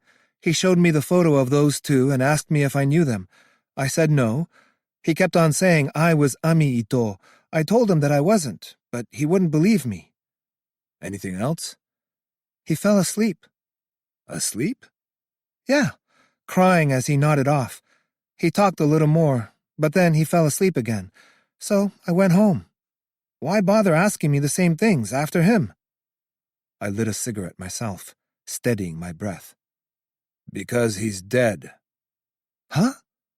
It was a suicide, though if you ask me, he was murdered. The last time that I saw Togashi, he couldn't keep his hand out of his pocket. He must have been gripping a pistol, but there was no way we were going to have a shootout. He would need to put some distance between us for him to use it. The woman's face went tense, but she soon relaxed, way too quickly. She looked away from me, setting her eyes on the middle distance, on a place that wasn't here. Is that so? I wish I'd helped him out. Huh? He was a worried guy, carrying a lot around. I wish I could have helped him let some of it go. Blue light, unabashedly distasteful, bathed the woman. Do you have something to tell me? It was just a feeling that I got. I get it from you, too. I had been glancing at her, but I looked away and grabbed her clothes and tossed them on the bed. She showed no sign of getting dressed. You could have been killed too, You don't say. As far as the official record is concerned, Kazunari Yoshikawa has been murdered, and Ami Ito, the top suspect, is at large.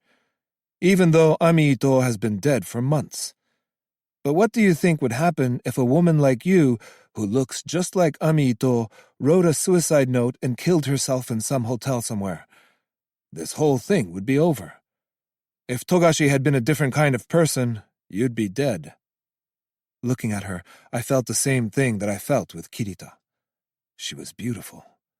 Though no part of me wanted to have her to myself, I had lost that impulse long ago.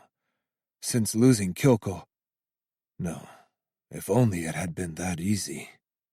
Want to know the real reason I went home? She asked. Mari Yamamoto looked at me. After he fell asleep again, I heard him muttering, "I can't kill her." I had no way of knowing who he meant, but I didn't want to take a chance. What really creeped me out was this planner that he showed me. Someone had written down the name of the club where I work. Was the handwriting like this? I showed her a sample of Togashi's writing. The characters leaned to one side in a memorable way. No, I don't think so. It was messy, like it was written by a kid. You should get away while you can. Why is that? If this investigation goes any further, you're liable to get pulled into it again. And this time, I think it's likely you'll be blamed for something big. Show me your phone. She handed it to me, almost too obediently. Not a smartphone, but the kind that folds in half. I don't care how old it is. It's not supposed to be this thick. I whacked the old phone on the desk. The back part of the case popped off, and a tiny GPS transmitter fell onto the carpet. It had been tacked on using tape. They've been tracking your location this whole time, though maybe you've realized that by now. We got into the car. Mari Yamamoto got into the passenger's seat, no sign of trepidation. Her eyes were locked on me, a little too obediently. I have a hard time with wide-open spaces, she told me in a languid voice, so sometimes I'll just grab a cab. I left the GPS transmitter in the room. It was possible someone might come looking for her. I knew it was excessive, but I called the precinct just in case and asked for them to have somebody keep an eye out. That's you, right? I handed her a tablet and showed her the video. The one of her being tied up by the old rope artist, now dead. I stepped on the gas. First things first, we had to leave this place behind. Yeah, this is me. What do you think of this one? It was the second of the two scenes featuring Kazunari Yoshikawa, the one where Ami Ito, tied up in his careless knots, gets suspended in the air. Her shrieking voice rang through the car, a cry that could be read as either agony or joy. I've done this sort of thing before. You have? Yeah. Or someone did this to me once. I was shocked. It was totally different from normal Kimbaku. I was blindfolded at the time, so I have no idea who he was. There was a strong chance it was Yoshikawa. While I was tied up, the rope artist kept saying this weird thing to me in an excited voice. You would be the ideal offering. Isn't that weird? Offering? He said that haniwa were a disgrace, but that the clothes were not enough. I have no idea what he meant by that, but it freaked me out. Haniwa were a disgrace, but the clothes were not enough. He said that? Yes. I pulled the car onto the shoulder and called Ichioka. Do you know where Ami-ito was buried? She had no family, right? Whoa, hold your horses. It's fine, just tell me. Ichioka looked into her file and told me where to find her grave. It was a temple plot. As soon as the map opened on my phone, I decided. We were going. It was a little far from here, across the prefecture, but I spun the wheel at the next light and turned the car around. Hey, have you had plastic surgery? Yep. Who asked you to do that? I can't tell you. I pressed the pedal to the floor. Even racing, though, we might not make it there today. Why? It would cost me my life. Still. What? Maybe it doesn't matter anymore. Her whole body went lax as she sank into the seat. Like she was gazing up at something, but the only thing above her was the roof of the car. The roof of an E-Class Mercedes-Benz, emblematic of our consumer society. The roof of the car that I bought from a friend a while back, somewhat begrudgingly, knowing it was a bad look for a detective. A roof that I was sick of looking at as well. I had a hunch it wouldn't be long before I met this person that she couldn't tell me about. I got the sense that we were similar. How did you and Togashi meet? I'm a prostitute. My boss told me which hotel to go to, so I went. And he was there. I assume this boss of yours is also the one who ordered you to make that video we watched and had Yoshikawa tie you up? How does he communicate with you? I get a text from the manager of the escort agency I work for. The boss only ever contacts me via the manager. I never hear from him directly. That time, he told me to meet someone at a hotel, but there was something weird about the way he phrased it. He also wanted me to give the man that I was meeting an address, but before I could, he fell asleep again, so I wrote it in his planner. Not like I had a clue. Nobody told me why he had to know this address, but I didn't want to get myself in trouble, so I wrote it in the planner and went home. What kind of address are we talking about? She gave the address to the best of her ability. As far as I could tell, it was the pond, not far from where I found him walking. What's weird is that a few days ago, the manager stopped responding, and then yesterday, the texts I sent him started bouncing. This is just a guess, but I bet if you looked into it, his name wouldn't be linked to the account. I've obviously met his boss, our boss, before, since he's in charge of me, but I don't know his name or where he lives. I guess I haven't seen him for a year now. One thing about him stands out. She took a short breath. For a while now, her voice had been trembling. He's missing a finger. The middle one. His middle finger? I scanned my memory. I didn't know someone like that, not on this case anyway. The owner of the fetish club had all his digits, and it obviously wasn't Maiko Kirita. The man at the escort agency who said he was in charge and vouched for her was a young blonde guy with a nice build and all his fingers. So why the plastic surgery? I don't know. I met my boss back when I was going from one sex club to another. When he saw my face, he got worked up and told me, in this kind of panicked voice, that I was bad luck. He called the place where I was working and had me taken off the roster. Then he brought me to a plastic surgeon who changed the shape of my face over multiple sessions and made the bridge of my nose higher. I had to change my hair and eyebrows and my clothes, too.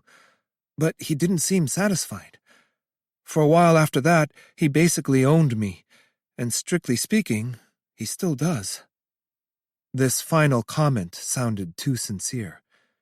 It was hard to tell how much I could trust her, though she seemed plenty puzzled by her own sincerity. She looked like she was going to cry. Out came the tears. I don't know. Maybe I've finally hit my limit. Her voice hadn't changed in the slightest, but tears were streaming from her eyes. And here I'd thought I'd hit my limit ages ago. Women in this line of work have to decide in one look whether a person's above us or below us. The same as dogs do. We need to figure out who's in control. I wonder about you, she said, still crying. Can you save me? 6. We checked into a business hotel. The twin room was spacious but a little old. A layer of dust clung to a desk lamp with a twisted neck and to the pleated edges of the curtains. From the outside, it had looked far more desirable. It's kind of gross, said Yamamoto. There was a dark stain on the fabric of one of the headboards. Just a guess, I said, but I bet some guy who watches too much porn tried to finish on a girl's face, only she dodged it. Oh, you think so? Who knows, right? I couldn't help admiring this unknown woman for her skillful dodge. I've got a long way to go tomorrow, but you should come along. If I were you, for the time being, I'd avoid being alone. Okay. Yamamoto had eaten all the pasta that I bought her at the convenience store. Mildly amused, she watched me sip my miso soup between mouthfuls of my pasta. As I picked all of the solid ingredients from my soup, she looked at me with raised eyebrows. You must be tired, I said. Time for bed. She gave me a puzzled look, but when she realized that I wasn't looking back at her, she went to bed. I took a shower and put on a fresh pair of underwear from the convenience store, then put the pair I had been wearing in the plastic bag and tied it off with a tight knot. Donning a bathrobe that was not my style, I had myself a smoke. The woman was asleep. I dimmed the lights. My body temperature was dropping. What was that sound? I felt a strange pain in my lower back. Purple and blue lights flashed before my eyes as the pain eventually spread to my legs. I could have sworn I had been on my bed, but I was seated in a chair. My socks slipped off like magic, and I crawled across the floor, looking around me as I headed for the window. But the window wouldn't budge. This was bad. I had to think. It was locked. Unless I could unlock it, I wasn't getting out the window. It was cold outside. I wasn't sure if going out there was the right decision. Stop worrying. It was Kyoko's voice. She's your type. I thought the same thing when you visited Kirita. She's great. The two of you were made for each other. Cut it out. I couldn't see her, but the room wasn't too dark to see.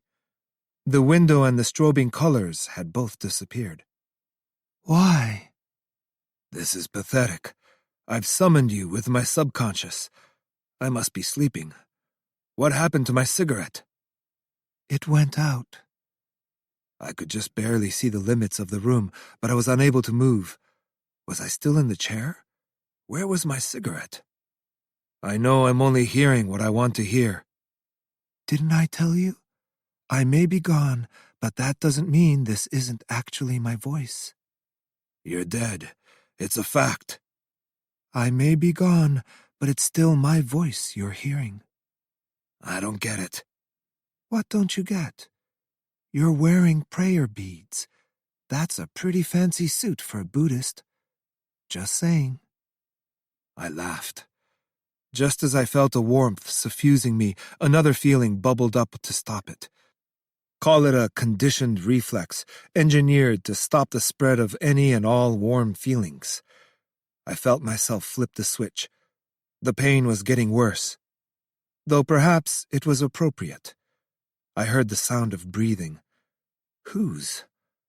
Oh yeah, this was... I felt myself re-entering my body, seated in the chair. The room was the same as before, though something had changed in my perspective. Ensconced in darkness, I was wide awake. I could hear Yamamoto breathing. She was in bed, fast asleep. What? I looked over at her bed. I realized I'd been hearing her cry out like this the whole time I was dreaming. Stop! Her body writhed under the covers. No, please, no. She was exhausted, motionless. But then I heard her voice again, this time more softly. You all right over there? She muttered something and attempted to sit up, but she lost control and flopped back down on the bed. Regarding me with terror in her eyes, she heaved her shoulders as she breathed and touched her cheeks. She was sweating. She had sweated a lot already. It was a nightmare. Want something to drink? No. I'm going to bed. Early day tomorrow. I got into my own bed, but she sat up in hers. I told you how that man basically owns me. He broke me in, so I would come more easily. Are you okay with talking about this? Huh? Lately, I keep finding myself in the company of people who shut down or lash out when they hear something that falls outside of their experience. I can tell that you're not like that, but I had to ask. It's fine. Stretched out, I turned to face her bed. I realized that she'd had her eyes on me for this entire time. The dimmed lights cast an amber glow over her body. Through a cascade of dust, the particles almost looked like sentient beings. The countless dead gathering around us for a lusty tale. For a long, long time, he had his way with me.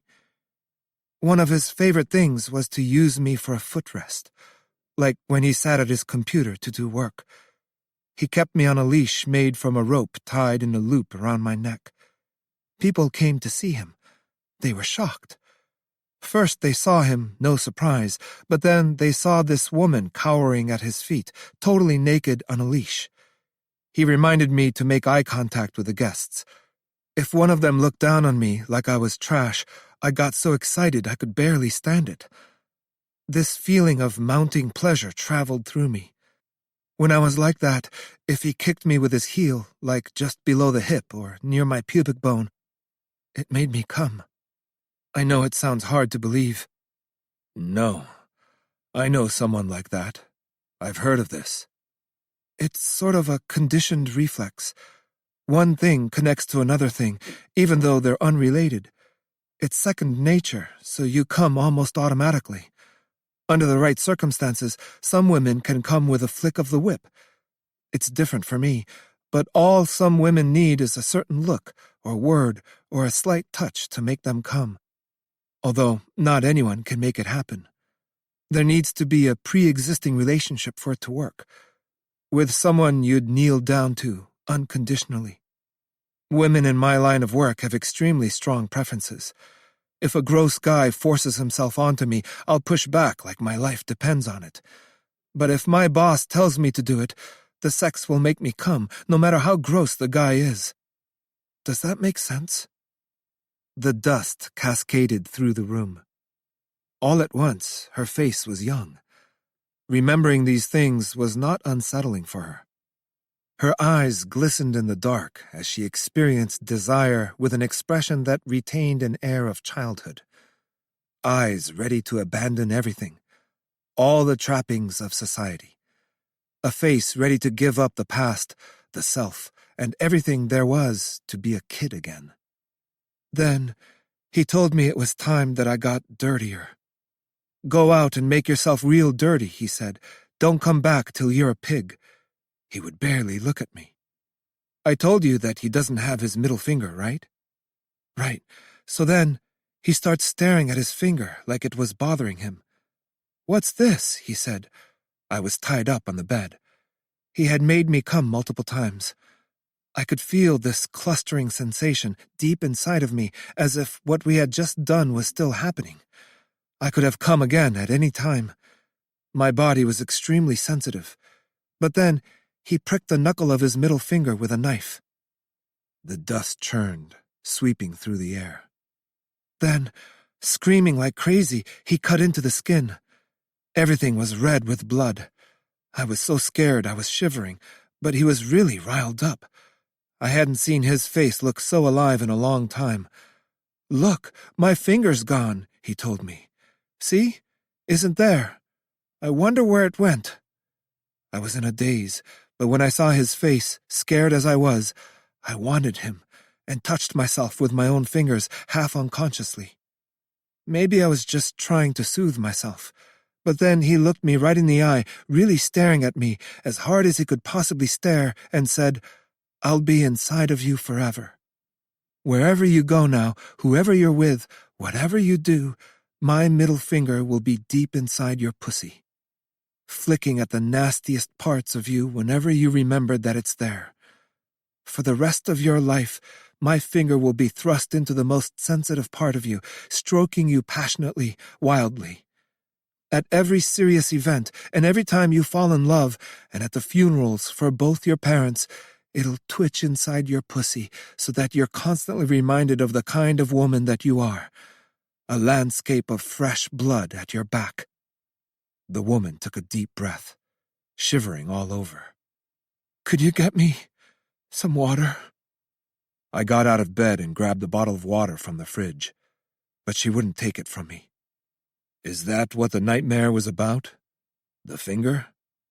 "No, that happens all the time, but this time it was something else." She looked away. "I was doing it with you." I steadied my breath, making sure she wouldn't notice. Then I lit another cigarette. "What he did, it was almost like hypnosis or something. Of course, it didn't work exactly how he wanted. It's not like I actually feel his finger inside me all the time, but I'll admit, sometimes I think about it. Something great will happen to me, and I'll feel it moving, a reminder of the kind of woman that I am. This sort of thing can happen while I'm sleeping, too. In the depths of my subconscious, I'll see his finger floating in the dark. Whatever I'm dreaming morphs into a sex dream. Suddenly, I'm doing it with somebody, only inside of me. The sort of men who sleep with me, they like it rough. They do it hard so that it hurts. They think I like it like that. But they're wrong. I only enjoy pain from the right person. If a stranger hurts me, it just hurts. But when I was with you, in the dream, you were so sweet to me." I smoked my cigarette. I felt like it was me who had been dreaming. Though what kind of dream it was, I couldn't say. Most of the time, with sex, I'm getting tossed around, so I barely feel a thing. It's like I turn into a thing and wait for it to end. But with you, it was so sweet. I've been treated like a thing by lots of men, but you were sweet. The way you kissed me, the way you touched my breasts, and how you moved your lips across my neck and sucked my nipples. I resisted you, told you to stop, because I knew if you were sweet like that, I'd feel it all, but you kept going. It felt like I was being raped, even though you were so gentle. I forgot about the finger." She was upright in bed, making eyes at me through the dark. Again, I tried to steady out my breath. "I think you're beautiful. I'd love to sleep with you, but it's no use." The cataracts of dust fell away, as if no longer interested. "How come?" "Because I'm done getting mixed up in people's lives." I went over to her bed and took her head into my arm. I hugged it gently. The heat of her body made me realize just how much I wanted her. As I tamped this feeling into nothing, I smiled a joyless smile. "That's enough for tonight." "You're so—" "I'm not fond of analysis." "Still." "I'll tell you one thing, though." I grinned, stroking her gently as I spoke. "I've killed a lot of people in my time." 7. As we ascended the stone staircase, I looked up at the gray torii ahead of us. Mari Yamamoto had tacitly agreed to come along. The shrine was on the smaller side, overgrown with grass and trees, a lonesome place with no one else around. Beyond the torii was a perfectly straight path of flagstones leading to the center of the shrine. Some of the stones were chipped, and they were mostly covered up with gritty dirt, but none was even the slightest bit askew. The wind blew faintly, through a silence so profound it even muted out the smells of vegetation. The two of us passed through the torii. A few years back, I drove a suspect to suicide. He had raped and subsequently killed a female nurse, and I had proof. Her fiancé begged me, "Kill him, he's a murderer," said it with a blank look on his face. "I'm begging you, he needs to die." The murdered nurse, his partner, had been pregnant. A single-victim homicide rarely results in capital punishment in Japan. I led the suspect to believe that I was covering for him and met with him each day. I talked about how good a person the dead nurse had been, how sincerely her fiancé had awaited the arrival of their unborn child. Some of what I said was made up. I began to weave a story and told it to the people in his circle. I pretended I was going to prove his innocence, that I was on the trail of someone else. I led him to believe that whether or not he was arrested would come down to how well I finagled things. The suspect had always been unstable, a fool who lacked the callousness required to accomplish evil deeds. The day that he confessed to me, in tears, I told him I was having none of it. "What are you saying?" I asked. "There's no way you could have done it. Imagine what was going through the criminal's mind." Sometimes I set up a dynamic where it's almost like I'm a psychiatrist consulting with a patient. The suspect and I delve into the matrix of the setup. What's another way to say it? Maybe it's like being a fortune teller who latches on to someone famous and destroys their life. Or an unsavory recruiter for a small-scale cult. But it wasn't my intention for this man to kill himself. Things didn't go as planned.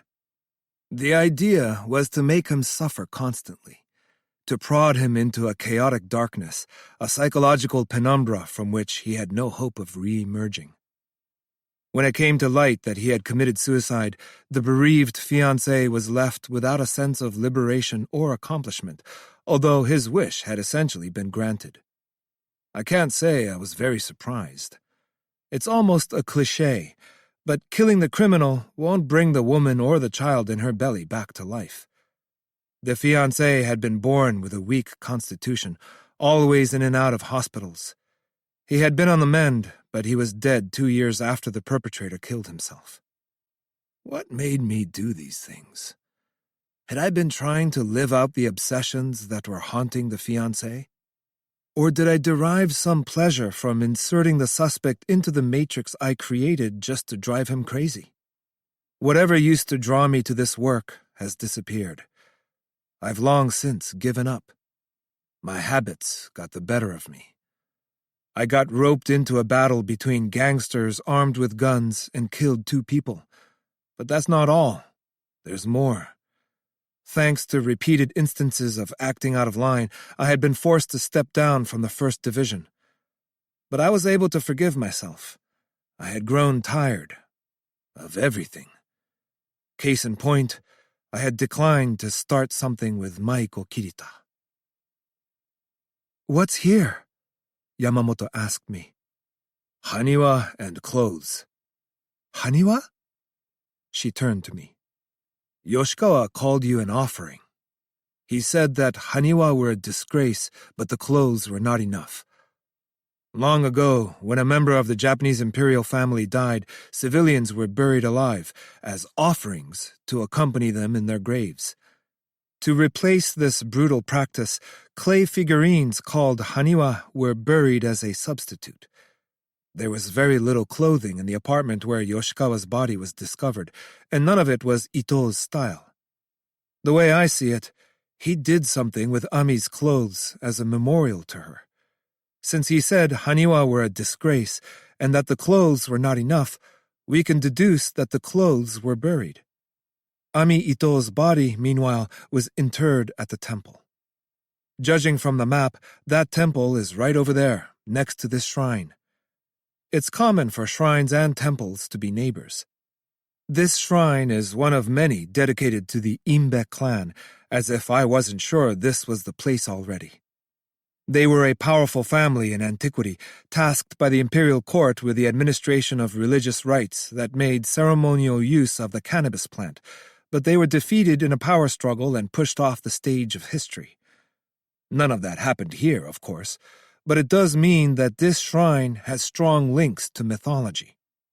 We know that Yoshikawa had an affinity for Shinto, and that Ami Ito was buried at the temple over there.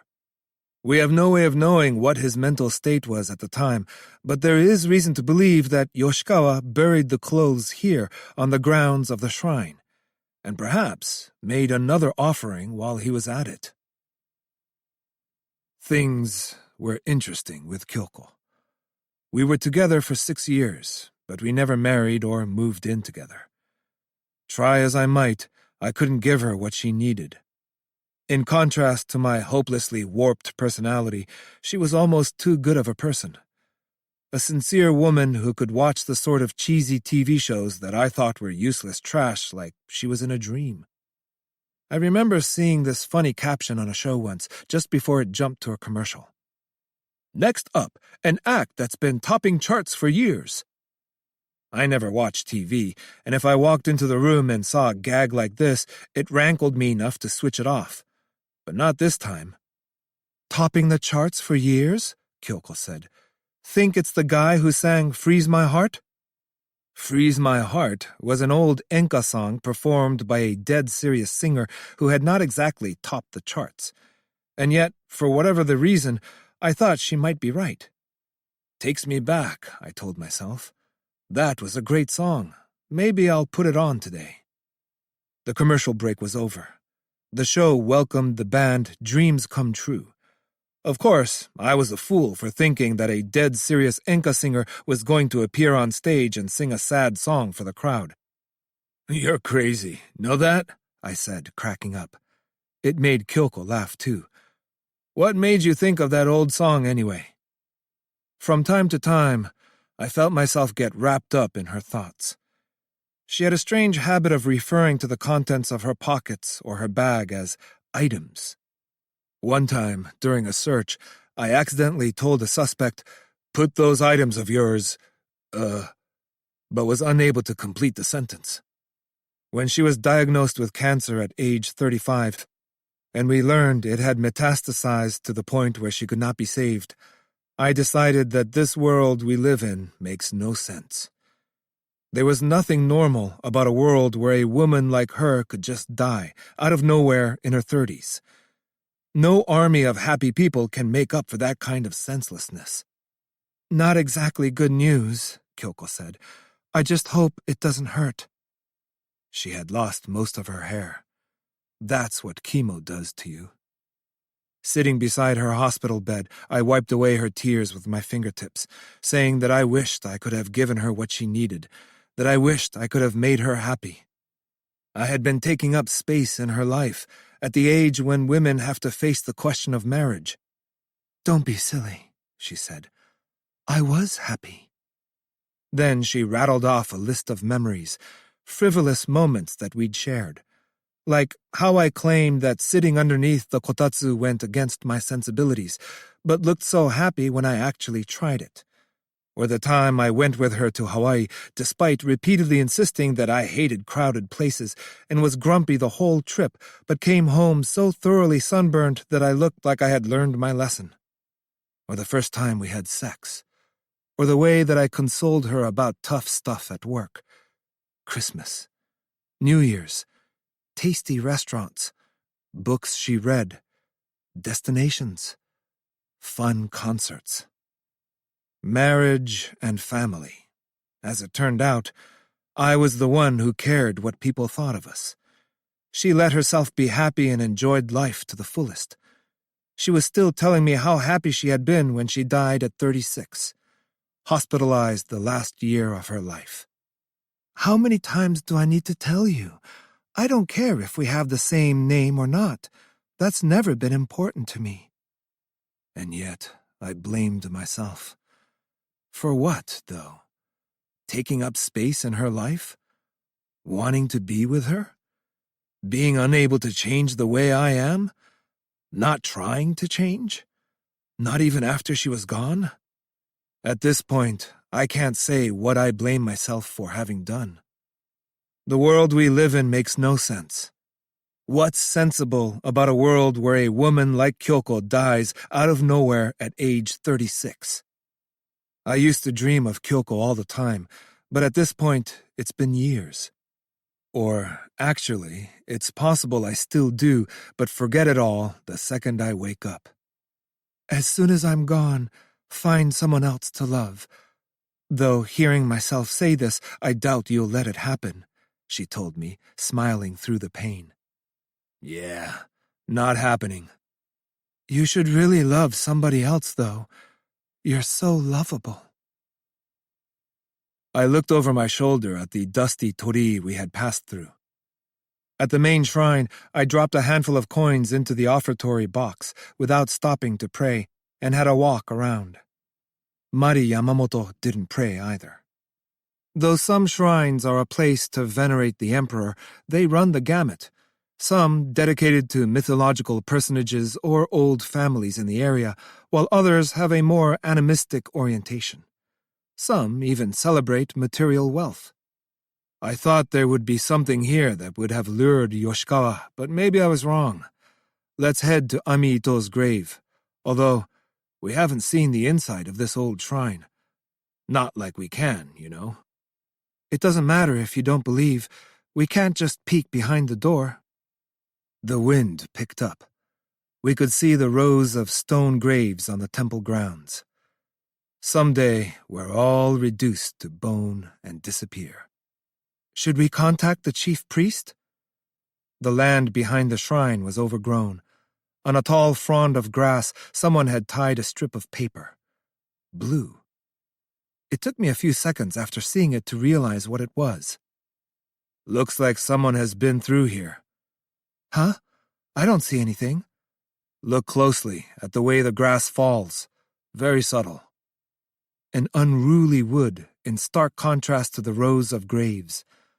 Upon closer examination, the thin strip of blue paper had been tied to the tall grass in a messy knot. Of course it was blue. Yoshikawa wouldn't have it any other way. I forged ahead. The stomped-down grass had mostly righted itself, but a vague path could be seen. I followed it. Screened by tall grasses, the tip of another blue strip of paper was barely visible ahead. I went closer. Then I found it. 4 stakes of bamboo, skinny ones, thrust into the ground. Ropes were strung from stake to stake, forming a peculiar square, while paper strips of white and blue hung from the ropes. "What's this?" asked Mari Yamamoto. "Gives me the creeps." I kicked the stakes down. "Oh, isn't that a little much?" "This isn't the doing of the shrine. At first glance, it may look like some kind of sacred Shinto space, but the knots are all wrong. Look, the rope is wrapped around the bamboo, almost like it grew there naturally. They don't tie knots like this in Shinto. They do tie strips of white paper to rope, but these are white and blue. At some point, Yoshikawa cut off his long hair. He had those old scars on his thighs, right? That was an ancient Eurasian custom. So was a preference for the color blue, another ancient Eurasian custom. Yoshikawa has to be responsible for this. I'll bet there's something buried here." In the square zone marked off by the ropes, the grass had only grown back a few inches. "All right, start digging." "No way! Why can't you do it yourself?" "I don't want my suit getting dirty, or my watch. They're expensive." "Unbelievable. You're scaring me. Do it yourself." "What if there's some kind of bacteria in the dirt? That'd be awful." "What? How is it any different for me?" "There's nothing there." I spun around and saw a man a fair distance away, just after I had felt his presence behind me to the right. "Who are you?"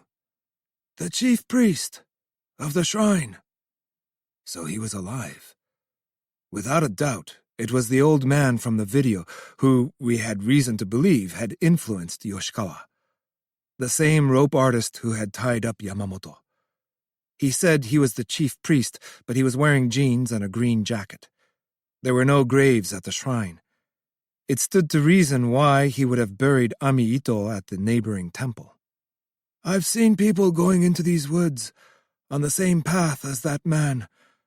I knew this day would come eventually.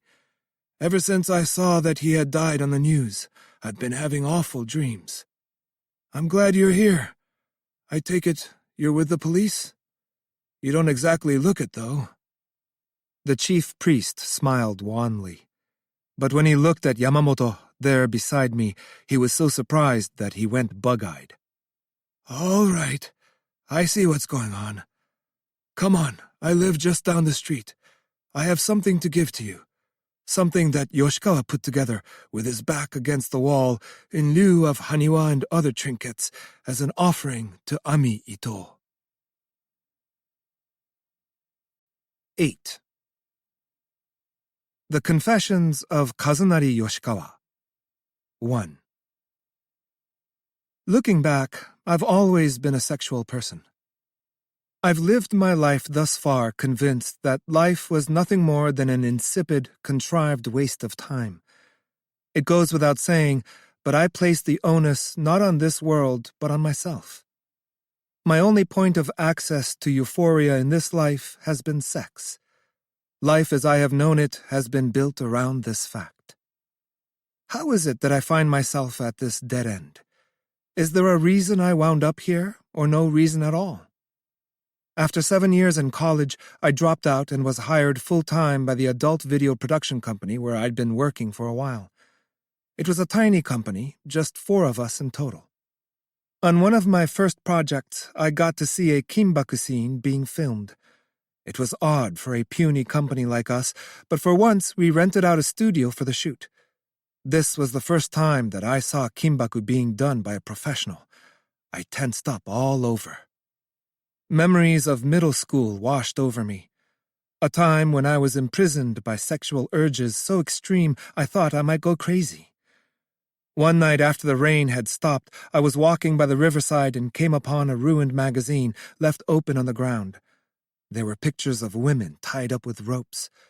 The plants which sprouted languidly from the gravel drooped towards the restrained women as if they couldn't keep their grassy fingers off of them. The pages of the magazine were soggy. Lit by the gentle orange glow of a distant streetlight, the pictures levitated in the darkness. Gazing down at them, I felt my mouth go dry, knowing I was unable to look away. That's all I have to do. I remember vividly the way it felt arriving at this realization. These women can't move, so they can't fight back. I can do anything I want. Unable to conceal their sensual bodies, the women in the ropes stared at me with looks of suffering and shame, like they were luring me into hell. Though I have to stress that my fascination with these tied-up women went no further than that.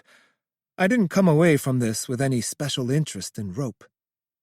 I made it through puberty, became an adult, and, like most men, had intercourse with several different women. I was thankful for these wonderful experiences, but I couldn't help but feel I was unable to drain myself completely. Sex followed my every waking thought. Sex with people I had no business having sex with. Sex with a woman I had never seen before, walking ahead of me on a dark night. Sex with an acquaintance who had shown no interest in that kind of a relationship with me. I thought of criminal acts that you might see in sexy videos, but would be hard to come by in real life. It's not like I had a particular fetish or something. My head was a snow globe of unrealistic obsessions. As far as I was concerned, sex was inherently unrealistic, confined mostly to the realms of the imagination. The sex that I imagined was always rougher than it was in real life. Real life could not surpass the imagination, and the sort of sex that happened in real life, of the real and safe variety, could only set a small part of my mind at ease. If your sexual dynamic with a person is romantic, what we call unromantic sex is off the table. But I think unromantic sex has its own unique appeal. Maybe I'm wrong for seeing it this way. Living in a veritable deluge of adult videos and other sexualized content, people today unconsciously accept it as a fact, or take for granted, that desiring a lover they don't have to love is part of being human. To state the obvious, you'll probably get turned on if a video of a naked woman pops up on your screen, but that doesn't mean romantic feelings will wash over you. And through habitual reinforcement, this desire becomes something altogether separate. I don't think we can simply blame the deluge of sexual content for this change. Rather, it might well be that this sort of environment is just enabling a tendency that we, as human beings, have always had. The power of our sexual nature has always been in conflict with morality, and the influence of our imagination only increases its sway. Having sex with a girlfriend, I sometimes indulged in unrealistic fantasies, like imagining her as a stranger, or that she was being pinned down by a group of men, but perhaps because I was too unadventurous to do anything illegal, or pay for sex, or approach someone out of my league, I was always feeling vaguely unsatisfied, though unable to see why. That said, when I saw Kimbaku in person, it sent the blood rushing through my body, to the point where I could actually feel it moving in my veins. I felt the course of my lifetime taking shape. I'm not even exaggerating. If I could have watched myself across the room, I bet I would have looked pretty bizarre at the time. A thin woman in her 30s, whose kimono had been pulled down to her waist, lay with her hands tied behind her back. For reasons I can't explain, she wasn't looking at the camera, but at me, with shame and sorrow in her eyes. The rope had been passed over her bare breasts, then under them, pinching them tightly, as if the presence of her womanhood, the fullness of those breasts, were a crime in and of itself, a disgrace which the ropes emphasized and made into a spectacle for all to see. A rope tied around her ankles had been tossed over a horizontal rod suspended from the ceiling, with some slack left on the end, so if you pulled it hard enough, the woman's pale and shapely legs would go up, inch by inch, into the air. She had nothing on under her kimono. Gah! She sighed like she was emptying her lungs. Tied up like that, she was unable to move. As her legs went up, it exposed her vagina. For all the no-good men to see, and for the camera focused on her body. Her vagina was already wet, though nobody had laid a finger on her. For whatever the reason, the woman only looked at me for the entire time, as if her defiled body and her shame were mine alone to see. The earthy braid of hemp dug deep into her smooth, pale skin. She let out another breath. It was like watching the dim zones of my sexual imagination lighting up in front of me. The creaking rope sounded like it had been wetted by her sweat. My penis was erect. My mouth went dry. "Want to give it a try?" the rope artist asked me during a short break. I must have looked bizarre enough that he could tell. The director, also my boss, laughed out loud and said, "Terrific!" He handed me the rope. What we call rope is made by spinning hemp yarn into clusters which are wound into a braid. The second I had laid my hands on the rough fibers of the countless strands of hemp twisted together, I knew I couldn't get enough and ran my fingers and my palms over the line. My fingers found a home in the dips between the spiraled strands, which made the perfect grip. My digits trembled with exhilaration. Now that my desire had been rendered visible, it stretched before my eyes as if embodied. I felt a force that would allow me to do things to women that I could not do with my body alone. I was enthralled by the beauty of its form. The woman stared at me, caught as I was in this trance state. Eventually, her gaze traveled to the shameful bulge in my jeans. She was staring at my hard-on. As I approached her, carrying the loose end of the rope, she smiled and turned around for me. Thin, bluish veins ran across her gorgeous back. For some reason, my thoughts went to a picture book about hell that I read when I was little. A woman tied to a post, being roasted by the flames. Except instead of the flames, there was me, holding the rope. I wrapped the rope around her pale, thin wrists, which she had crossed behind her, and then wrapped it once again and pulled. The ropes twisted tight around her so that she made a little shriek. After that, my memory gets spotty. I do remember realizing she couldn't move. I also can remember this sensation, like the woman and me were connected by the rope, as if I totally possessed her, like my desire had formed into a braid of nerves that had ensnared her. I clung to her and passed the rope once more over her breasts, tying it off behind her, in awe of the creamy color of her skin against the earthy rope. Next thing I knew, I was latched onto her, lips planted on her neck. But the luxuriant heat under my lips is where my memory blacks out. Afterwards, they showed me a short video of me trying to go at it from behind while my boss and the rope artist laughed and held me back. The next thing I knew, I was on the sidelines drinking a bottle of imported water. In the corner of my eye, I saw a small black hole cut into the wall and the gray wisp of a crumbled spiderweb. The shoot was long since over. The actress walked over to me, fresh out of the shower in a bathrobe. She was smiling. There was an air of tenderness. "I feel bad, leaving you hanging like that." At the time, I still had no idea what I had done. "I hate texting," she said. "Call me." With that, the two of us began a strange relationship. Her specialty was being tied up, but depending on the gig, she might be asked to do the tying. On multiple occasions, we met up at a cheap love hotel. A large part of my repertoire was picked up from these sessions. Take the box tie, one of the basics. Using 2 ropes, you tie the woman's arms in parallel behind her back. When I'm tied up, it's like someone is giving me a great big squeeze. I feel released, she said to me, her breath a little ragged. All of the tension disappears. Poof, just like that.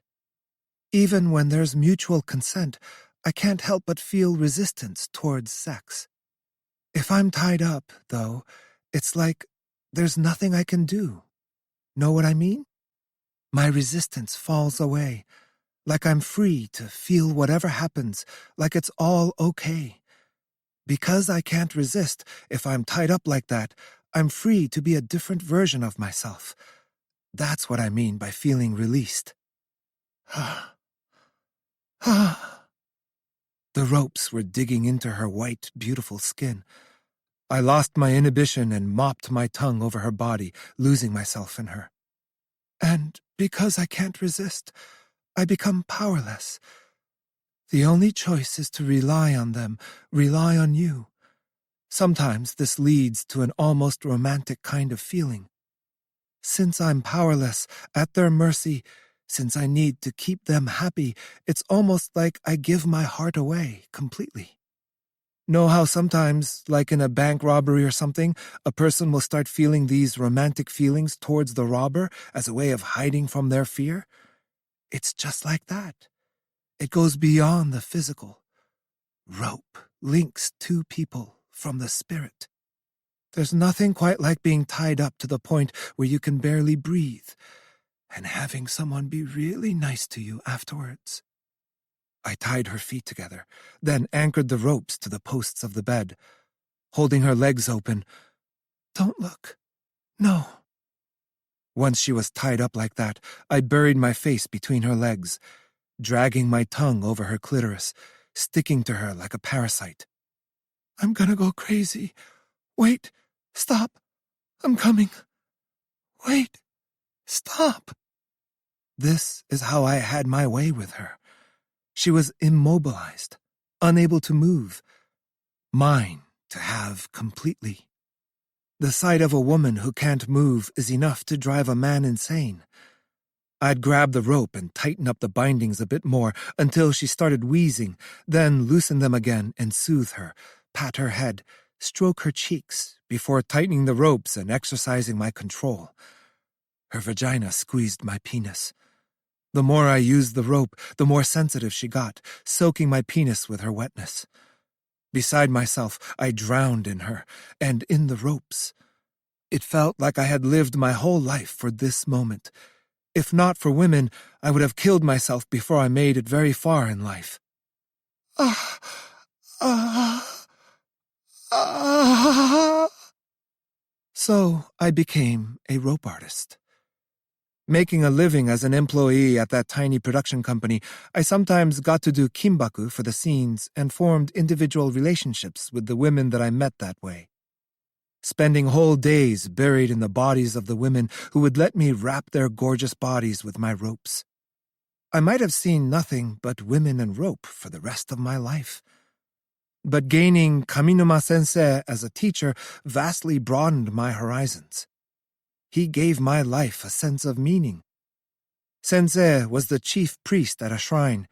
He knew a great deal about Shinto. The Confessions of Kazunari Yoshikawa 2. The shimenawa at a Shinto shrine are sometimes made from nylon or synthetic rope these days, but the real ones are made from hemp. Hemp rope, you see, creates a proper boundary between this world and the spirit realm. Also protects people from evil. Makes a boundary. The hemp is used to cordon off the sacred. In fact, cordoning it off this way is what makes it sacred in the first place. That's how the gods know it's okay to descend. Ropes also make a boundary between the gods and you and me, but I think this can be read two different ways. First being that the ropes purify a vulgar space and make it fit for divine habitation. The second being they protect the people from the gods. The will of the gods cannot be known. It is august, fearsome, and mighty. Thus, when mere mortals such as ourselves confront them, we must take pains to protect ourselves. Are you familiar with the legend of the heavenly cave, as told in the Kojiki and the Nihon Shoki? Amaterasu, goddess of the sun, went into hiding in a grotto made of stone, shrouding the world in darkness. In an attempt to lure her out, the gods that had gathered outside tried all kinds of things to capture her attention. Some gods even danced around in the buff. There was so much commotion that Amaterasu finally poked her head out to see what was the matter, whereupon they rousted her and pulled a rope that sealed the entrance of the cave so that she couldn't go back in. This can be interpreted in many ways, but in my view, it signifies how rope can be used to seal off the entrance to a darkness that must not be entered, while asserting that not even gods can carelessly blow past a sacred barrier. These talks with Kaminuma Sensei sometimes lasted deep into the night. So, what makes hemp rope sacred? The Japanese have had a deep connection with rope since antiquity. In the Jomon period, which started in Japan around 13,000 BC, Japanese clothing was mostly made from hemp. I assume you know the etymology of Jomon, rope markings. The pottery designs made by pressing cord into wet clay gave this era its name. Like rope, clothing protects us from external forces.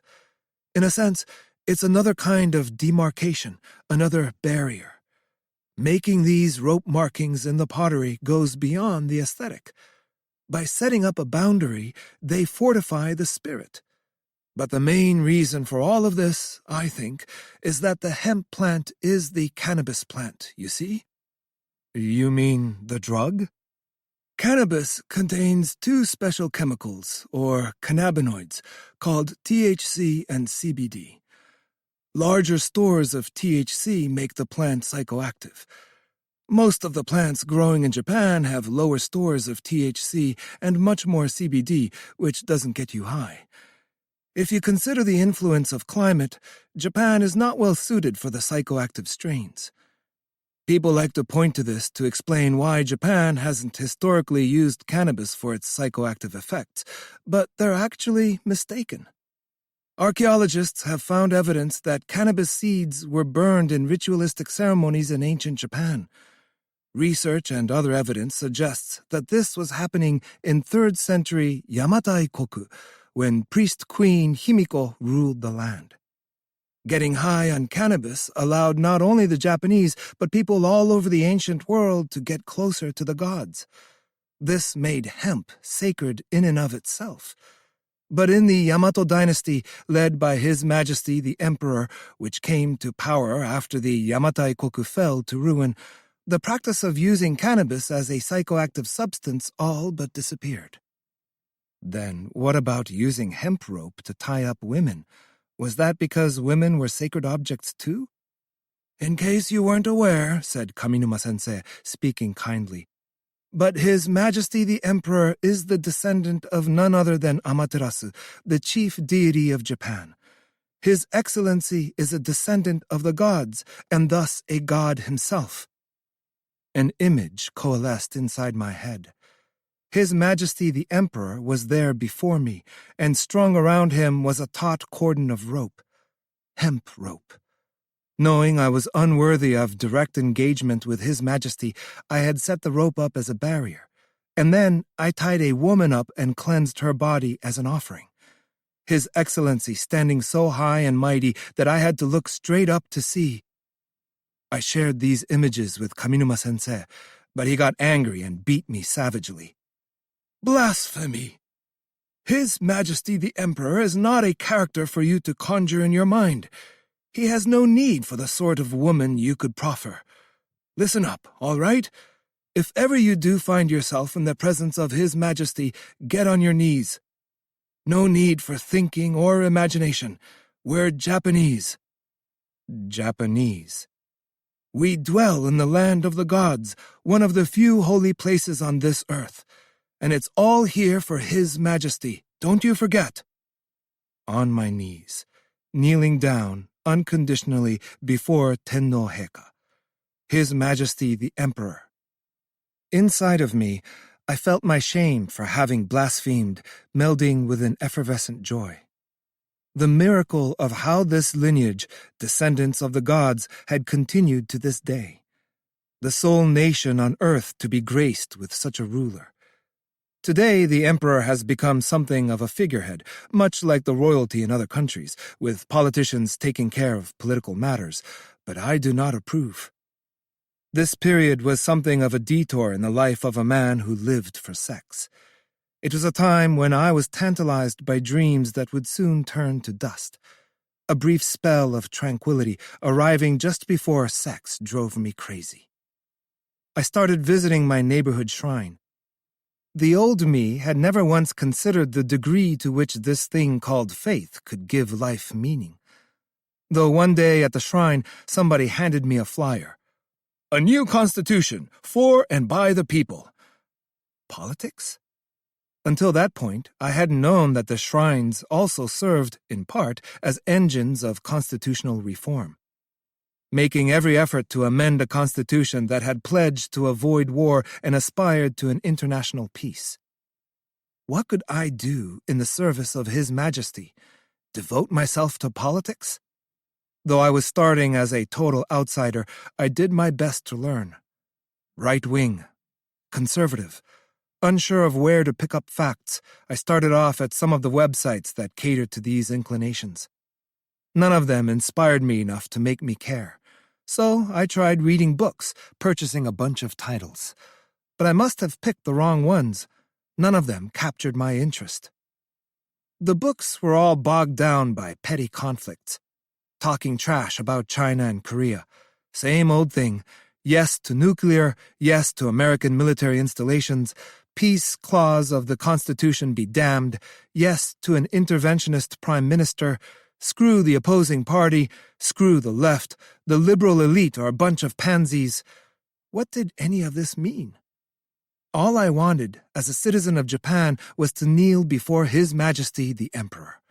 All I cared about was his perspective.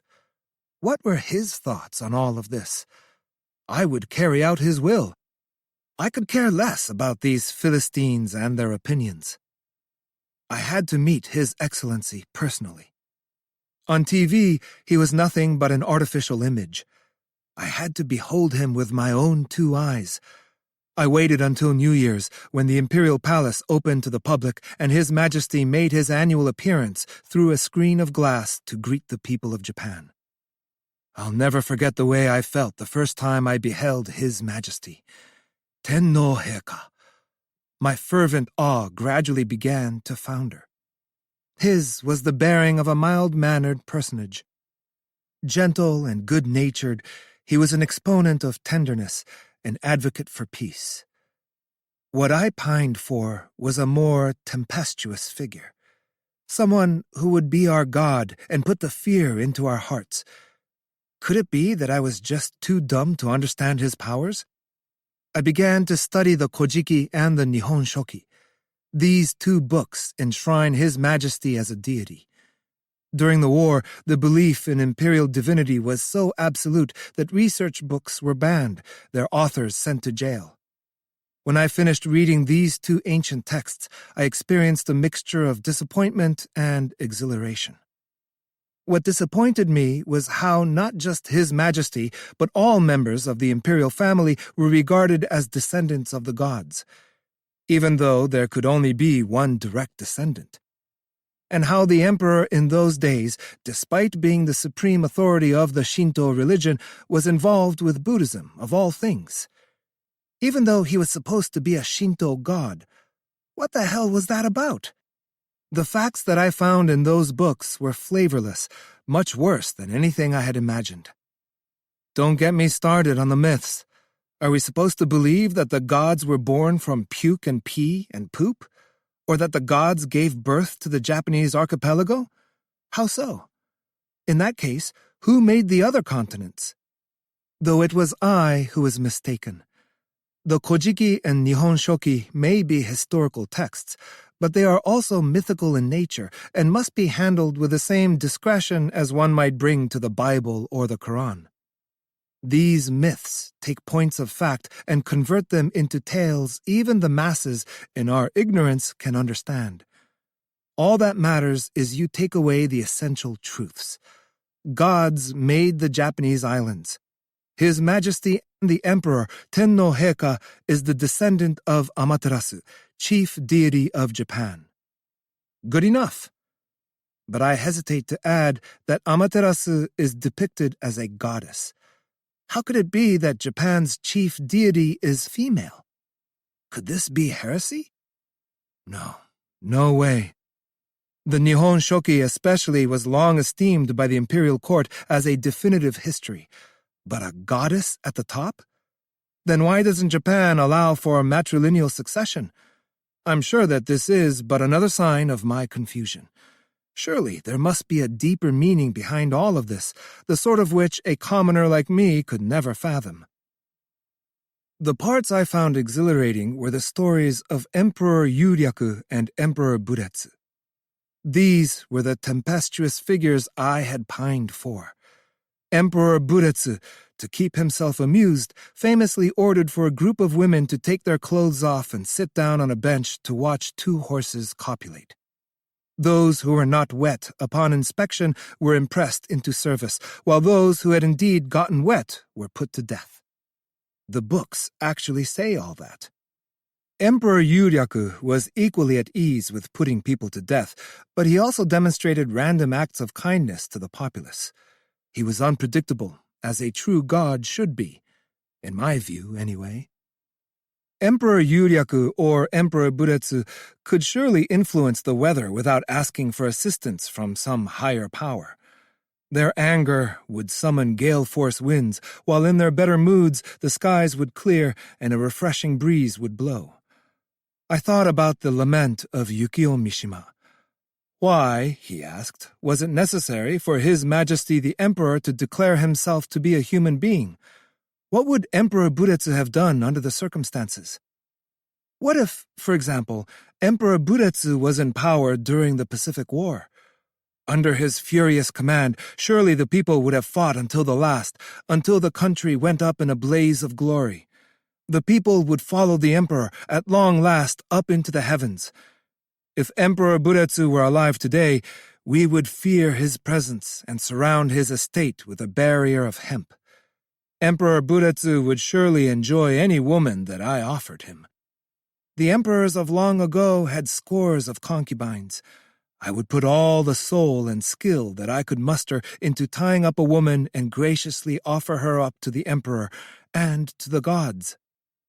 Watching me reeling, Kaminuma-sensei looked a little worried, but this time he smiled.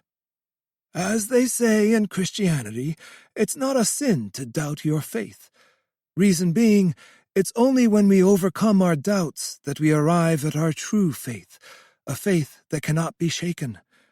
But here's a word to the wise. Faith and scholarship are mutually exclusive.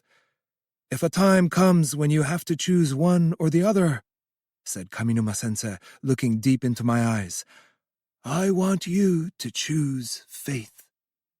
Rope artists will occasionally give private lessons, private instruction for a wealthy client with an interest in kimbaku. One fateful day, when Kaminuma-sensei had become so horribly ill that it was like a thick gray cloud had landed on the surface of the earth, I taught one of his classes in his stead, to a man named Y. There are people in this world who you wind up wishing you had never met. But is that really true? Do I really wish that Y and I had never crossed paths? When I stepped into the designated room, he was standing there wearing a suit. No middle finger on his right hand. Beside him was a naked woman. She introduced herself as Ami Ito.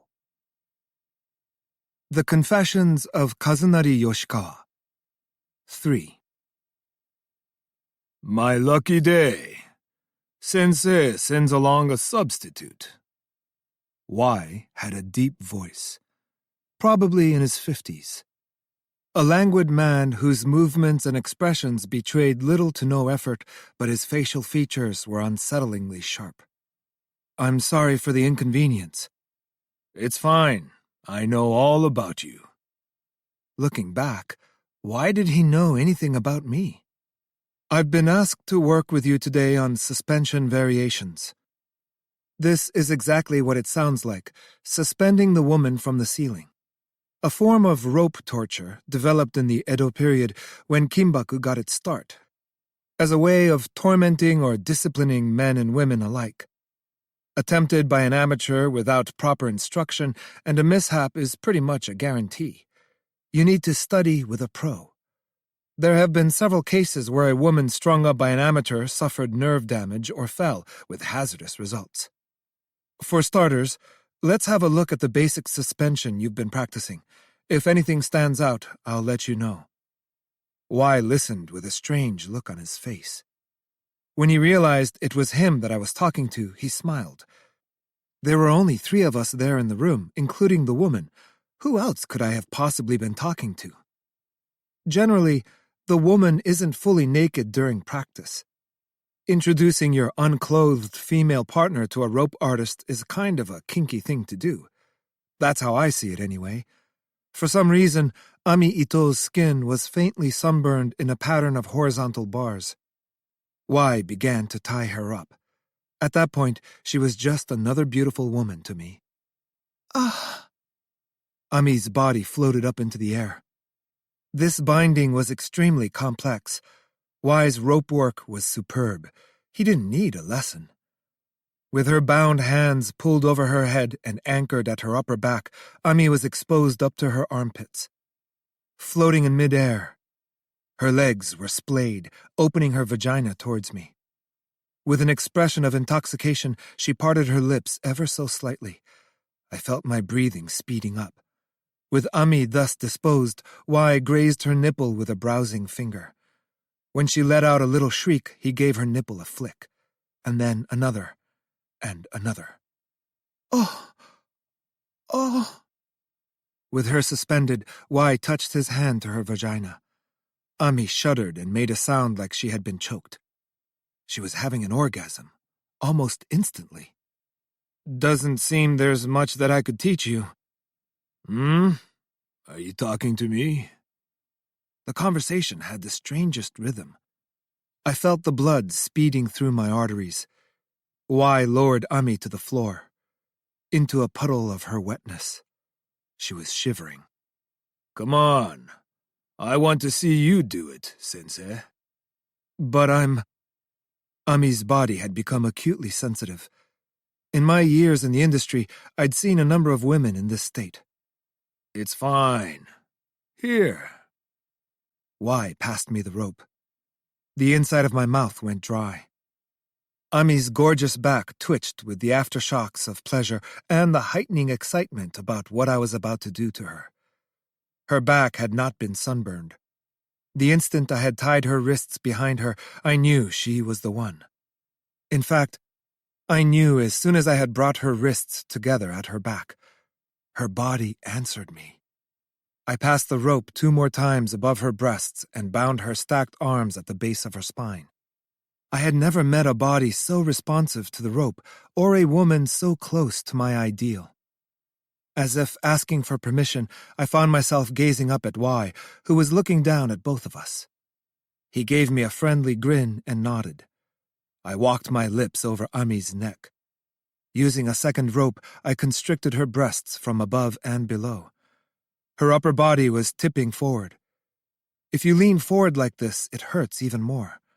A woman who could make herself come in a state of pain like this, hands tied behind her back and tipping forward, was beyond redemption.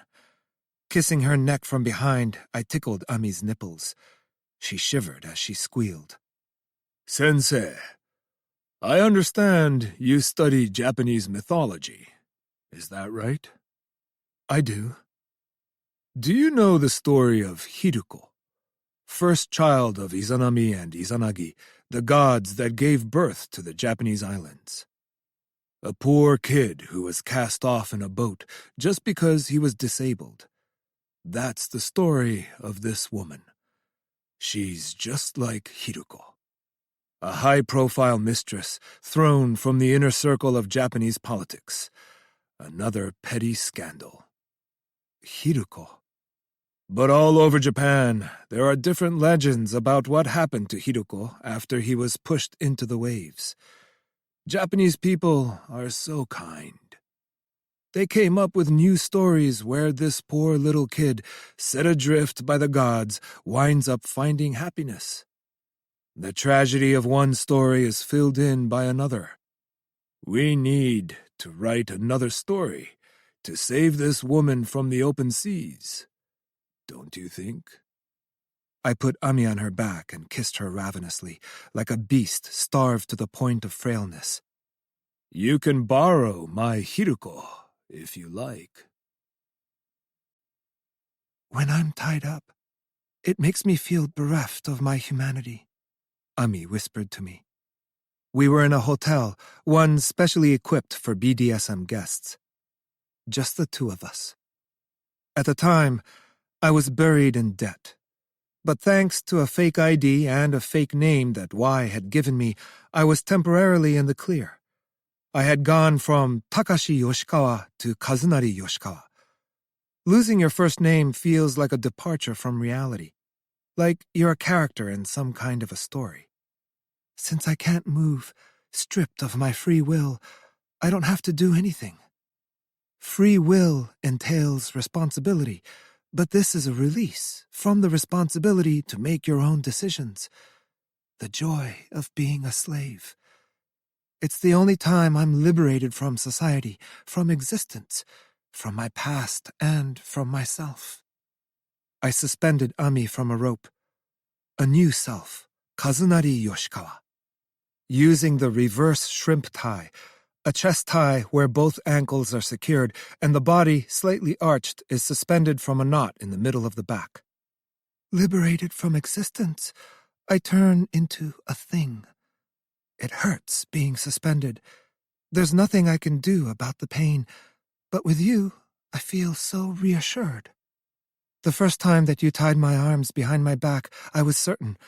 I know that I can trust him. He's the person I've been waiting for. I remembered the way it felt, the first time I touched Ami, knowing that she too was the woman I was waiting for. This wasn't about love, but about getting what I'd wanted. Ami was saying the same thing, though at the time I didn't think much of it. As long as you're hurting me intentionally, I can feel safe. But once it stops being intentional, the safety vanishes. I hoisted both her legs. Her body bent into a gorgeous, subtle curve. I tied a tenugui over her eyes. Robbed of vision, Ami floated in a sea of darkness. It hurts. It hurts. But I'll wait. For the moment. When it turns to pleasure. When I get into the zone. At that point, when it happens, sometimes I can't remember anything. Maybe it's like a runner out for miles, past their limit when they're hit with runner's high. I guess some kind of pleasure chemical is released into the brain. I'll wait until the hurt, the pain, turns into an erotic, pleasant feeling. Almost like in meditation. The pain turns into pleasure. The torment turns to love. The evil turns to good. This is it, where everything flips over. I think it's here. I changed the tie around her legs, hoisting her even higher. This time with her legs wide open to expose her vagina. It was a pose that Ami loved because she was a nasty girl who craved humiliation. I pulled her up into the air. The ropes were tight. So tight. Her voice got louder until she finally began to cry.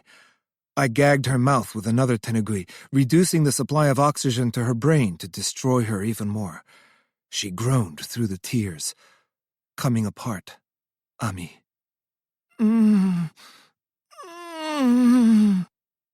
If I pinched her nipples, it made her scream.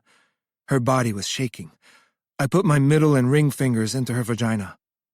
Caught in this crazed state, she came and came some more. I wondered if she'd made it to the edge. A little more. Too much? Maybe just a little more. Deciding it was time, I loosened the ropes and laid her on the bed, then hastened to untangle all the ropes around her body. I had to hurry. My hands worked hastily. Ami was shaking, crying. Once I had undone all the ropes, I held her in my arms. Are you okay? Yeah. It's okay. That was scary, huh? Yeah. Really, everything's okay. I gave Ami a sweet kiss. Then I just held her. She cried and clung to me.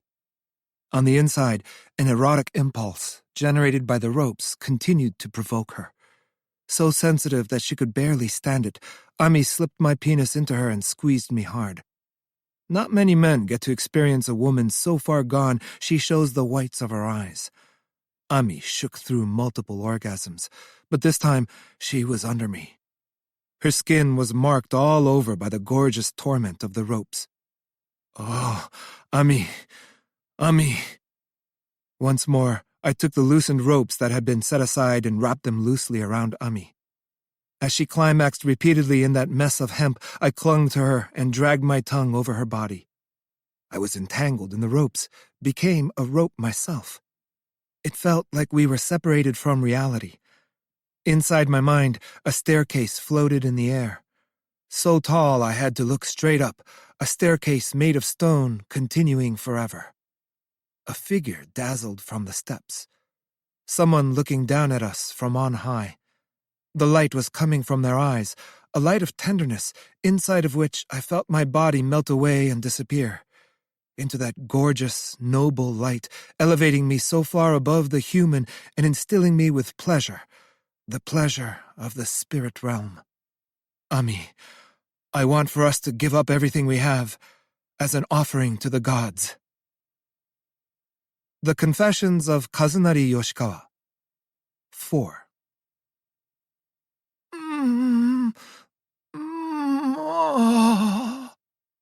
Ami was tied up, this time by Y, in front of me. "She's a pervy little lamb, wouldn't you say?" asked Y. He was fingering Ami, who had been suspended so her legs were open wide. She cried and moaned. It didn't seem like she was fully there. "Who do you like more, me or Sensei?" "Say it." "Master, why? Forgive me." How was it that I watched them so attentively? Ami did not belong to me. Y had only let me borrow her. The heat of envy coiled around my throat and heart. My penis went erect. "Hey, Sensei, what do you think of this?" Y tossed a photograph at my feet. A tree enclosed by a gorgeous fence of ropes slung between stakes. A number of paper ornaments were dangling from the ropes. "It's terrific. Where is this shrine?" "It's not a shrine. The photo may be black and white, but the streamers that you see are white and blue." "Blue?" "This was taken someplace in northern Eurasia." I was not sure what to make of this. A sacred zone like this, around a sacred tree, could only have been found at a Shinto shrine. "Sensei, I know you're partial to Japanese things, to what you call originals. But do you really think the hemp ropes at Shinto shrines originated in Japan? As a matter of fact, the custom was brought over from northern Eurasia." "Huh?" "Another thing, these Japanese myths, they aren't original to Japan either. They're a combination of tales brought over from the mainland, via the Korean peninsula, or from places to the south, like Oceania." "What are you saying?"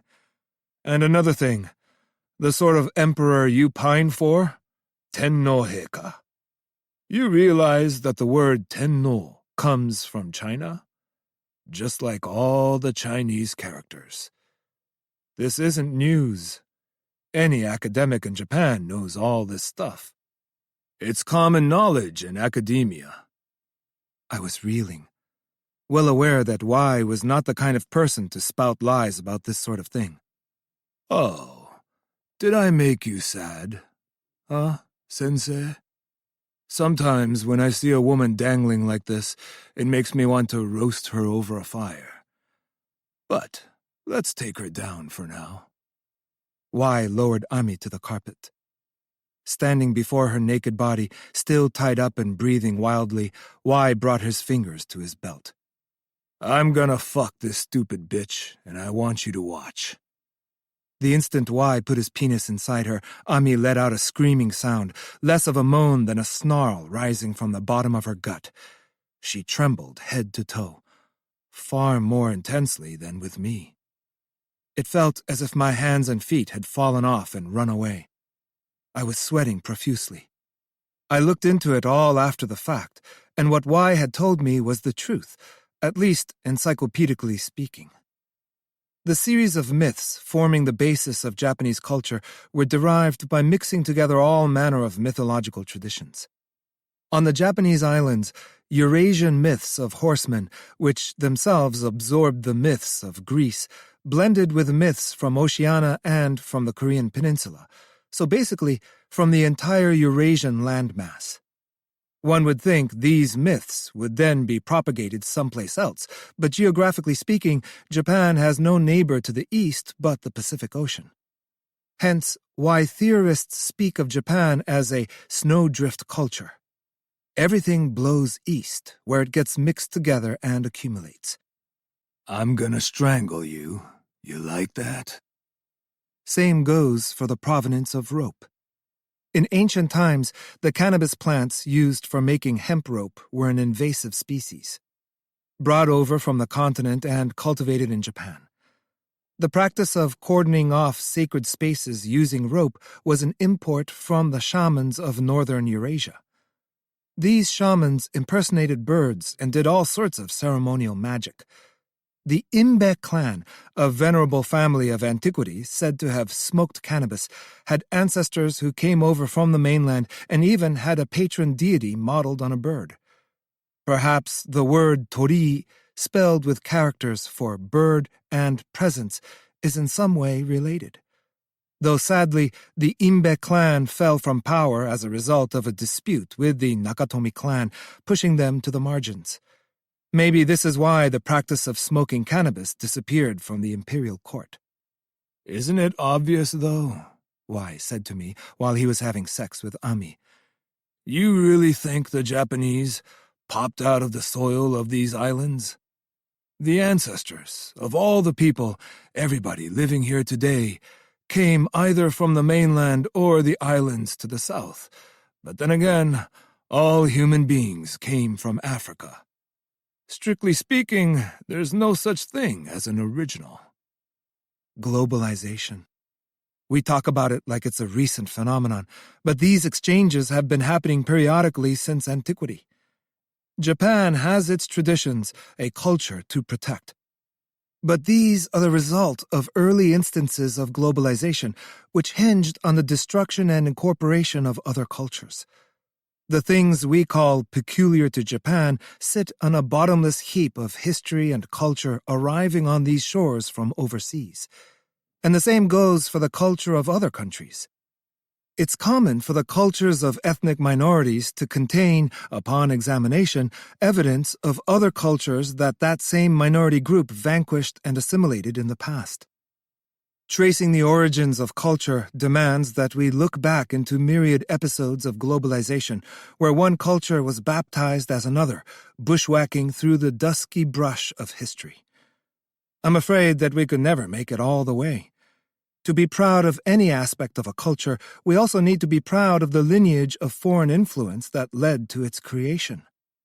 Do I hit that pussy good? Yeah? Y intentionally used crude and vulgar language. I recognize that when it comes to sex, this sort of language can be more exciting.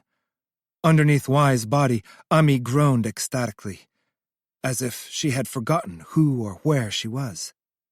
I'm gonna finish inside you, Are you my little toilet bowl? Yes. Yes. You're a nasty little toilet bowl, yeah? My little toilet, yeah. Y came inside of Ami's gorgeous body, like he was letting it all out. I had always used the contraceptive. It became difficult to concentrate. I was utterly dazed. But Y was in a daze himself, even more worn out than me, looking over at me like he was about to speak. Sometimes I wonder why I even bother finishing. Know what I mean? Y asked me, as if he had forgotten that his sloppy penis was still hanging out. Startled as I was, I couldn't look away. His deflated body reminded me of a used condom on the ground. Nothing is more boring than the way the world looks right after you blow your load. Wouldn't you agree? A man's gotta recharge. Then suddenly, Y gave me and Ami puzzled looks, almost like he had lost track of why she and I were there. His eyes weren't landing anywhere specific. He looked like a used condom that had accidentally been animated, an object that, without a penis to define it, was irrelevant. His neck and back were shivering. I found him exceedingly disturbing. Should have roasted her over the flames after all. Oh, right. Y took to his feet, slowly as if he had forgotten how to pull his pants up. He muttered something to himself and shook all over, after which he walked out of the room, as if me and Ami had not been there this whole time. I moved closer to Ami, trying to rid the lingering image of Y from my mind. His presence was still clinging to her body. You okay? I'm sorry. I'm sorry. It's fine. Let's take a shower. No way. Huh? Master Y gave me his semen for a reason. I literally could feel the blood go to my head. I almost fainted. You're crazy. It's gonna make it. At this rate, I'll get pregnant. If you want to stop it. Huh? You'll have to kill me first. I had no idea what she was saying, but as she said it, for an instant, a smile crept across her face. A sharp spike had been driven through my heart. Was she being provocative? What was her problem? Before I knew it, I was handling the rope. What was I going to do? Kill her? Kill Ami? A puddle of volition in the corner of my brain wriggled like a vernal pool disturbed by flies. No, how could I possibly do such a thing? It was out of my hands. When I tried to drop the rope onto the floor, it wouldn't fall. It was caught between my fingers. The shape of the rope had changed, or seemed to. It was bending, like it was trying to wrap itself around something. Around what? The rope was in charge, calling the shots, like it was saying, "Hey, just do it. I'll show you what I want to do." I encircled Ami's body with the rope. This was not a tie in kimbaku. The rope enclosed her like it was devouring her whole. The rope had crossed the boundaries of kimbaku. The rope was hungry. For a woman. For her life. "If you wanted control, you should have tied me in a noose. It's out of your hands now." Ami's shrieks snapped me out of it. She was collapsed on the floor, breathing wildly, the ropes slumped in a pile beside her. Bereft of the volition it had known but for a moment. The Confessions of Kazunari Yoshikawa. 5.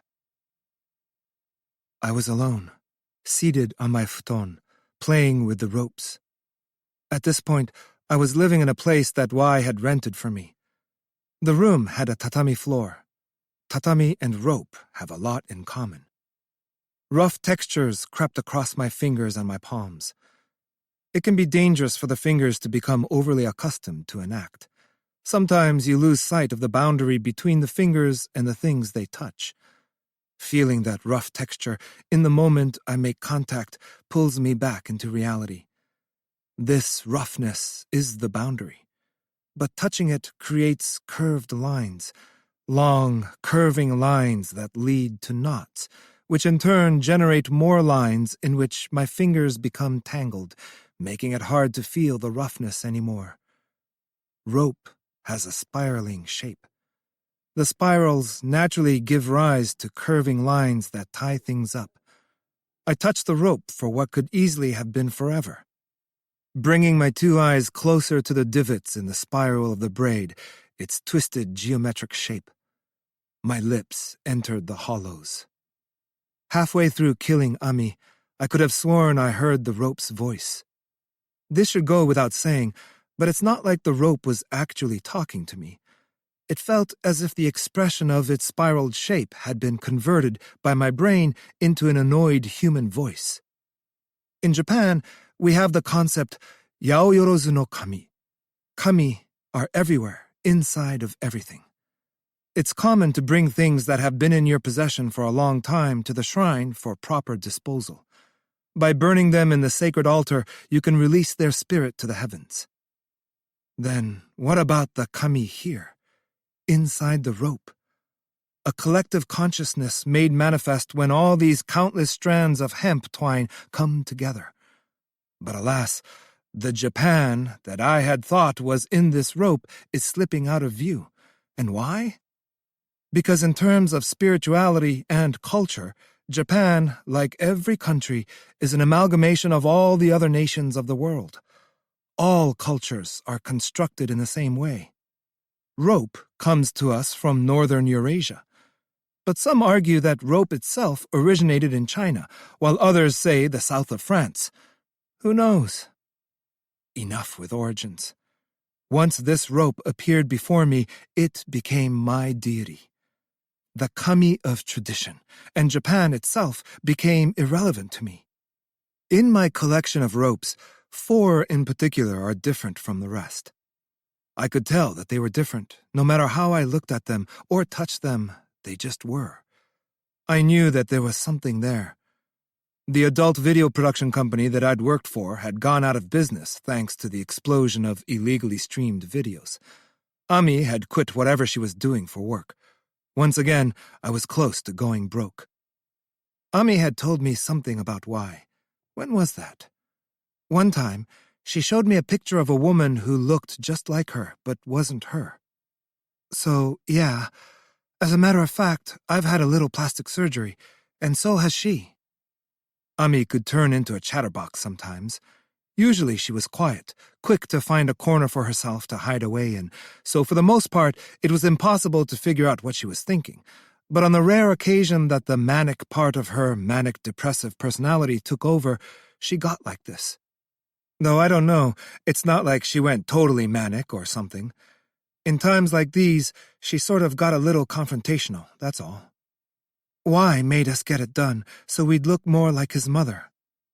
Targeting women that looked like his mother, Y made them undergo plastic surgery to enhance the similarity.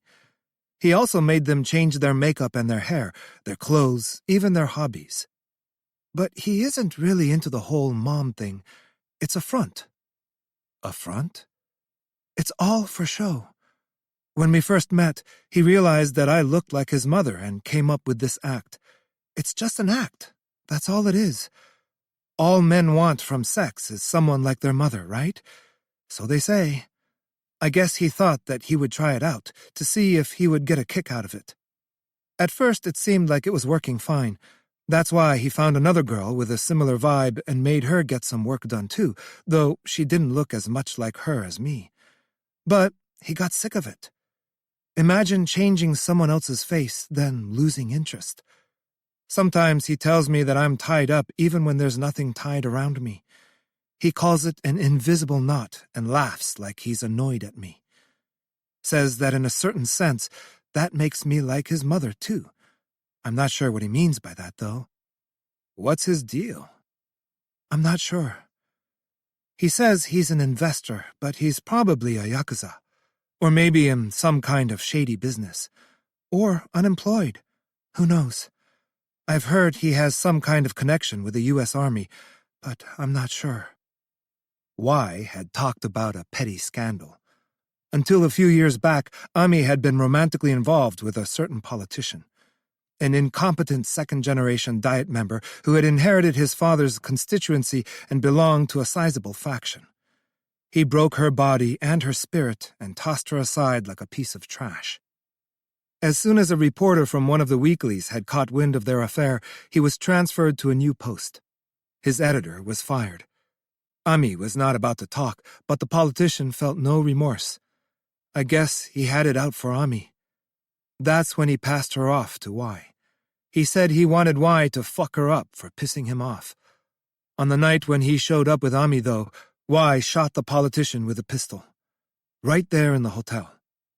Like he was swatting absent-mindedly at a mosquito. I was shocked.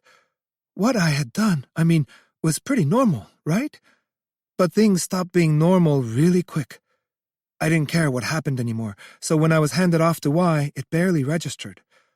I'm not sure if this is going to make sense to you, but if a person is stuck in a particular situation long enough, their emotions sort of dry up. Still, though, when I saw the blood spraying from that politician's body, the most gorgeous red that I had ever seen, for a second, it was like my heart had been resuscitated. I felt it beating in my chest. That's right. Ami said this with a smile.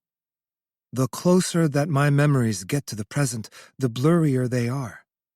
Even as I write this, I'm not certain I can trust my thoughts. Y is incredible, though. Once he had me in that dark place, hardly enough light to see, it felt like I had disappeared, like I had vanished in a puff, just like that, into a place that you could never ever reach. Ami was smiling again. I pushed her down and pulled her clothes off, blue underwear and all. My fingers, strangely long and thin, turned into spirals that encircled her. I surrendered to the rope. That it might take me places I could never go myself. These ropes, these lines were beckoning to me. Ami's body was suspended.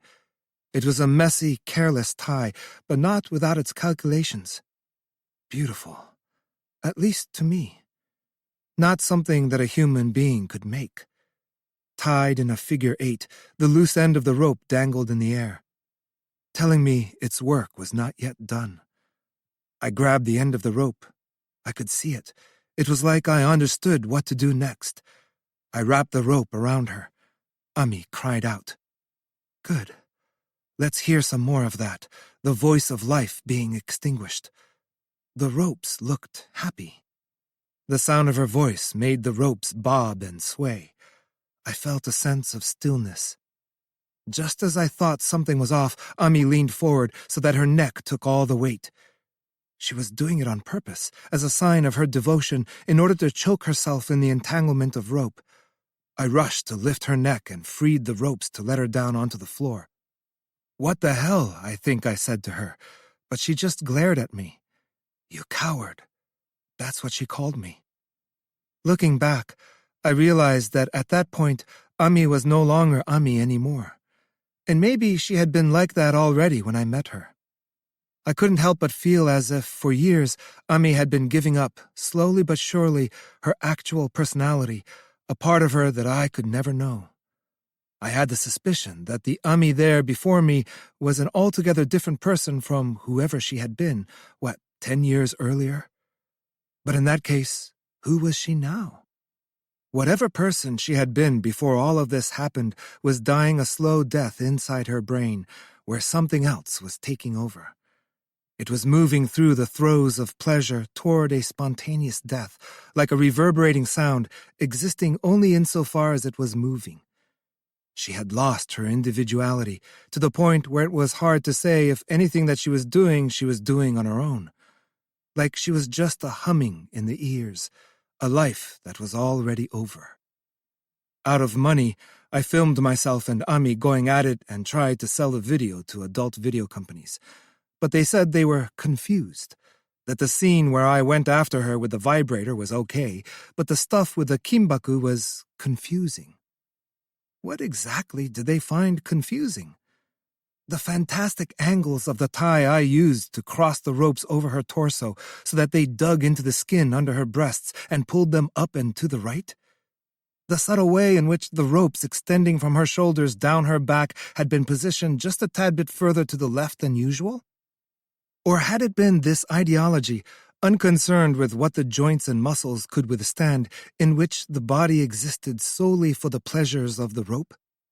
Or the double take in which the body's delicate equilibrium was made to look like it was actually quite sturdy, but only as a way of proving just how delicate it was?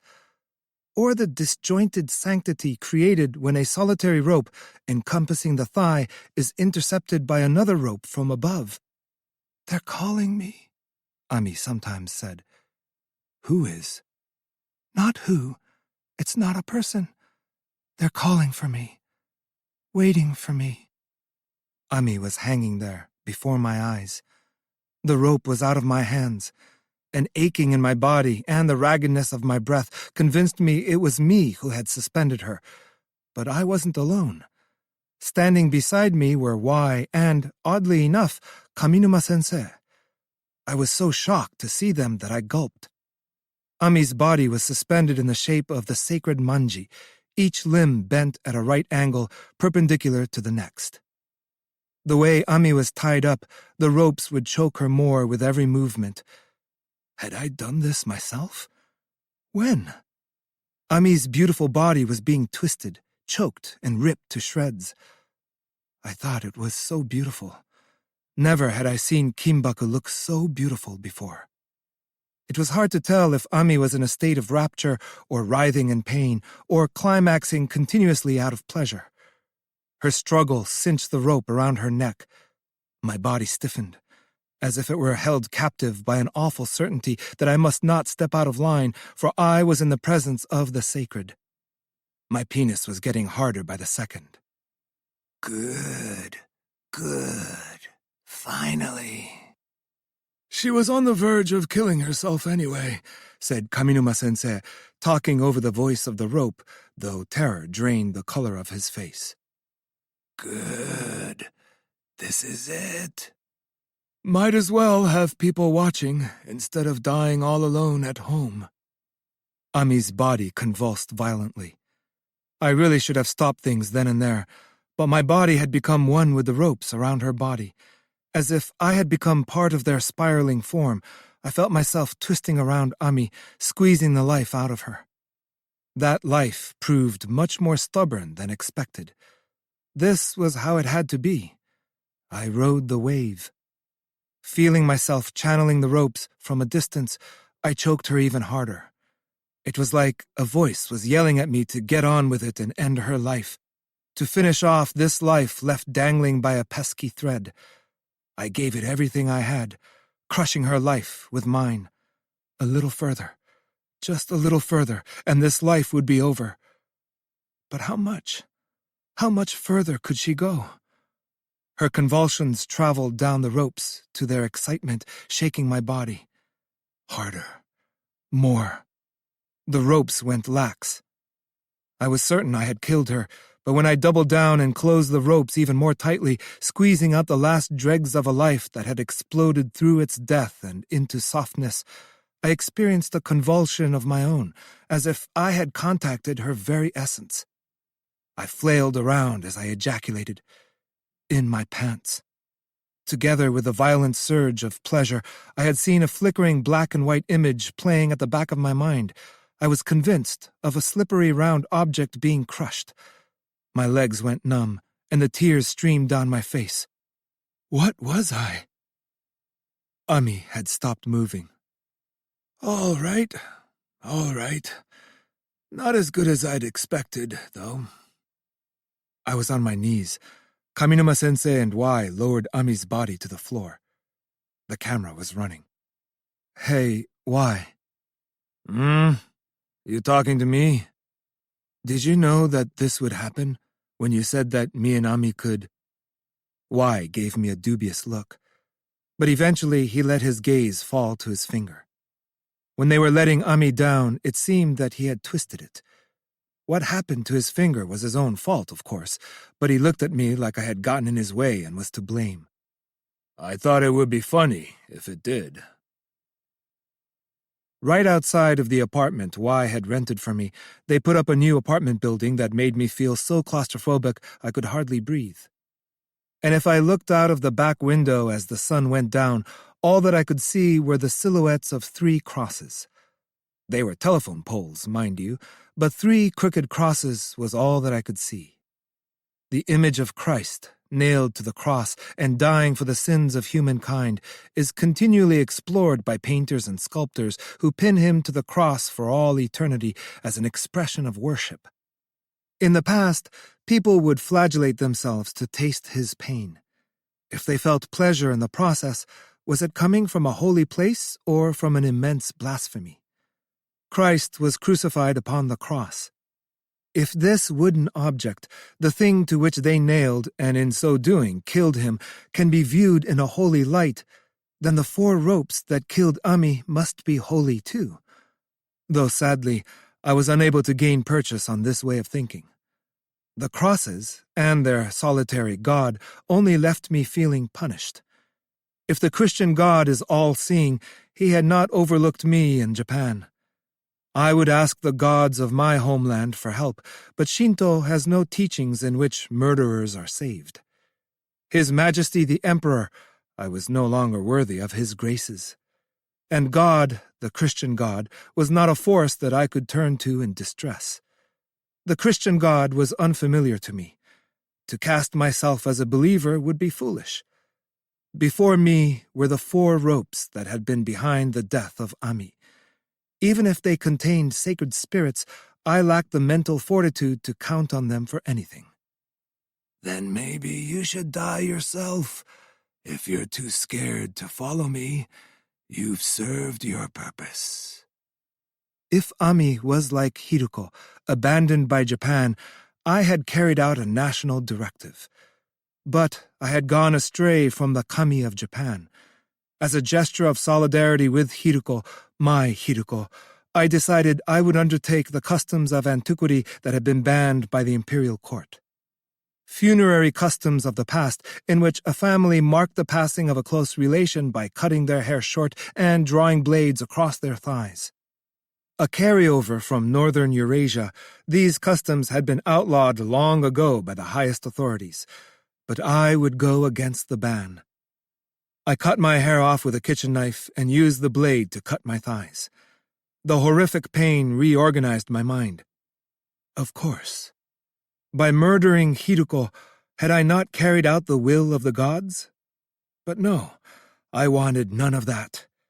Lost in a maze that had no rhyme or reason, I was suspended in midair, an offense and nothing more, no hint of salvation or warmth.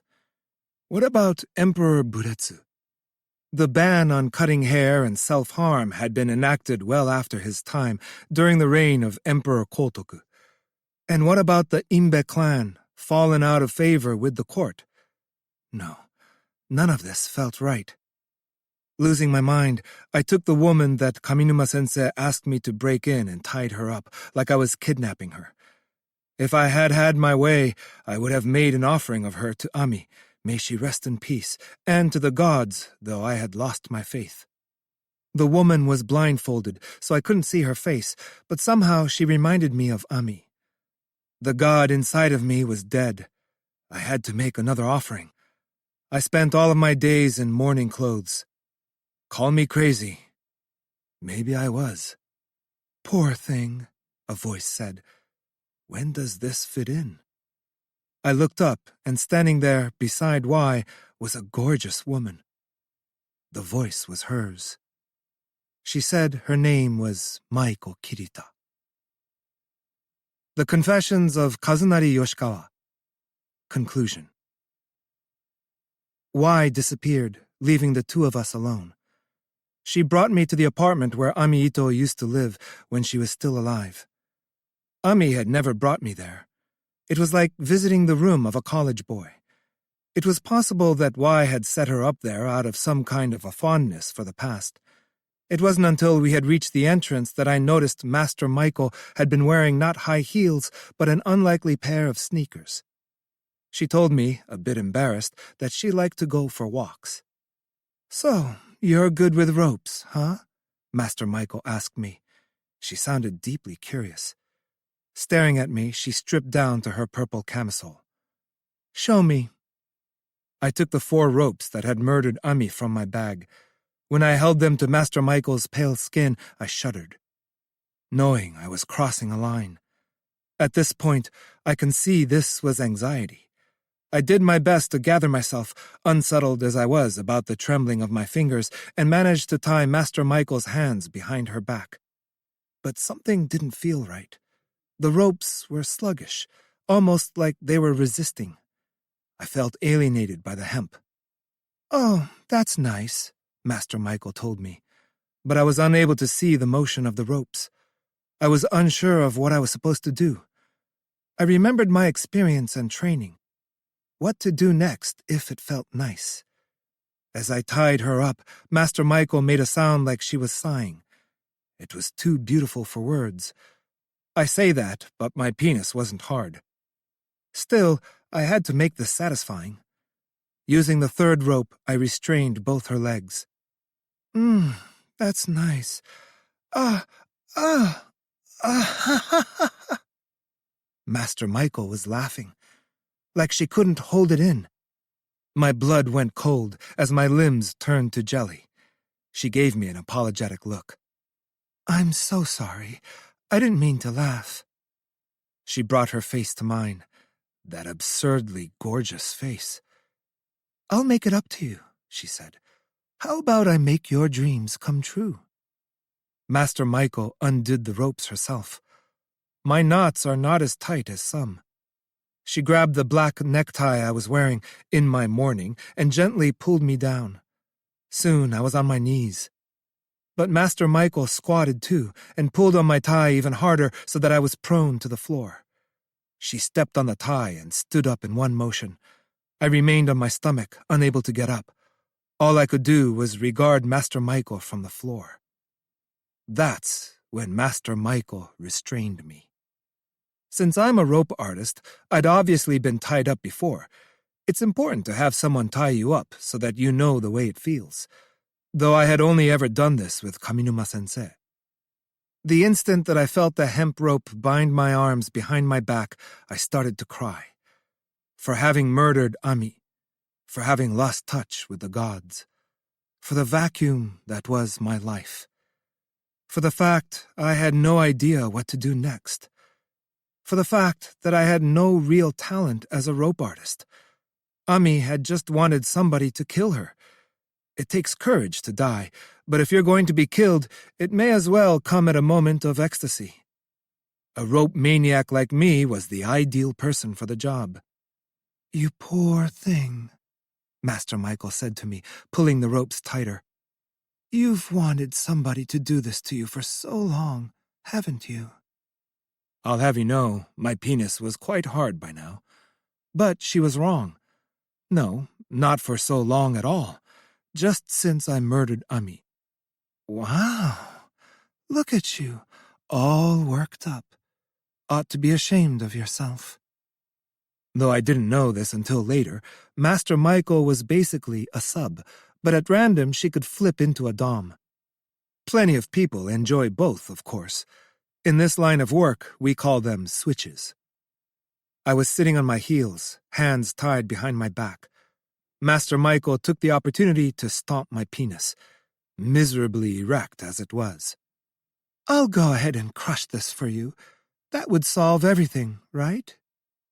I felt my throat close up as my body trembled with fear. The pain of being stepped on transformed into pleasure. I looked up at Master Michael pleadingly, surrendering my agency. Letting her decide what would become of me.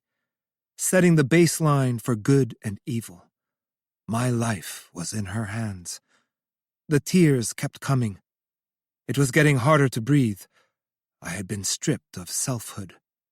"Don't even think of coming yet. I can't help it."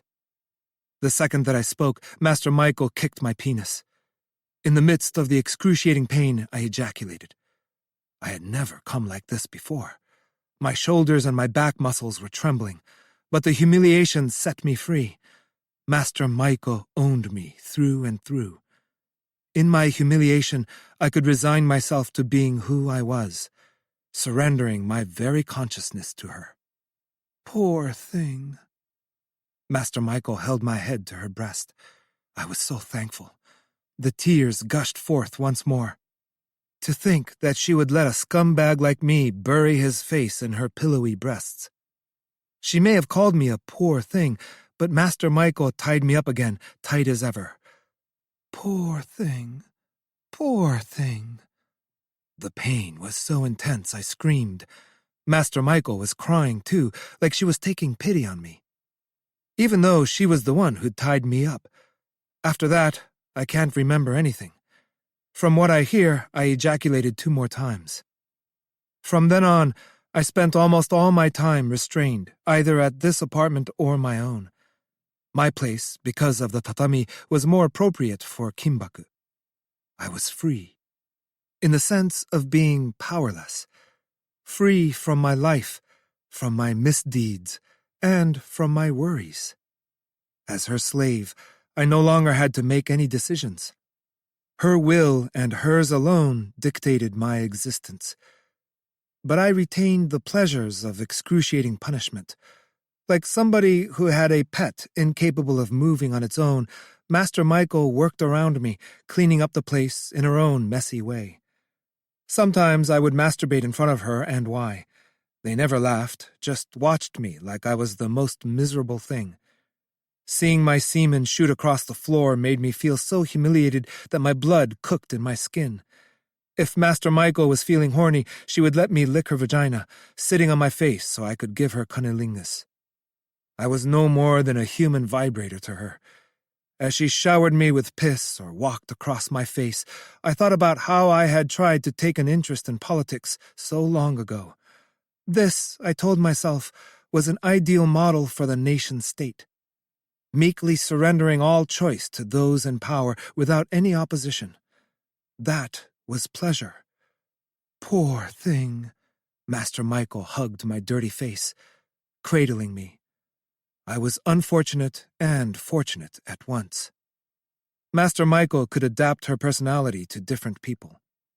At the core, she was as kind a person as they come, though sort of naive, But when she got it in her head to make somebody happy, her excessive kindness naturally drew out the other person's innermost desires, even if that same desire left them dead. Though I wouldn't call her deranged, she was oddly naive when it came to the question of other people's mortality. If her kindness destroyed the other person, she still felt bad for them. What kind of person was she anyway? I have no idea how Master Michael and Y met, but one time Master Michael hinted at their story. She said that Y had a dark chasm inside of him, that she felt really bad for him, but that lately he'd been acting strange, that lately he had more glitches than ever, and that he said it was her fault and blamed it all on her. What did it mean to tie a person up with something as sacred as hemp rope? I don't think it was actually about offering a woman's body to the gods, like I used to believe. No, it was a way of overcoming the mundaneness of the world and our insipid daily lives.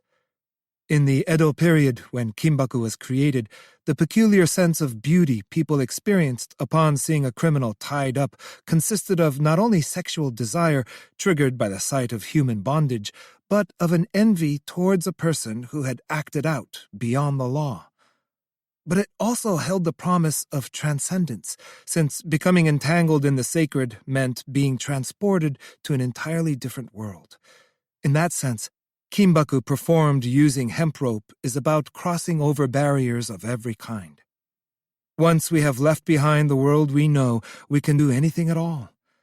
This can lead to happiness of a supreme variety, but if you make the sort of mistakes that I made, you may well find yourself in dangerous terrain and meet your ruin. I pleaded with Master Michael not to use hemp rope to tie me up, saying that I wasn't worthy of the hemp. I feel like I'm about to forget everything, but as long as I remember who I am, I'll do my best to leave a record of the sort of person that I used to be. Before Y and Master Michael swallowed me up. Though looking back, it makes a lot of sense that they would swallow someone with an ego as trifling as mine. As Master Michael tied me up, I thought about my new name, Kazunari. The name that Y had chosen for me reclined in front of me.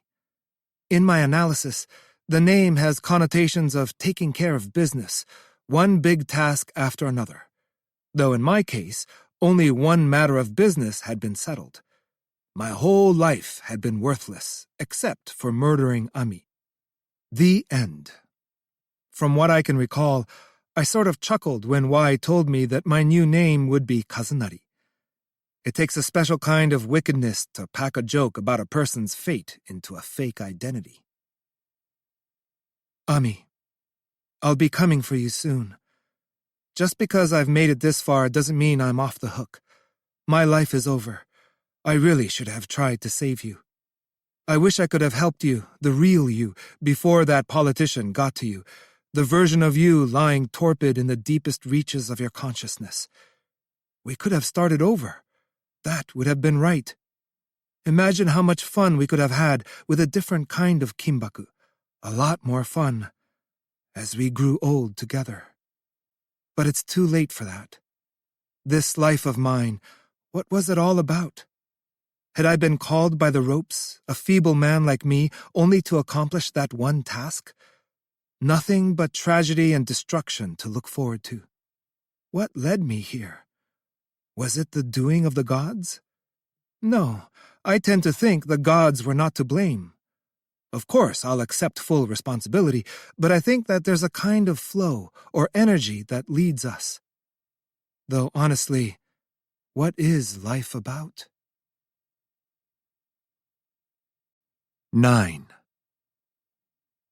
If you're going to penalize me, let's get it over with, said the chief priest, Kaminuma. But at the shrine, he went by Ishida. He had welcomed us as guests into his house, which was stuffy and old-fashioned, but every inch of it was polished to a fussy sheen. After watching Yoshikawa take Ami-Ito's life, I started having nightmares. Her limbs strung up like that, into a manji. No death could take a more beautiful or more miserable shape. It was a murder, any way you looked at it, though for some reason it was classified as a suicide by hanging. I became afraid of Y and of his background. From a distance, we could hear the voice of a young girl. I told him that I wanted out, that I was going to turn myself in, but then he sends this woman over for me. I'm thinking, a woman? For me? When a man reaches a certain age. But this woman, she has a little kid with her. A girl. Got pregnant working at a soapland, so she doesn't know who the dad is. I felt sorry for them, so I took them in, and they're living with me to this day. I'm an old man, you see. Instead of hush money, Y gave me the gift of a loving family to support. I've never met a man who hates life as much as him. He knew that I would suffer, caught between the pressures of this loving family and atonement for my sins. Must have figured, too, that I'd set aside a modest inheritance for them and eventually kill myself. This shrine claims to bless its visitors with happy marriages.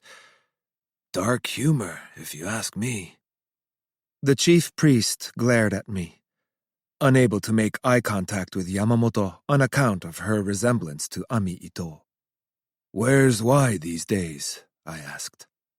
"No idea.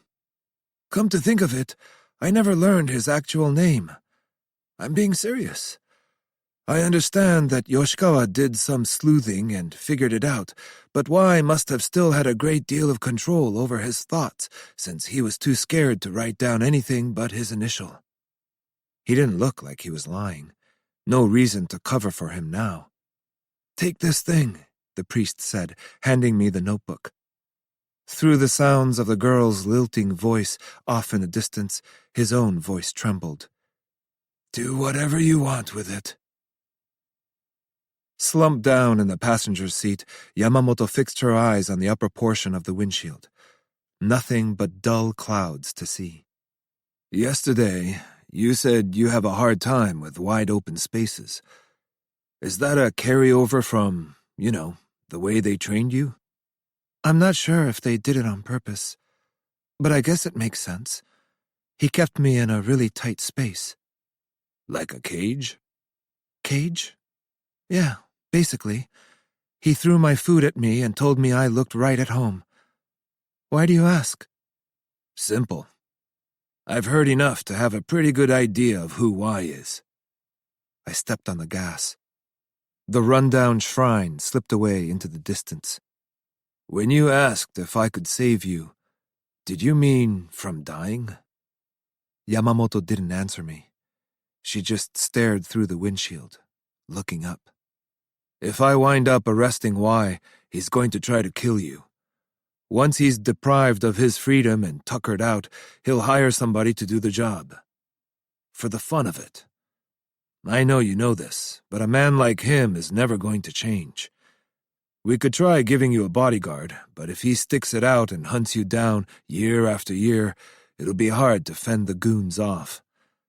Besides, I'm guessing Y's controlling more than just your head. Probably your wallet, too." "Yeah, my debt." "How much we talking?" "I couldn't say. It's not the sort of thing where I could file bankruptcy and make it disappear. These weren't your average loans." Yamamoto watched the sky up and away. "I'll say this much," I said, realizing my voice sounded a little cold. "I think we can rule out the existence of any kind of god." 10. I used the spare key to open the door. An orange light was glowing at the back of the apartment, at moments going dim like it was about to go out. I took off my shoes and walked across the fluffy carpet down the hall. In the middle room, a man was sitting on a leather sofa, not looking at me. "Unbelievable. I never thought you'd find me." He had no middle finger on his right hand, a suitcase open in the corner, empty. "Someone must have talked, though I could have sworn basically nobody knew my real name." The orange light flickered off, then came back on a little brighter. The air in the room was extremely dry. My eyes were itchy. I blinked on purpose. "I found the notebook Yoshikawa left behind," I said. My voice was hoarse. "Buried at the shrine where Kaminuma works. You know, your old Kimbaku teacher.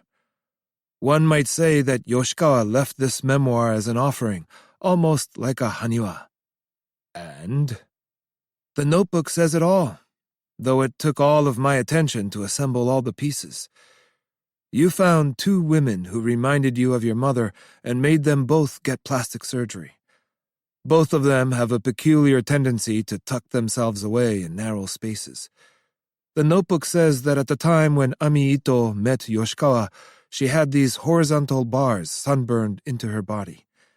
Since she evidently didn't have them on her back, it stands to reason that you had her lying face up in a cage by the window. From all the different possibilities, it makes the most sense that the 2 of them would feel relaxed in tiny spaces because you conditioned them to feel that way. Yamamoto confirmed that you had her locked up in a cage for sure. But you also made a point of telling both these women in their cages, dressed up like your mother, that they looked like they were right at home. You made up this idea of the invisible knot, saying they were tied up even when there weren't any ropes around them. And you said that, in a way, this made them even more like your mother. I came to the conclusion that your mother was incarcerated. And another thing. I took a closer look at Maiko Kirita's calling card and found skin oils in just 2 places, on the left edge and the right edge, like it had been pinched on the sides. At first, I thought that maybe Kirita had handed it to Yoshikawa with one hand, and Yoshikawa had accepted it with one hand too, but I was wrong. Yoshikawa was her slave, so if his master Kirita had handed him a card, he would have taken it with both hands, on his knees, leaving skin oil all over both surfaces. Someone else planted the card there, and by someone I mean you. You touched it once when you pulled it out of Kirita's card case, then touched it again when you slipped it into the planner. Because you're missing your middle finger, you have to pinch it on the edges, hence where you left the oils. There's only one reason you would put Kirita's card in there: to frame her and put her behind bars. I take it you were a little scared of her, but you were unable to stomach the idea of someone taking her away, so you wanted to keep a handle on her, even if you were apart. This made me wonder whether you may have put your own mother in jail for the same reason. People have a way of doing the same thing over and over, especially as they approach the end. We sent digital photographs of Ito and Yamamoto to all of the women's prisons in Japan, looking for a close match. One woman came up, though she looks less like them than I expected. She killed her husband, and despite a lack of evidence, they sentenced her because of her son's testimony. Following her release, she made no attempt to reconnect with her son before throwing herself into a pond. Though it wasn't the same pond where Togashi died, it was a very similar pond, all things considered. I knew this wasn't a coincidence. All I had to do was look up the son's name. I tend to think you took a special interest in Togashi because you and him had a few things in common. You were both desperate. Everything about the case says as much. At first, you thought that you could put the guilt on Kirita. You thought it might be fun to leave the body where it was, upping the ante, so that Kirita would get locked up, just like what happened to your mother. All over again. Since you seem to know a fair amount about fake IDs, you could disappear abroad if Kirita told them about you. But right away, you regretted putting it on Kirita, so you tried to pass the blame to someone else. Which I suppose is how the manager of the escort agency that Mari Yamamoto used to work for, who nobody can seem to reach, wound up brutally murdered. Nice flourish, with that little suicide note, by the way. But then Togashi showed up. You seemed to like this part a lot. Using Kirita, you passed along that planner where you left clues that led to Mari Yamamoto and the apartment where you staged the body of the manager. I showed Yamamoto a sample of Togashi's handwriting, but she said the writing in the planner couldn't have been his.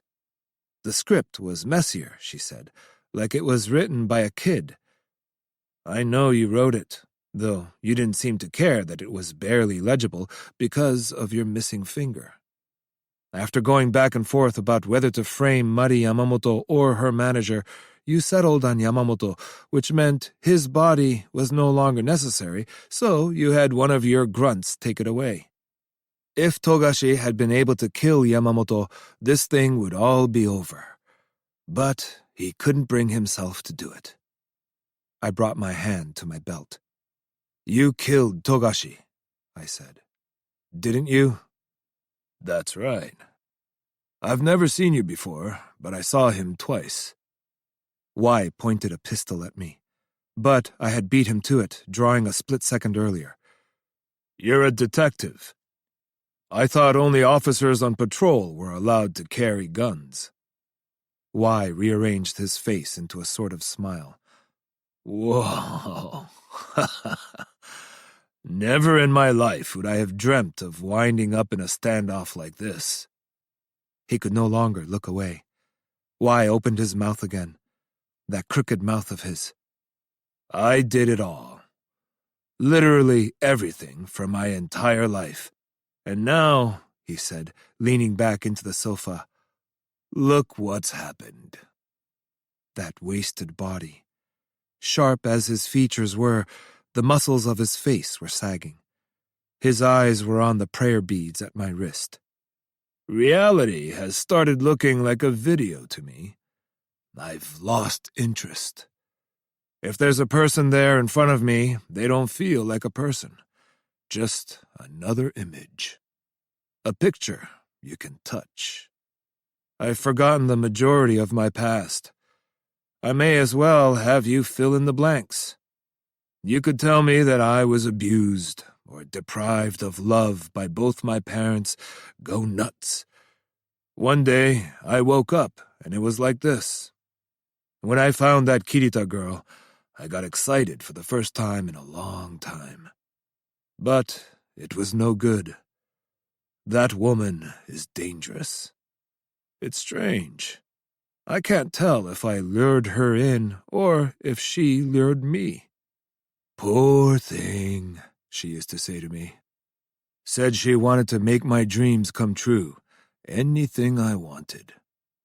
Like Yoshikawa used to say, that woman had a way of drawing out a person's innermost desires, except that there was nothing that I hadn't done that I wanted to do. So I started getting real weird, thinking up new things to do. Figured, may as well. Does that make me desperate? I can see why you might think as much. Everything there is to know about this case, all of the twists and turns, are a reflection of the fluctuations of my mind. And now you've followed all those winding lines back to the source. Blister packs of pills had been torn open on the coffee table. Xanax and Itizolam. They looked like candy. Yuichi Hayama, he said. I know all about you. Y gave me another of his little smiles. He had lowered the gun slightly, but now he pointed it at me again. You're a detective at Ninagawa Station, but you used to be on the 1st Division. In Japan, it's a rare event for a detective to kill somebody. But you seem to have stumbled into that kind of a situation several times. Born under a bad sign. Not for me to say whether you brought it upon yourself or if this was the life that you were born to live.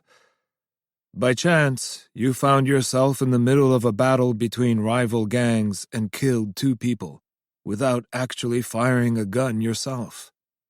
The average citizen is oblivious to how many people get away with murder without the cops lifting a finger.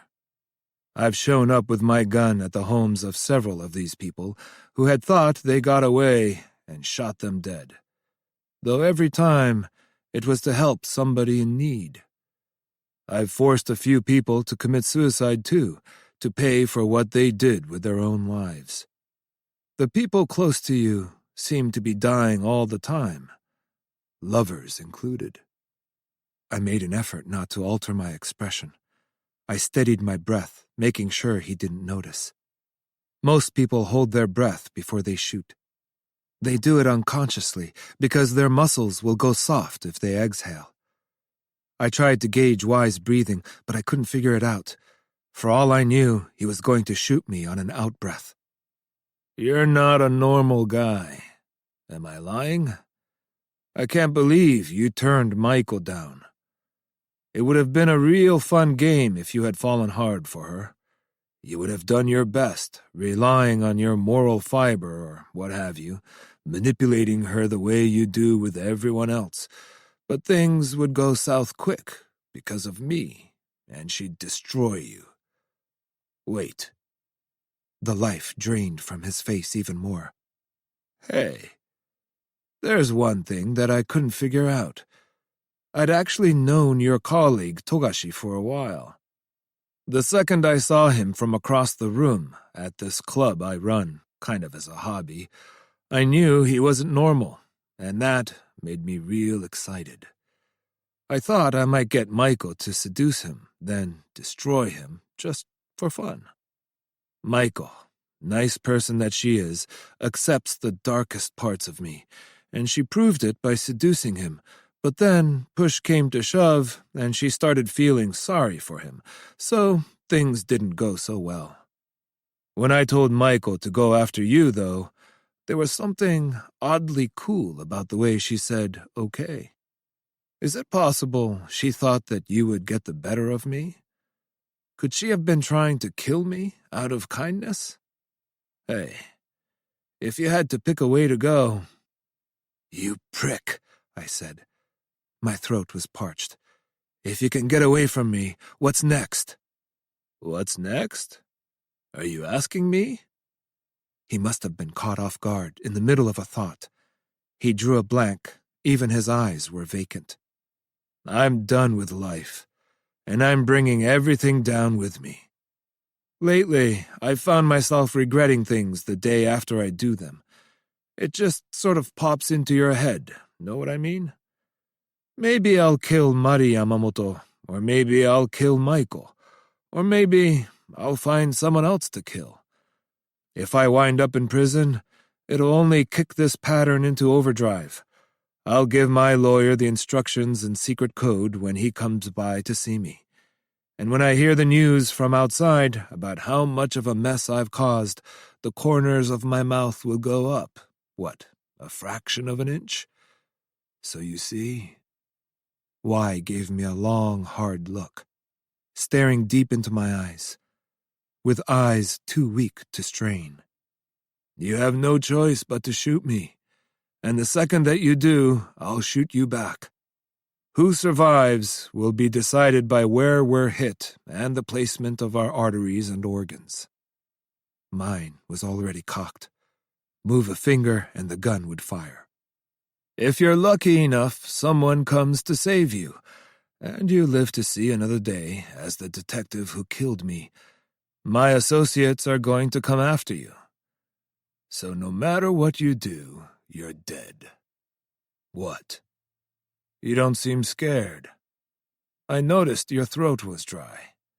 Was that because of the air in here? What is it, huh? You want to die? No. Then what is it? Are you giving me a pass? No. What's your deal? Don't tell me that you care what's going to happen to the others. The others. I didn't know Maiko Kirita or Mari Yamamoto very well. Certainly not well enough to risk my life trying to save them. Then what was this about? I couldn't bring myself to leave the two of them behind, but I knew this wasn't righteousness or kindness. What was it? I guess you and I are soulmates, aren't we? Y asked me. His voice was dry as well. Any kind of pleasure you can feel in life is selfish. May as well push others aside, devour all the good luck, and find ways to justify yourself after the fact. But once in a while, some guy comes along and messes everything up, as we can see. With all these people in the world, how couldn't there be guys like that? People are disgusting. The number of starving people left to die attests to this.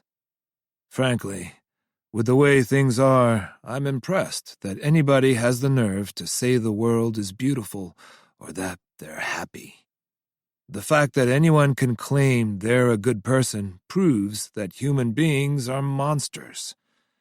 And the more conservative a person is, the angrier they get when you say this kind of thing. What a joke. Hey, did you notice? I was lying this whole time. I don't believe a word of any of this. I could care less what happens to anybody else. Y smiled, bitterly. What about the lives of all the people who lived hundreds of thousands of years ago? He asked. Who wastes any time thinking of them? I think I said a minute ago that people look like images to me. But it would be more accurate to say that all I see are colors. The colors of their hair, and of their skin, and of their clothes. And all these colors do is move around and talk. Like paint that can stand up and walk around. When you actually think about the way that human beings grow hands, 5 fingers on each, and walk around picking things up, it's disgusting.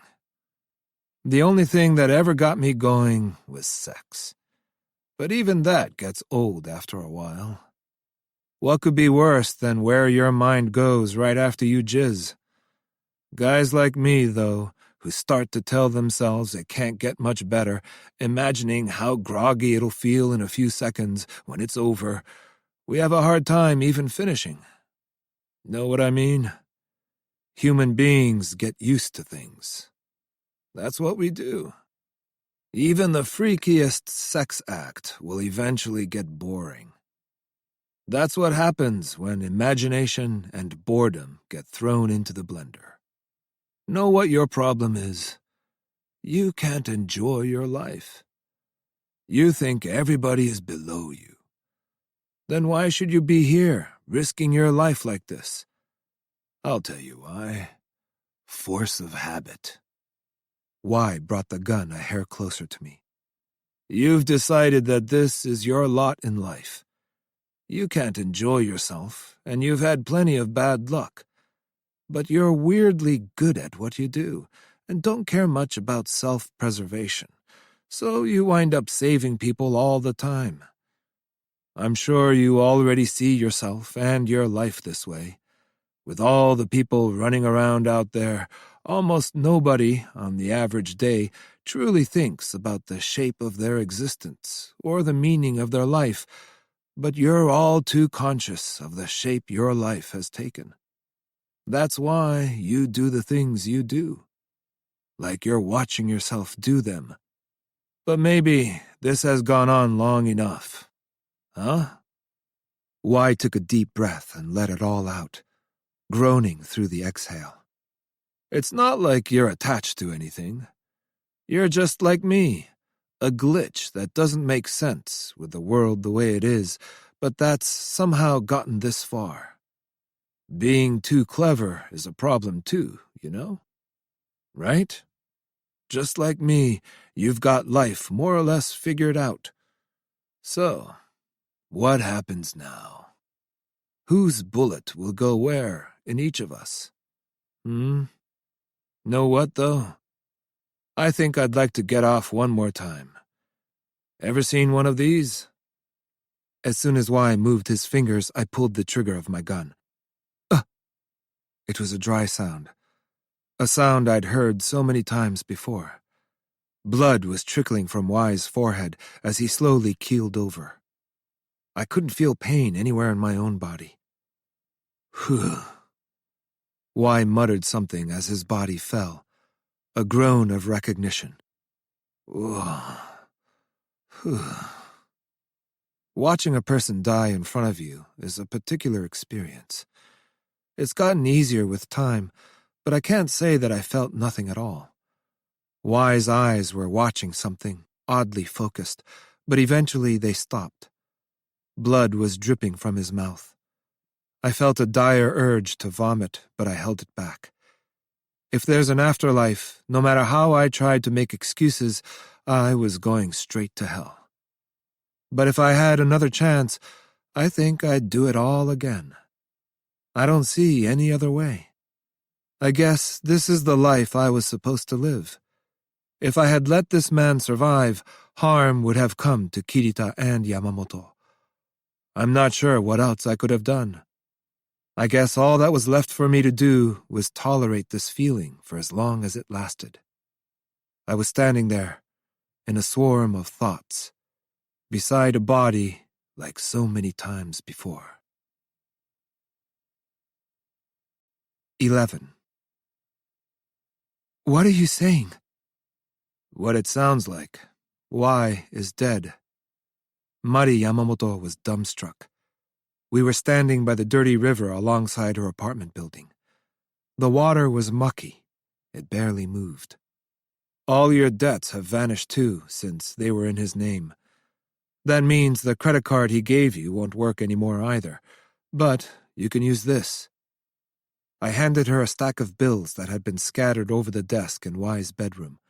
$1.5 million. If I'd have left it there, the police would have taken it and put it in the treasury, where it would have barely made a dent. Y is dead, then? Yeah, that's right. I looked at Yamamoto. She was crying. Now you're free, I said. There were no birds or fish in the river, which was basically a drainage easement. Though I could see the front tire of a bicycle. Plastic bottles and tin cans bobbed in the shallows. I wouldn't be surprised if they'd been floating there for years. But past is past. Forget about it. Forget it? Easy for you to say. You don't know me, or what I've been through. Quit jabbering. I lit a cigarette. At this point, I don't really have a choice, right? Yamamoto covered her face with her hands and cried. She was all mixed up. You need to live your life. Murky as this river was, as long as no one threw anything else in there, it would clear up over time. The days would go by. I felt my eyes drying out and blinked aggressively. As a first step, you should try something new. What do you want to try? Both sleeves of Yamamoto's shirt were fraying at the wrists. Her hair was cut a little on the short side. If I were to guess, she cut her hair herself. Tell me, what do you want to do? Paint paintings. See? I knew there was something. I'm into S&M, and I'd like to keep on doing it, but I also think that working as a nurse could be fun too. Crying away, Yamamoto crouched down on the sidewalk. The few people out and about turned their heads as they went by. I lit a second cigarette. I was going to keep her company until she was done crying. It goes without saying, but neither of us knew the other person's entire story. Whenever we meet somebody new, all we pick up about the other person's life is fragments. I figured this was probably the last time I would see her. Sounds like the case is closed, said the chief. His office was non-smoking, but he smoked anyway. Looks like this guy that we've been calling Y, real name Yutaka Yamada, who murdered Kazunari Yoshikawa and who murdered Togashi to cover it up, was murdered himself by a gangster because of money trouble. The guy who did it's on the lam, whereabouts unclear. That story sound okay to you? Not to me. I smiled. The chief made a familiar gesture, telling me to have a smoke. I have a carry permit, but there's no mistaking that I shot him in the forehead. He may have been armed, but that's no place for a detective to shoot a man. Not to mention the fact that Yutaka Yamada's pistol was empty. He was right. He had pulled the trigger, but the pistol hadn't fired. Of course, you thought that it was loaded. That's why you shot him, which should be fine. But we know they can be picky about this kind of thing. Though I admit, that story isn't worth a damn. The chief twisted up his lips. It had taken me a while to notice, but he did this all the time. Still, this case is a hot potato. Yamada had a robust power base and plenty of allegiances, though some of that has faded over time. Nobody wants to take this one too far. I'm sure there are a handful of crooked politicians who are going to be in trouble without Yamada to protect them, but those guys don't want to make a stink about things. And the First Division never seemed to care much this entire time. It's the other bad guys, his associates, who came out on the short end of the stick, who might come after you. Hence why we don't want the whole world to know the name of the detective that shot the guy. I'll do my best to keep the thing about the bullets under wraps. Listen, though. Hayama, the police withhold the names of people all the time. The fact you shot him will go on the record, obviously, and I'll have to say as much to the higher-ups, but I'll play my cards right to make sure that your name doesn't leak out and wind up in the inbox of the media or any of these shady organizations. And I'll make it clear at the top level that if your name does get leaked, a lot of other skeletons are getting pulled out of the closet. Are you serious? Who do you think I am? The chief let out a tired laugh. It made me wish that we had talked a little more. I've never done much to distinguish myself on the force, but I made it as far as chief, at least of this little police station. I'm good at this kind of thing. This is my last big job before retirement. But there's a chance things won't go so well this time around. If your luck runs out, I'm truly sorry. At that juncture, I'll accept your letter of resignation. But if I were you, I'd disappear overseas. Mikiya Togashi was survived by one family member. Life at home had been rough, and his relationship with his mother was far from rosy. When he was in the 5th grade, she died of a drug overdose, but his father was still alive, living in an old folks' home. Divorced from his second wife, he was suffering from worsening dementia and had moved into the home without informing his son. I saw no need to show up and inform him that his son was dead. Here, Togashi's things. What am I supposed to do with this? We had paid our respects to Togashi at a modest police funeral. His remains had been put into an urn. All that was left was the suit and shoes he had been wearing when he died, both of which I recognized. Since Togashi had been inside Yoshikawa's other apartment, there was a chance that he had seen the body by the messy note. If I had found the note in time, we could have made it look like the dead man was responsible for everything, settling the case, at least superficially. I could have saved him. I should have stopped Togashi when I saw him by the pond. I could have used the element of surprise and detained him, but Togashi was a detective. It may not have gone so well. It may have even ended in a shootout. Placed neatly between the folded pants and jacket of the suit was a handkerchief, a woman's handkerchief. My heart was beating. It was monogrammed KT, as in Kurumi Togashi. That was Togashi's mother's name. What's up with this handkerchief? I was asking the woman from the General Affairs Department there beside me. I couldn't get my breath under control. I wonder. It's a woman's, she said. We found it inside of the right pocket of his suit. Could that mean that when I saw him, he wasn't reaching for a gun, but for this handkerchief? Pawing his way back into childhood? Was he that scared of me for following him into the woods? Was I really that scary? I see. I walked away from her and kept on walking, unsure of where to go. The door that led out to the fire stairs was just ahead, so I opened it and lit another smoke, sitting on the top step. That guy. A breeze was blowing. Togashi was long gone in another world, and I was stuck here. Just like me, you've got life more or less figured out. At least, that's what Y or Yamada had said to me. What was he talking about? My eyes were tearing up. Life. What did I know? What would I ever know? Epilogue. Maiko Kirita. Real name, Keiko Kirita. I looked over her record from the children's home she lived in as a girl. At age 6, Kirita lost both her parents. They had been less than fortunate. Both of them worked, and from the outside, most would think they were a little too short with their daughter. But in actuality, it was an average home, and Kirita's time with them was uneventful. She was a pretty girl, selected for the role of Snow White at her preschool's arts festival.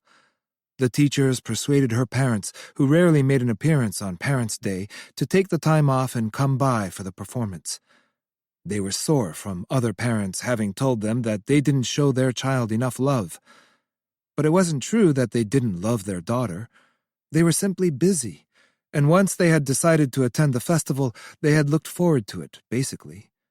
On the walk down to the festival, they were run over by a car and killed. Her mother held on for a few hours, but her father died instantly. It was a small-town tragedy. Another family was driving over the little bridge down the street when the earthquake hit. It was only magnitude 5.3 with a seismic intensity of under 5, so the earth itself wasn't shaking all that hard, but the decrepit bridge buckled under them, and the driver, who was the dad, lost his cool. He stepped on the gas, trying to cross the bridge as quickly as possible.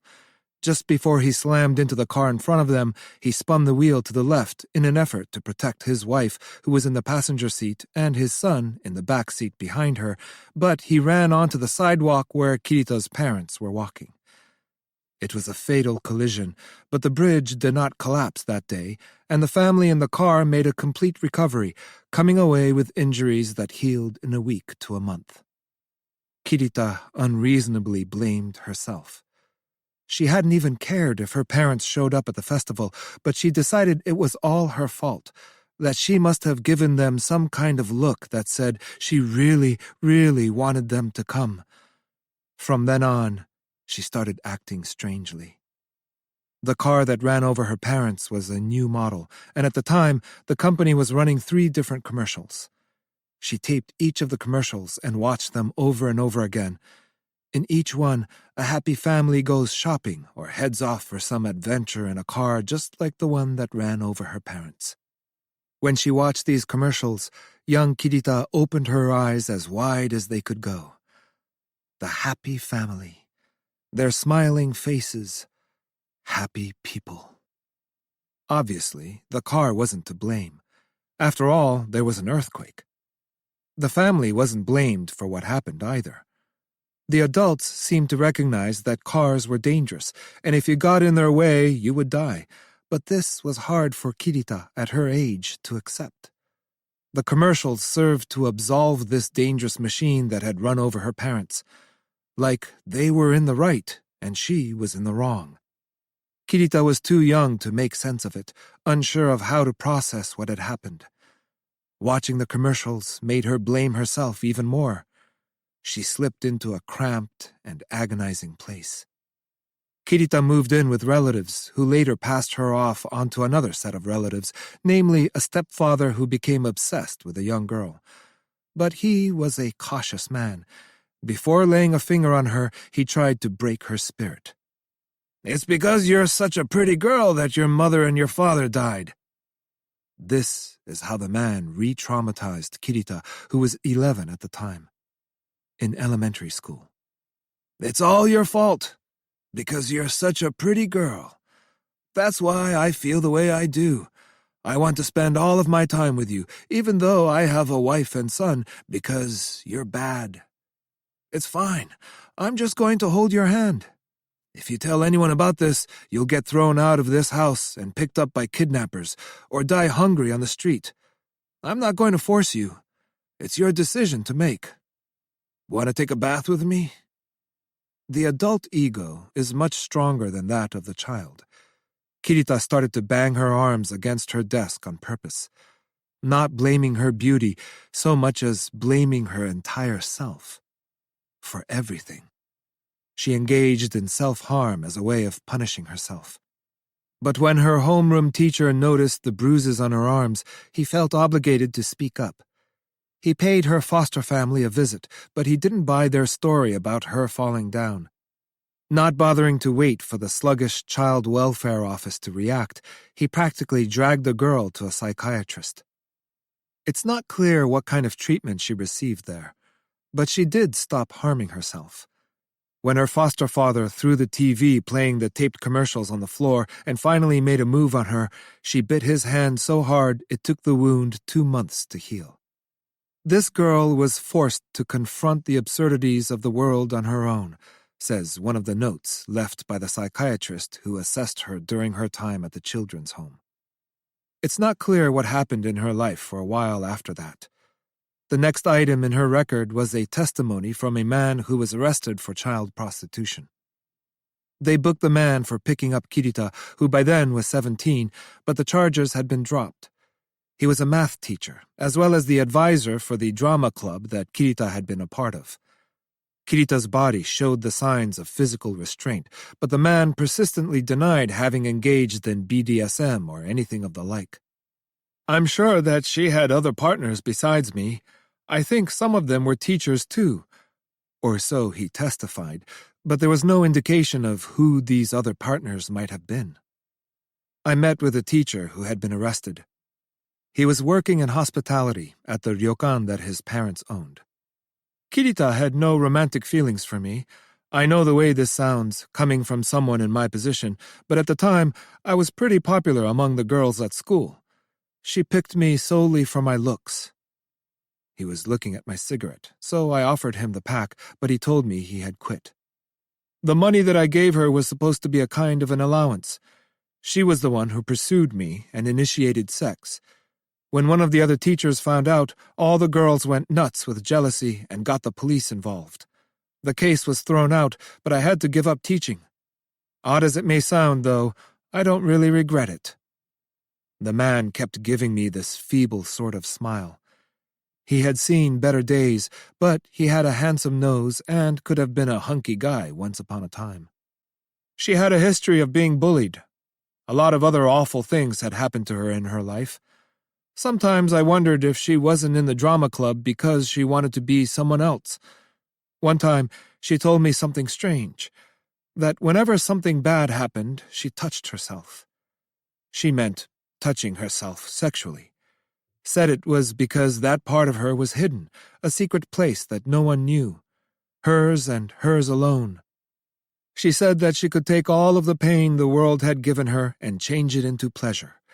Same went for masturbation and for sex. She said it made the bad things disappear, and that S&M turned everything upside down like it was flipped. She used me like a tool, though in her case, it'd be fair to say that every man she's ever been with was a tool to her. Kirita, however, did not start working as a sex worker. Leaving the theater behind, she moved to Tokyo and found a job as a hostess at a club, practicing BDSM as a hobby on the side. Which is when she caught the attention of the chairman of a company with an unpleasant reputation. I asked Kaminuma what he knew.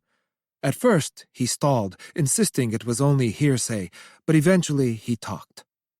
"From the sounds of it, the chairman was a pushy guy and wound up assaulting her, helping himself to the sex that had been her refuge. But that's how she met Y." When the chairman tried assaulting her again, Kirita stabbed him. Consumed by fear, she called the manager of the club where she was working, and the manager showed up with Y. Y gave the dead man a careful once-over and said something obtuse about how people who get stabbed to death usually look more surprised, then turned to Kirita and said, "You need another story." The way she stabbed him, it was going to be hard to get away with self-defense. Y wasn't talking about jail, though, but about taking on another story. Kirita had her fingerprints erased and changed the way she looked. She started carrying a counterfeit ID that said her name was Maiko. This wasn't about changing who she was so much as how she was. Y assured her that nobody, man or woman, can be stained by sex. Biologically speaking, he explained, human beings are made of elementary particles, and that by intaking nutrients and excreting waste, we replace all of the cells in our entire body every year. That even if she was filmed doing whatever, it's really just a digitized signal being reproduced by a device, fundamentally no more than a sophisticated picture, so it wasn't actually the case that anyone was watching her go at it. That even if a gross man forced himself upon her and made her feel things, she had absolutely no reason to blame herself.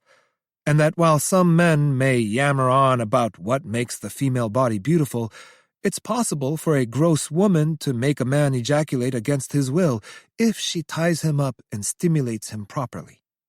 Biological mechanics. That's all there was to human beings.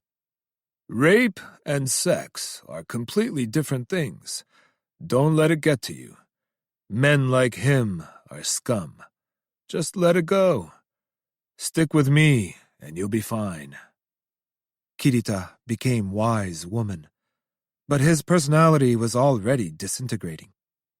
That was all that I had been able to find out about Kirita. Something odd about her, Kaminuma told me in conclusion. Since she was 6, she's never once been in a car. In today's world, can you imagine? I love driving. Hey, you've got a Benz, so you must love driving too.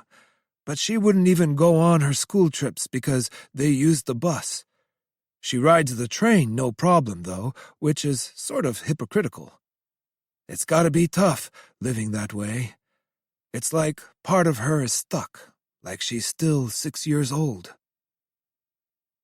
Leaning against the wall outside Kirita's apartment building, I snuffed out my cigarette in my portable ashtray. Kirita blew past me, rolling a purple suitcase. "Where to?" I asked. She spun around, but she didn't look surprised. Smiled at me, rather innocently. Seems like she had noticed I was there already. She sure was beautiful. I had never seen a face so beautiful, or, better put, a face that stung my heart with such dizzying precision. I suppose that I have you to thank for emptying out Yamada's gun. People were walking past us on the sidewalk, heading both directions. I thought that you weren't interested in me, but you're persistent. You're a funny detective. Tell me. Kirita didn't say a thing. You did it because you didn't want Yamada killing anybody else.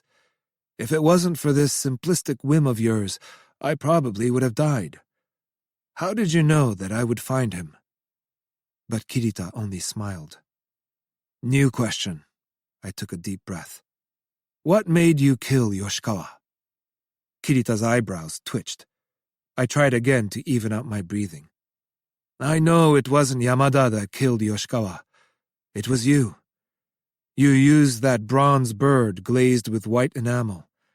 You did a sloppy job of cleaning up the fingerprints and bloodstains, but blood can't be wiped up so easily. If you sprinkle murder weapons with a special chemical, any trace of blood will cause what's called a luminol reaction. The blood streaks only showed up faintly, but there was something odd about the pattern. It never would have looked this way unless the murderer had held the bird in their right hand with all 5 fingers. I'm sure of it. 5 fingers, dripping blood. You could see it in the pattern of the streaks. I stood there, somehow unable to move any closer to her. Yoshikawa's body showed no signs of having been tied up, which means he wasn't tied up when you killed him. If you'd wanted to kill him, you could have done it easily any of the times that you had him restrained. But since you didn't, it must have been self-defense. Right? Yoshikawa went nuts.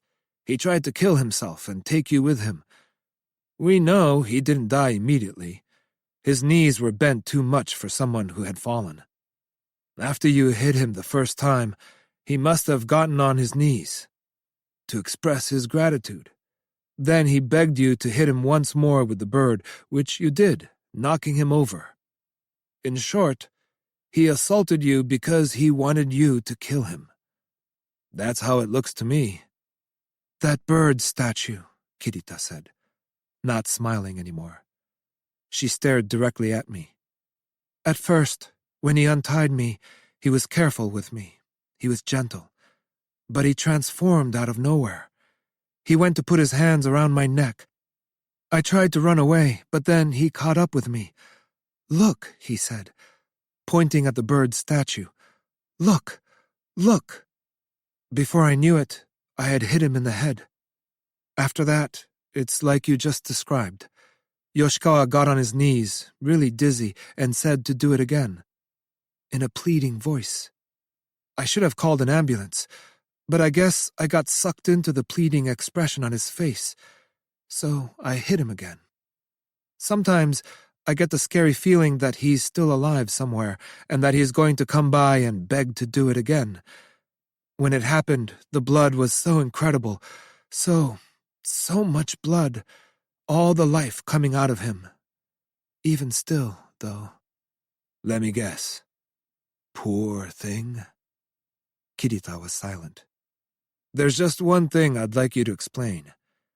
Why would you help Yamada kill Togashi? I know you helped him, but why do it? It started when he told me to seduce him, but things went too far, so I broke things off. Kirita continued, gazing straight into my eyes. But not long after I killed Yoshikawa, Togashi rang my doorbell. Yamada was actually over at the time. He had been eating pills like candy, so he was pretty high. He said something about how he had predicted this would happen and started scribbling in his planner. Then he grabbed his shoes and hid out on the balcony.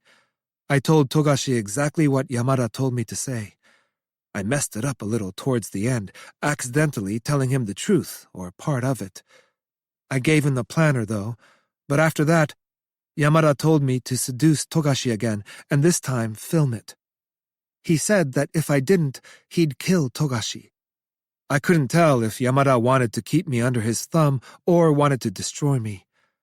I did it with Togashi so that Yamada could watch. But Yamada got anxious and said he was going to kill Togashi anyway. I was like, that's not what you promised me. But when I tried to stop him, he said, okay, how about I die instead, and held a pistol to his temple, laughing the whole time.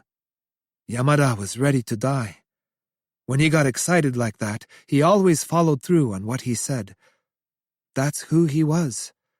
But I chose him over Togashi. That's why I did it.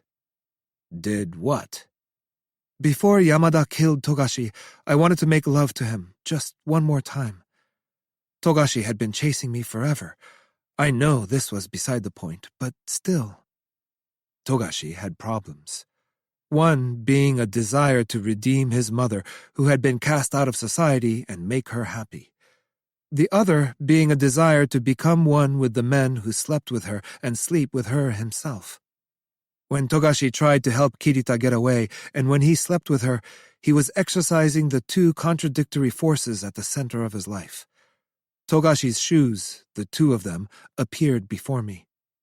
I wondered whether he and Kirita used ropes to tether someone down who was about to vanish. I couldn't blame Togashi, and if he hadn't covered for me at the start, I would have been arrested. He was a nice guy. But faced with the choice between Yamada killing himself and Togashi dying, I got confused.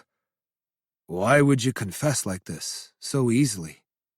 That's what you wanted, isn't it? Togashi had met his ruin. But he gave it his best effort, the way I see it anyway. I'm not so sure about Yamada, but I think that Yoshikawa and Kirita gave it their best efforts, too. Not in terms of good or bad, but considering the forms of their existences. This was simply the result of all the different lines, all of the fragments of their respective lives getting tangled up in one big knot. I supposed that it's the same for me. I've killed my share of people in my day. I'll never get over Kyoko. I'll continue going to that bar I like and ordering the croque monsieur, which isn't on the menu. I get depressed, unable to fix things, and I'm resigned to being disappointed with the world. But that's me doing my best. I will keep on living life this way until I die for one reason or another. Kirita stared at me. The breeze coiled around us. My eyes were dry again. I blinked. The first time you came by my apartment, You turned me down. If you had done it with me then, I think I would have told you everything there was to know about Yamada. That's how it felt to me at the time. But you turned me down. My whole life, I've never really liked someone before.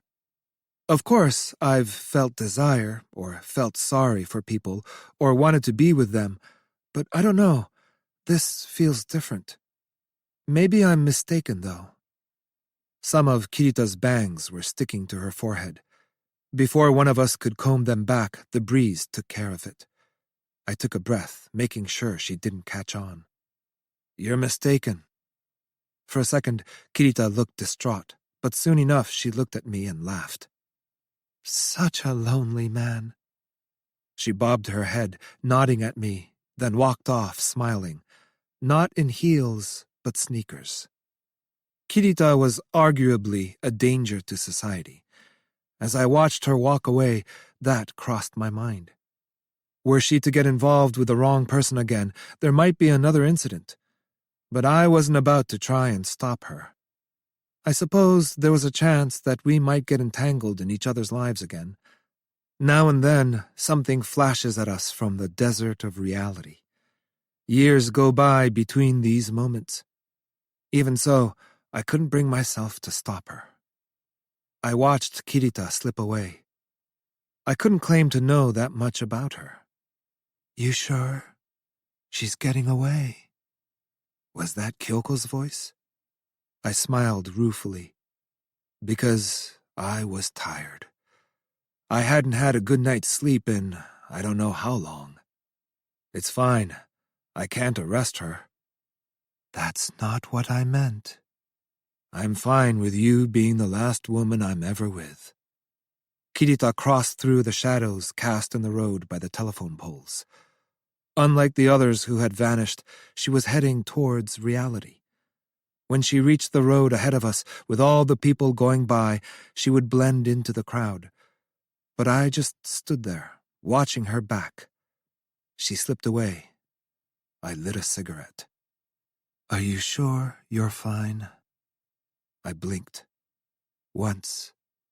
Twice. She was disappearing. On the road ahead. Afterword. This novel is my 19th book to date. A literary work, it has some deviant noir elements, as well as a hard-boiled feel. As I mentioned in my afterword to the Japanese hardcover, what I was hoping to convey was this sense of a dim light through a veil of fog in which the fragments of a few lives overlap to form a story. Without incorporating methods from several different genres, I never could have brought this novel into being. Reading it again after some time, I'm struck by how firmly it prods at the most delicate parts of me. The same applies to all my works, but this one especially. Of all the books that I've written over the years, this novel has a special place in my heart. I'm deeply thankful to R for answering my questions about Kimbaku and BDSM, and for being a huge source of inspiration to this work.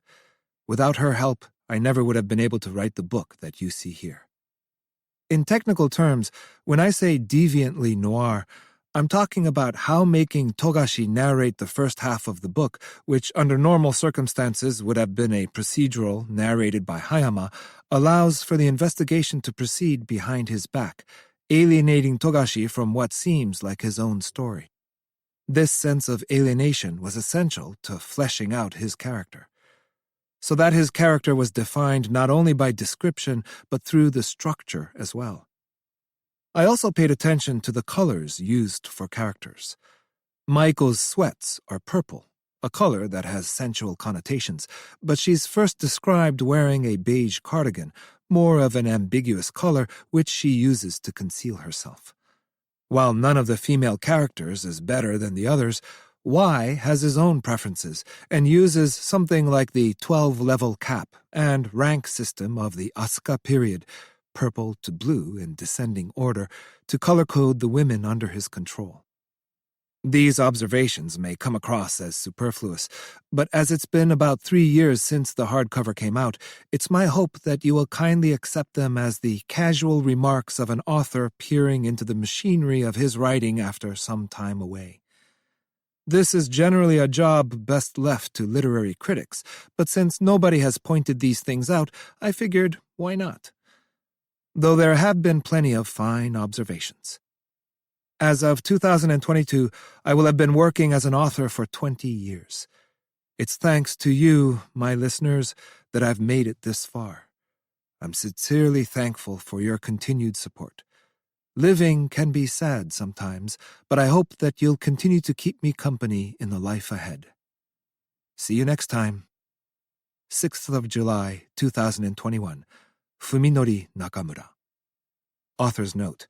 The origins of Kinbaku, including Torinawa Jutsu and other methods for tying people up, extend much further back than the Edo period, but I have followed precedent and used this time frame as a starting point, since this is when the basic forms that we call Kinbaku today took shape. As for the passage about Shinto teachings, shrines do often stage ritual acts of purification called harae, as is widely known.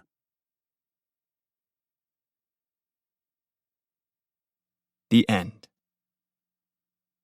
We hope you have enjoyed this production of The Rope Artist by Fuminori Nakamura, translated by Sam Bett, narrated by Kurt Kanazawa and Brian Nishi. Recorded books are available wherever audiobooks are sold. Thank you for listening to Recorded Books.